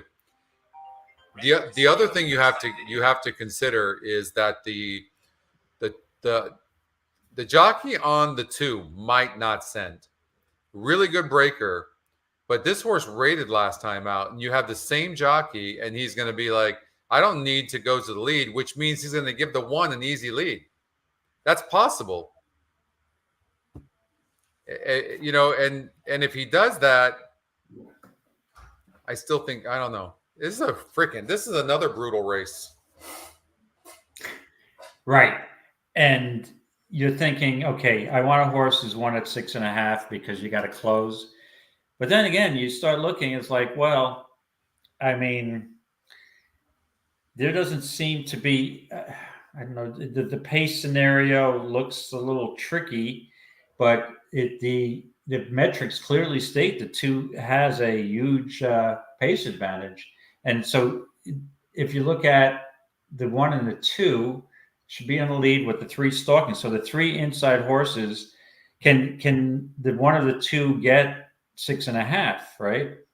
The 2's won at 6.5. The 1 hasn't, but only tried it 4 times. Yeah, I don't 4.5 furlong race. Yeah, it's hard for me to imagine that this. Yeah, I don't think I like the 1. I don't like the 2. I don't like the 2 at all. Like I not at 6.5 furlongs. You know, I understand this horse came from behind going 4.5, but it was all out, and I don't see it here. Right. I think I've come up with the play here. Okay. And it's the yeah. Well, I don't know the play, but I know the horse I'm using. I'm going to use the 5, the EquinEdge long shot, Scotty long shot. I mean, if you look at it now, the more it's becoming a little more clearly visible to me. Okay. And we have the 6 is clearly visible. So this horse it looks like the only horse that was racing at a consistently higher level at Charlestown. Yeah. First time dropped in to a $5,000 claim, or $5,000, $4,500, and was bet off the board. This horse it was 7 furlongs, right? This horse had some early speed and then packed it in. Pace tool, evidently. So I'm taking a chance off the claim first time. Let's check the trainer. Let's see if this EquinEdge long shot is up my alley. The trainer is 19% first time off claim. Good enough for me. Concern is this horse has been beaten by Quantico Creek and Windsor's Play. No, actually, she beat this. Yeah. I'm going with the 5. Going with the EquinEdge or the Scotty long shot, 5 bound to be okay. 5 horse. I'm going with the 5. First time off the claim, 19% trainer. What else do I need? 6 for 32 is good enough for me. And out of all the horses who can possibly get 6.5, this horse is let's see, 9 out of 15 in the money at 6.5 furlongs. I don't think you'll. Again, I don't know how. There's obviously not a ton of money in the pools at Charlestown. They'll be competing against Delaware tonight, so I don't know what price this horse is going to be. But whoever's listening, don't make a large bet on this horse, please, because. No, I think the 5 has. Scotty, don't make a large bet on this horse. I won't. But I think this horse has as good a chance as anybody. But its best races have seemed to be on the lead. It looks like it can rate a little bit, but not a. Look at it, such a good breaker. That's the good news. Look at the inside post. Look at the inside post this horse is drawn, though. I will say that that's the difference. Look at this. Yeah. If you look, right, rail, 2 post, rail, 2 post. That is not a good place to be unless you're going to get the lead, or you can really rate that. At least the 5 horse now draws better. Let's look here. So if we look, you can see that the 5 horse is faster than the 6. So you got the 1, 2, and 3 going. So those 3 are going, and then the 5 is going, still going. You know, and maybe the horse continues to go, but then here comes the 4 and the 7 flying.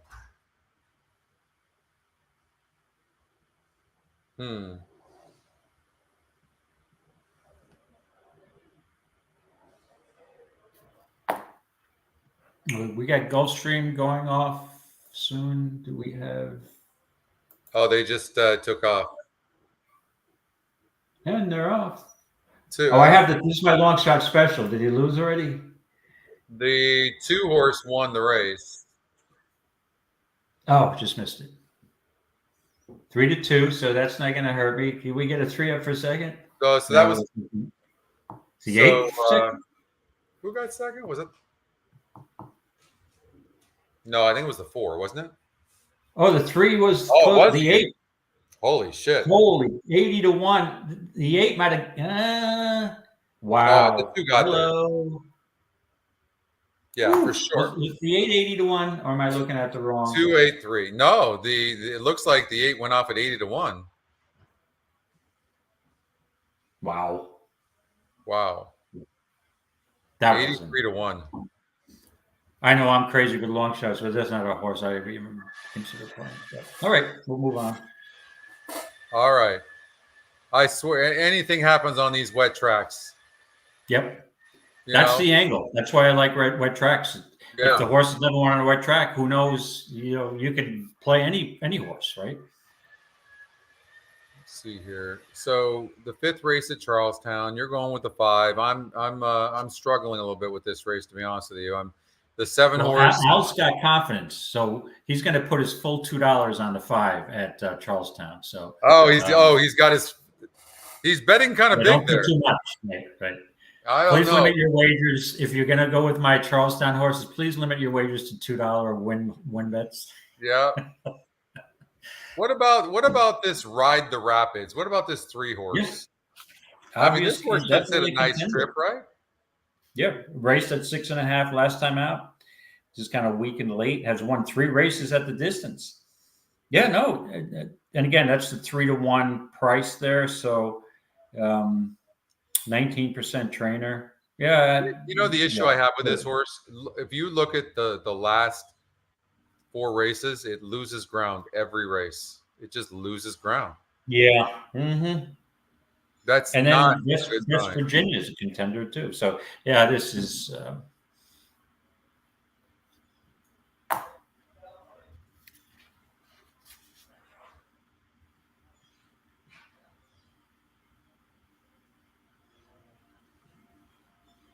Wow. Okay. I'm gonna go rogue on you a little bit. I'm gonna go with the 6 horse, Clearly Visible. Okay, so that's Scotty's horse. 1-2 races. Hey, listen, anybody you pick here, Scotty, I can't go wrong with. I mean, this is just such a wide open race. All right, we're gonna go to Charlestown, race number 6 now. I believe is what we have to go. Let's see here, Charlestown, race number 6, which is event number race 7. Number 6 at Charlestown. And we've got another 5,000 claimers. Fillies and Mares, this time none was a 3 lifetime. Tony's asking you a question, David, here. I suck at wet tracks. We talked about this earlier. What's the angle, David? Did anything happen? Yeah, Tony, I think that's part of my mentality.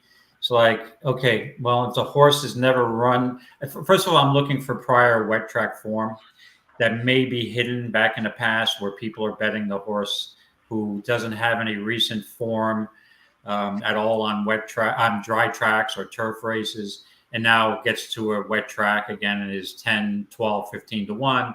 And like, hold on a second. This horse has won 2 races or hit the board 3 times on wet tracks. That's one angle. And then for lightly raced horses, I always use a wet track, a bad race on a wet track as an excuse. Maybe the horse didn't like a wet track. Maybe the horse ran off the board because he didn't like the moisture. And you can go in reverse there saying, okay, I've got a horse here that's got 7 races on a dirt track, a dry dirt track, and didn't run too well at all and is 20-1. You just saw an 80-1 shot just miss at Goldstream. And the horse may have some, you look at the GSR, the horse may have some breeding for a wet track.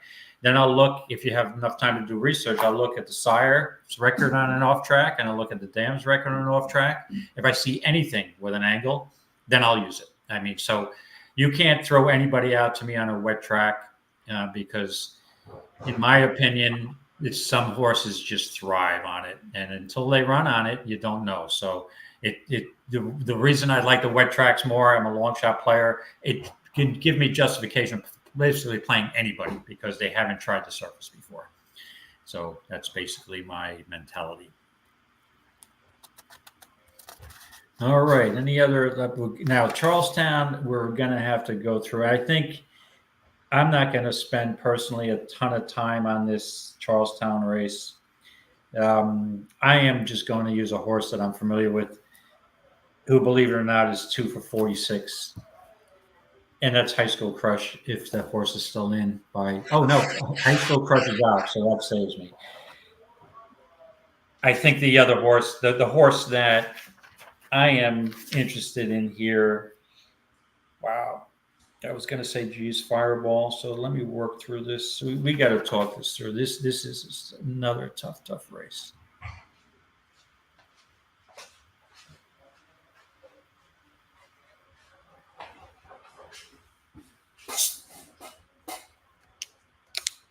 And I'd probably just, again, because of my inexperience with Charlestown, I'm going to go with one of the EquinEdge Scotty picks here. I figured you had this race figured out already. Oh, yeah. I had my best bet of the year in this race. I was high school crush. The horse is scratched. Of course. Here we go again. And yeah, I think it's like, Scotty, I love the horse. He was 20 to 1 morning, but he was scratched. So can't go wrong. You can't knock a pick if the horse doesn't run, right? Nope. Well, the first thing I noticed, I'm sorry, Scotty. Oh, go ahead, is that the top pick on EquinEdge is G's Fireball. And all I need to see is this horse drops from a 12.5 to a $5,000 claimer. And then I see the 3 drops from a 20 down to a 5. So I'm looking for a drop down here. I don't know who to use. So I'm not spending a lot of time. The 9 does drop down also from a 10. Well, it's pretty good races. But I'm just going with G's Fireball, the 4. And it's going to be the favorite, but at this point, could have a problem with the lone speedy bubbles. Yeah, there's a couple drop downs here. Never gotten the distance, which is 6.5. Another 6.5. The 9 is the cutback from 7. I think it's one of these 4 horses. I'm fairly confident it's one of these horses. Yeah, I'm just using the 4. Charlestown 6.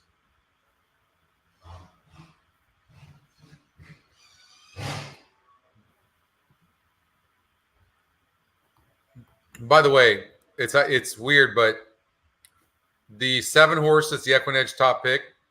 This horse came back in my system as an EquinEdge long shot or EquinEdge price play. Oh, in the 5, the previous race. Yeah. In the previous race. So I'm just letting everybody know I'm between me and the top pick and that I think I'm gonna change up. I'm gonna go with the 7. And I'm clearly with the 5. Bound to be okay. And then in this 6th race, I'm just going with the top Scotty pick G's Fireball. Makes sense on the drop down.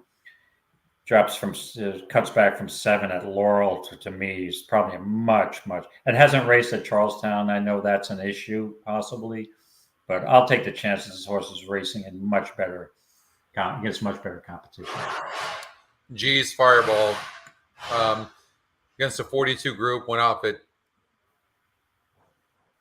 70 cents on the dollar, won by 11.5, and then's been facing much tougher than what's lined up today. And good connections. Yeah, four certainly seems like a player in here, huh? Yeah, I like the name of the owners too. No Guts, No Glory Farms. That's a good one. No Guts, No Glory, but you're not using many guts. You're using a 5 to 2 morning line, but I'm going with it. I would say another, like the 9 horse is a major player, 6 to 5 on the EquinEdge morning line, 28%. I mean, you want to talk about being well spotted. You win a 5,000 claimer by 8.25 lengths. You come back in a non-win as a 10,000 claimer. You go your 22%. You win by 7.5 lengths, and then you drop down to a 5,000 non-win as a 3 lifetime. I mean, Anthony Ferrier shoving this horse down everyone's throat and just taking the money. This 9's a big time player. Absolutely. But the Painter, 2 for 2. But why the drop down off a win? You would think it's it's perfect because it's a non-winners of 3, right? And so you're just like, I'm going to win. Like this. Okay. But the 4 horses is dropping big time. I mean, that is but okay. If we look at the SORs, the 9 horse faced a 46 group, won by 7.5. The 4 horse faced a 42 group, won by 11.5. I mean, now the simulator has the 4 horse by winning the race by about 1.25 lengths over speed bubbles. Do you give this horse a shot? I mean, this horse facing similar company, going 6.5, 2 back, faced tougher last time out with a bad break and dueled, but I would imagine this 7 horse is probably a live player in here. Yeah, I mean, this is the top pace figure, right? The question that I have, Scotty, is the 6.5. This horse has been racing the 6.5. The horse only lost by 3/4 of a length, almost held on. Drops back down from 8 to 5. Yeah, no, this horse is a contender. Super Speedy, I believe that was a Live Oak Plantation horse, one of my favorite stables. So, yeah, that's a usable horse too. And I guess, yeah, the 9 makes sense. You got the leading rider. It's got to be Boca Chica and the leading trainer. They just trying to win and pad their stats probably. Let's see. Mike likes 9, 4, 6. Yeah, I got to go away from the 8.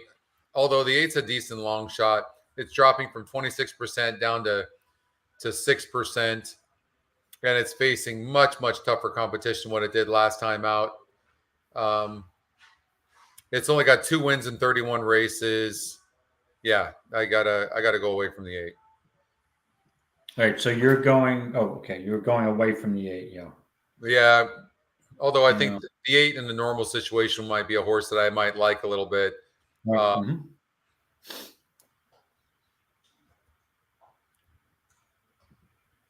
God, the 9. The 9 looks freaking good. Yes, looks almost too good. Right? I mean, I love the story. I love grabbing a story with a trainer. He's like, look, I just love this. Like the horse drops in, gets a race first time out, breaks 10th, then drops, goes from 3% to 38%, and goes from a 40 SOR to a 32 and romps.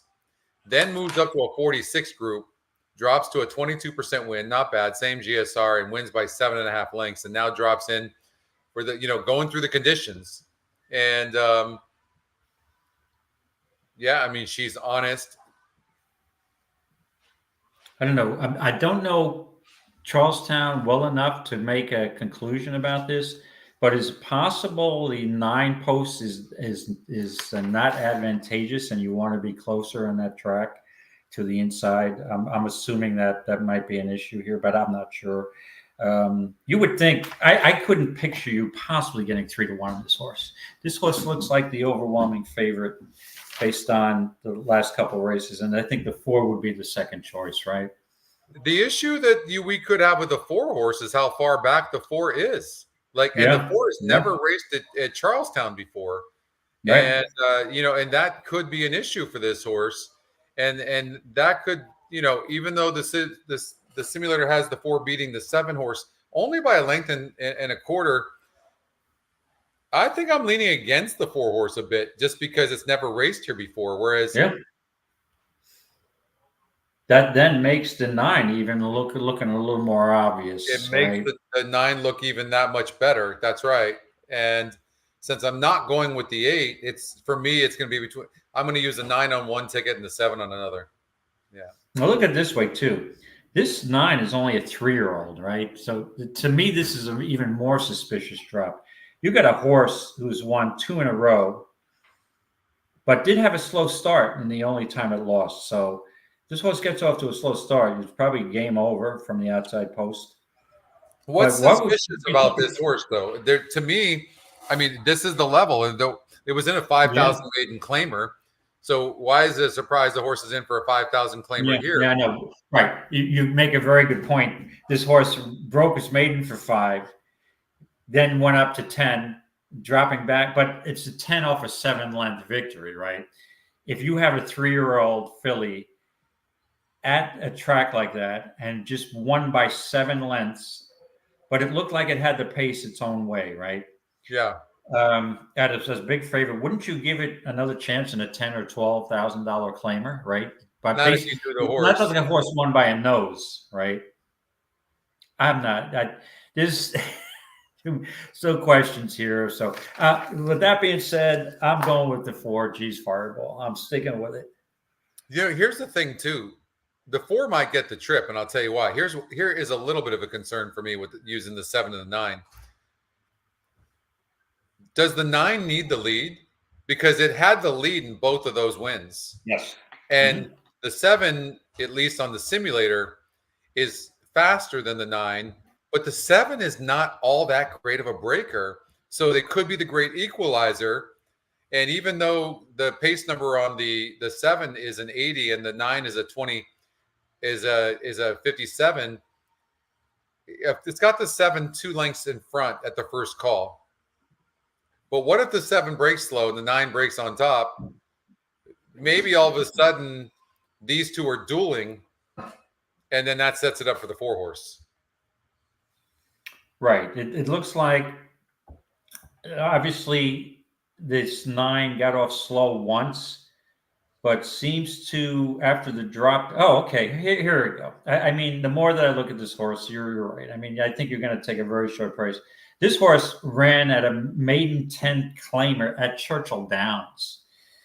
Yeah. Then goes down to Charlestown for 5 as the 2-1 favorite in a 6-horse field, and romps again. I mean, this horse has found its level. I can't argue with playing the 9. This may be a 2-horse chalky type of exacta 9-4, 4-9. I think. Let me ask you a question. The 2 horse. So and Sir Scrap brought this up. The 7 beat the 2 on the 29th, but not by much, by a couple of lengths.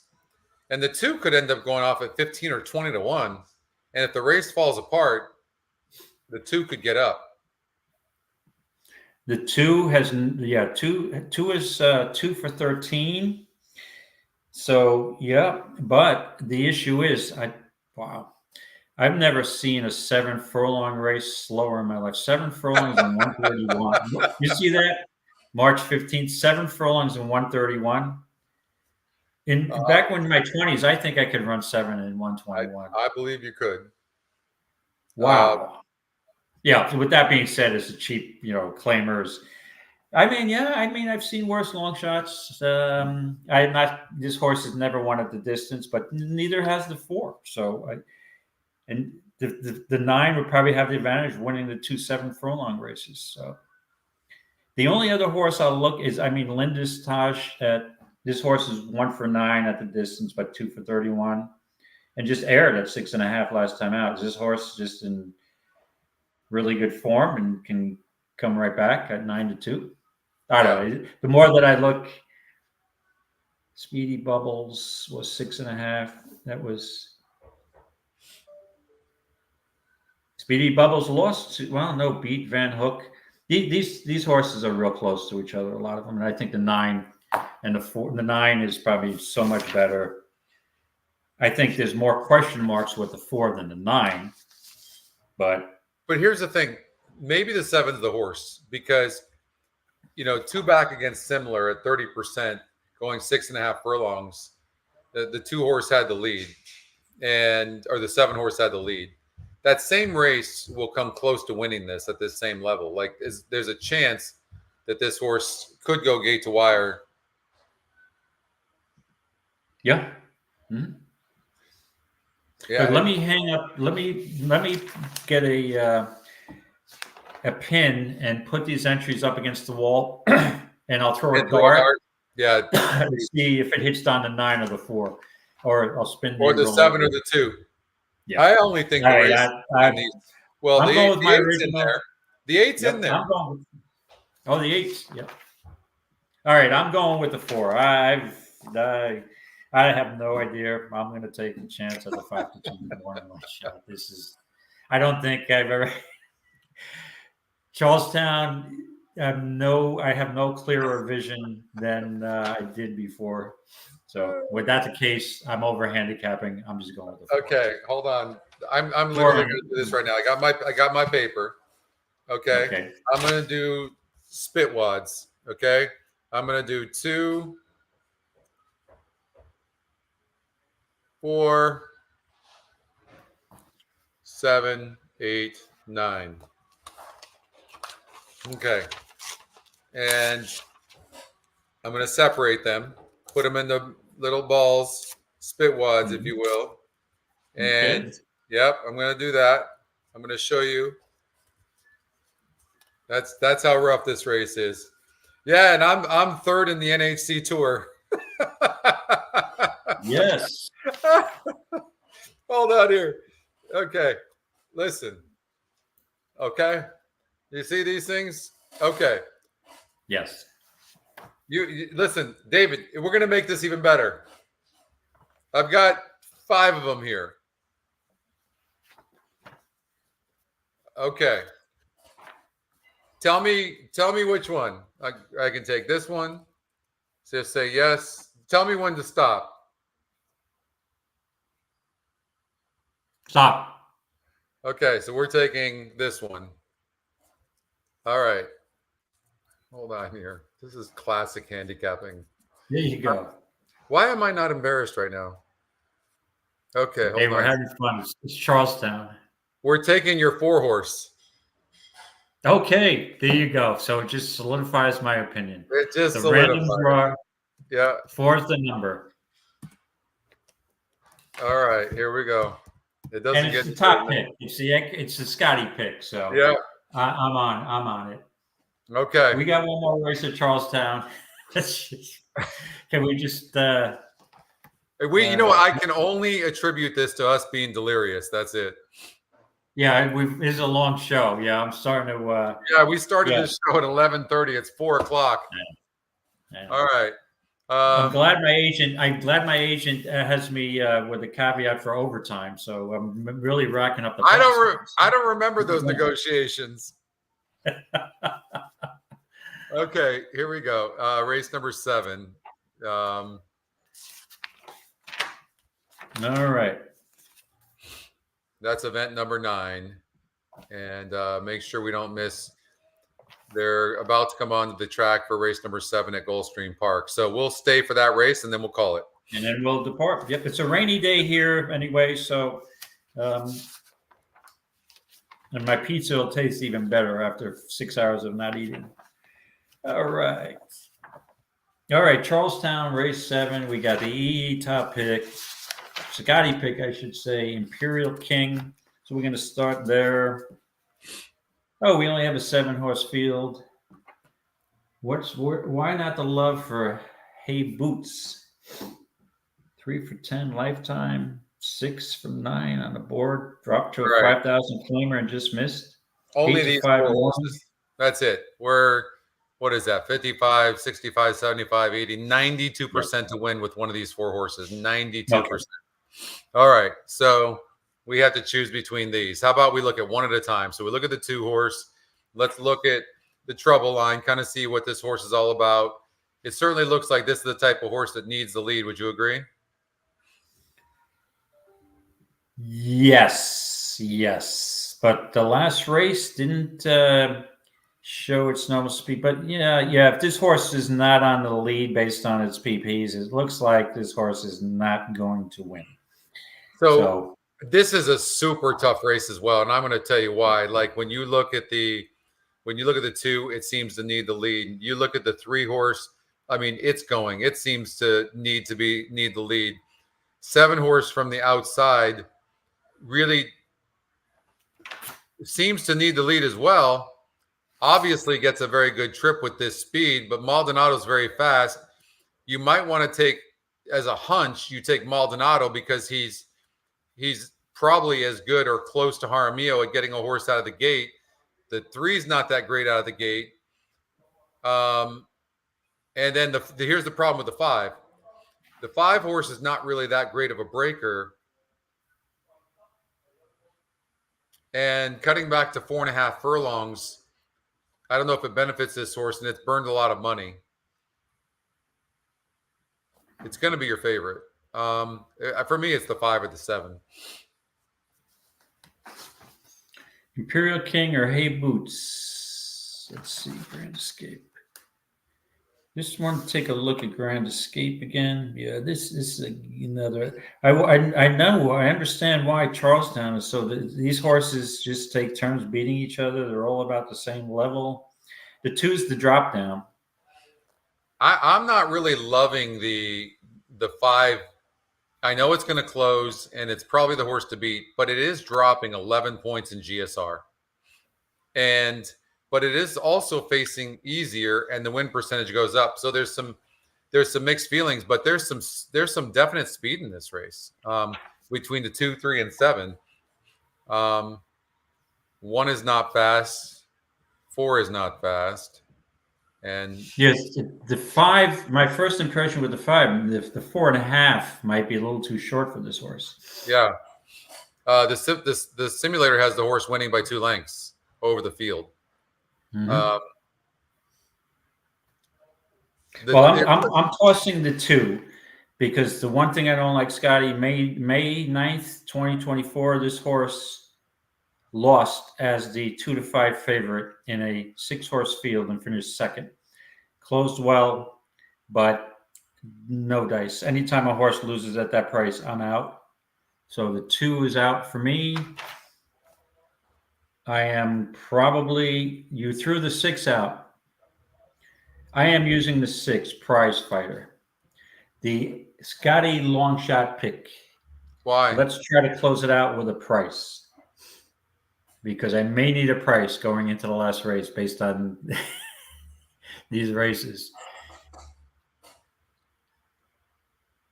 Where are you coming up with the 6 horse? I'm using the swag method, which is sophisticated wild ass guess, to be honest with you. Okay.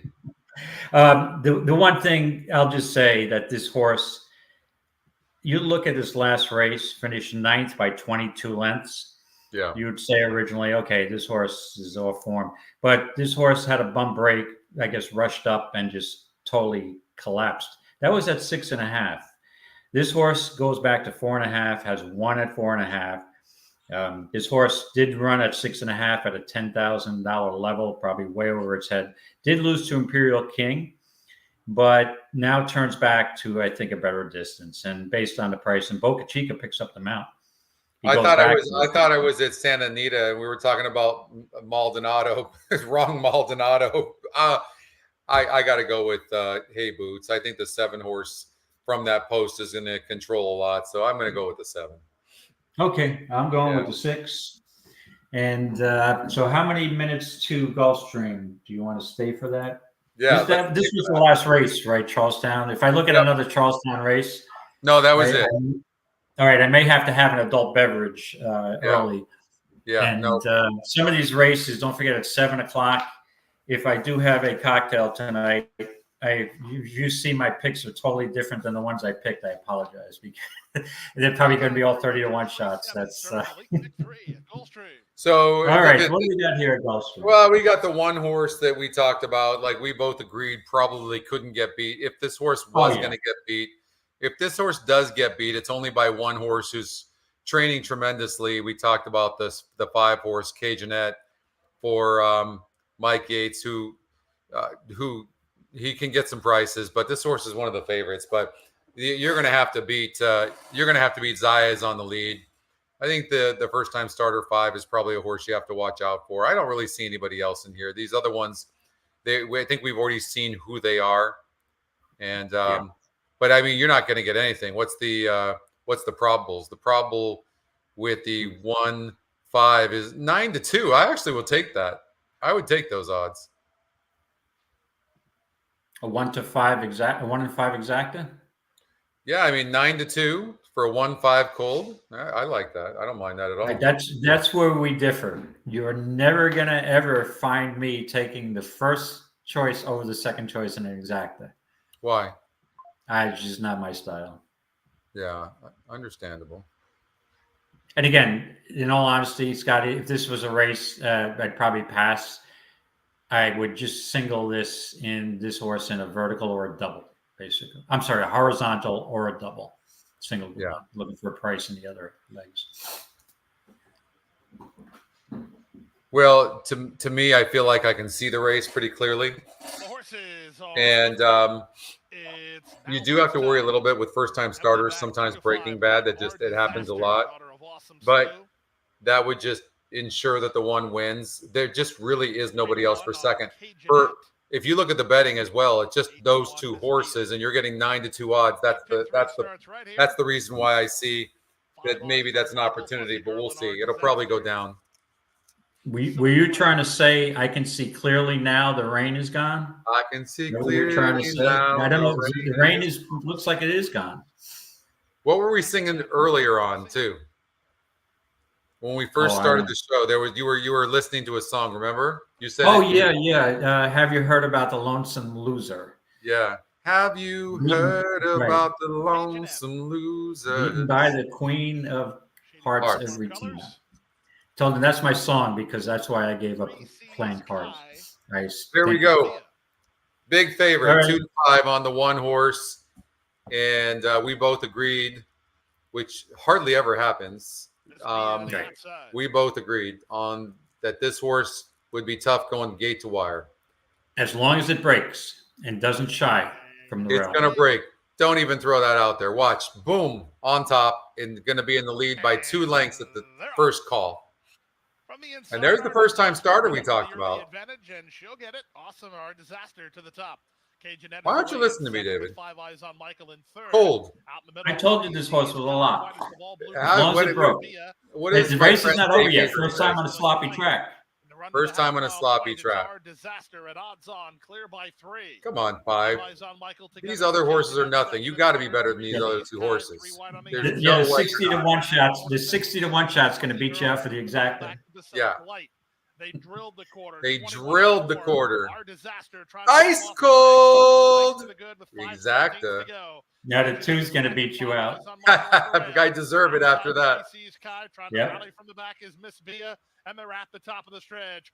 Our disaster through a 45-1 opening half mile turns in with this to throw away. She's 6 in front with 1/8 of a mile to go. Cajunette is not changing leads. Going to have to hold off the 7 late. Do you have a left hand? It's not going to matter. Evidently, there's no left hand there. Here's our disaster 1-5 in front. Our disaster. Ice cold. Ice cold. On Michael third. All right. 2 to 5 over the second choice. So okay, let's see. What are we getting for a problem?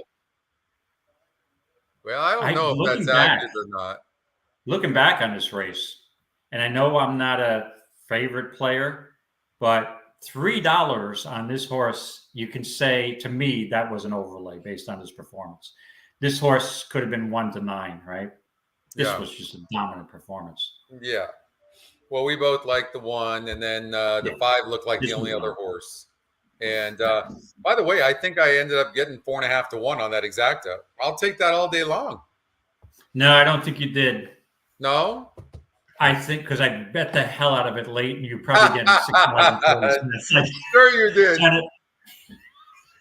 Listen, I believed you when you said, hell no, I would never bet that play. I mean, I almost felt guilty after you came. I'm like, oh shit, maybe I'm doing something wrong. Hey, I got 5 to 1. Are you kidding me? On those 2 horses? Well, no. Tell me I'm a genius now. Come on. All right. Well, I'll put it to you this way. Okay. If I had to make a $200 bet on this race, yeah, I would just have put 200 on the 1. I don't want to risk the second choice. I see. That's a bet that I wouldn't make at all. Like that, I'll pick up the 100. Yeah, huh? I'll pick up the 100. Oh, I can't do it. No. Oh, the 5 is blinking. I'm a little ahead of you. The 5 is blinking for some reason. I'm a little ahead of you. Hey, listen, I've got the live portal here from RTN. I doubt you're ahead of me.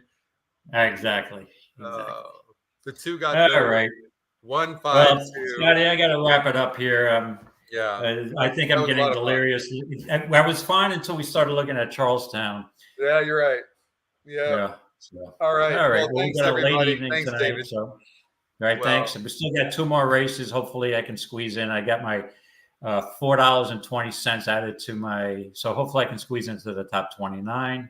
And blueberry pancakes. I'm having those for breakfast tomorrow. I had mentioned that to the wife before this morning. We haven't had blueberry pancakes in a while. So now I'm going to look to see in the form all the entries of every track. Is there a blueberry pancake horse? So that's the universe sending us a message. So well, Bill and I've got a competition. He thinks his blueberry pancakes are better than mine. That's the one. I've been making the blueberry pancakes since my kids were born, and so.